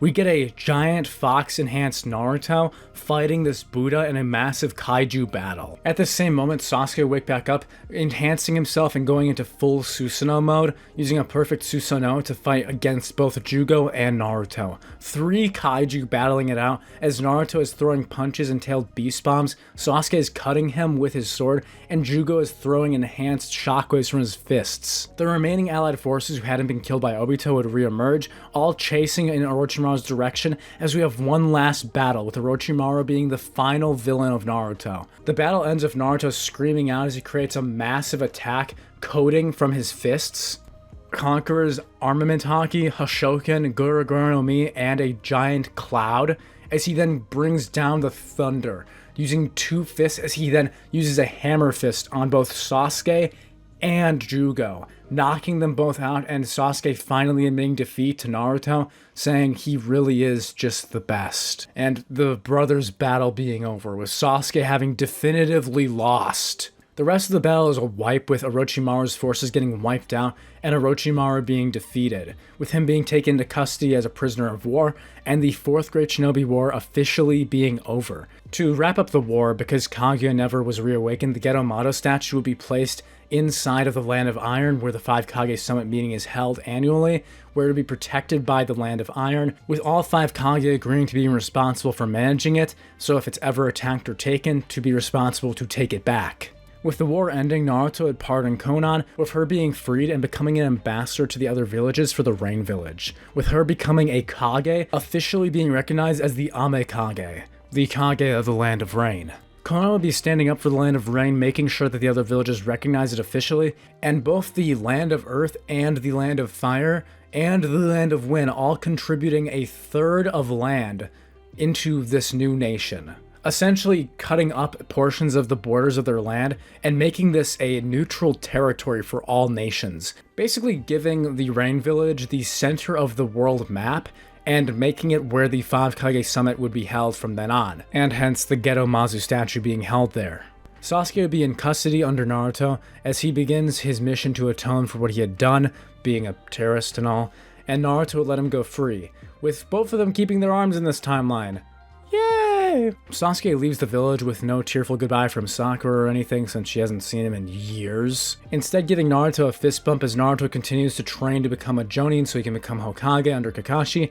Kakashi taking over from Tsunade as the 6th Hokage temporarily until Naruto can become the 7th, which officially brings us to the end of Naruto Shippuden. But this is not where our story will be ending. Instead, we'll be continuing on into Naruto the Last. After the end of the war, things have begun to take a turnaround. With all the villages being much closer after the most recent war, Naruto would be treated as a hero in his village, training outside as all the girls from the academy would be screaming out his name whenever they saw him. As winter was approaching, Naruto is now 19 years old, with him and Hinata having been officially dating for over 2 years now. Naruto basically has no competition in this, with the Hyuga clan respecting him for being the hero to basically single-handedly end the last war, and also essentially being the only candidate right now to become the next Hokage. So, when Toneri shows up after Naruto had received his scarf gift from Hinata, kidnapping her with her poison devil fruit to take her eyes and create a Tensegan, Naruto responds much quicker, with him being pissed. With the ones that have been sent to Earth originally being defeated by original Naruto, this Naruto would make quick work of them. Using Hoshoken and Haki, he would easily defeat them, with him now hearing from Toneri Otsutsuki that he will be coming for that girl. Naruto's eyes would squint as he looks up, staring into Toneri's eyes, his purple Rinnegan now meeting his Byakugan, as we basically see a flashback of Hagoromo and Naruto, and Hamura and Toneri. Naruto and Hinata would be sent out on that mission to investigate what's going on with the moon getting closer to Earth. Hanabi's eyes would be taken instead, with both Hinata and Naruto and the rest of the team being sent to the moon, Naruto saying he's going to take everything back from that guy. The same events occur where Hinata eventually is being brainwashed into becoming his wife, with Naruto showing up at the moon in Caesium 2. By this point, the Tensegan has already been created, with him entering to that Tensegan mode, using the power of chakra to its fullest. As Naruto would see something he hadn't been expecting. This guy was using these weird hand seals. What the heck was going on? Without a doubt, for this, Toneri Otsutsuki would be able to manipulate chakra with his bare hands. Toneri would tell Naruto that his abilities are unnatural, saying that something has corrupted the chakra on Earth, saying that his interpretation of Hagoromo's will was correct, with Hagoromo having banished Hamura and his people to the moon. The battle between Naruto and Toneri would be fierce, with Naruto using the power of the Gura-Gura no Mi, fighting against this guy's ninjutsu, using Conqueror's Haki, which would terrify him, wondering what this odd power was. There was no records of this from the hundreds of years that they've been on the moon, his people. There was nothing about this strange power. Toneri be thinking as he's getting beaten to a pulp by Naruto's fists that something must have happened. Some strange entity has to have put these weird powers on the surface below. Was it another Otsutsuki? An Otsutsuki god? Or someone even above Gura-Gura no Helmet Splitter? Naruto would bring down his foot cover with Gura-Gura no Mi power and Haki, destroying Toneri Otsutsuki and taking his Tensegan. Returning to Earth as the moon is getting pushed back by Naruto, Naruto throwing a blast of Haki and pushing the entire moon back, enhanced with his Quake power. We see Naruto falling back to Earth with the moon in the background with Hinata as he kisses Hinata, asking her to marry him. Hinata would say yes as the end credits roll, with that scene of Boruto and Himawari coming out and jumping on Papa Naruto's lap. Hinata laughing as Naruto is still yet to be made Hokage. We have a small time skip of a few years as we see Naruto's face carved into the side of the Hokage statues, with the Rinnegan being a clear part of it. Naruto would now be the 7th Hokage, having been crowned himself, not being taken out by Himawari, thank God, because that was terrible. As we see Boruto in the academy running from his teachers as he would suddenly teleport, with them wondering, oh god, where did he go? We hear a strange stretching sound as we see Boruto now on top of the ceiling, having jumped up as he stretches his arm, moving to the next room over, giggling. As we see Naruto had inherited his master's devil fruit, blessing Boruto with Master Jiraiya's devil fruit after it had been recovered by Konoha. We see Boruto leaping into the air using his stretched arms as he flies off towards the stone faces, off to cause some trouble for dear old dad. And that's it. That's the end for What If Naruto Had Devil Fruits. If you guys enjoyed this and want to see more, maybe hit the subscribe button and like this video so more people can see it, and I might go into Boruto. Who knows? Thank you to all of you who have made it this far. This story has been so fun for me to make. If you guys enjoyed this and want to see more Naruto and One Piece content, you should check out my What If Naruto Arrived at Marineford, which is just a small one-shot story. I think those of you who liked this story will love that one. Thank you all so much, and I'll see you guys in the next one. Thanks, and goodbye.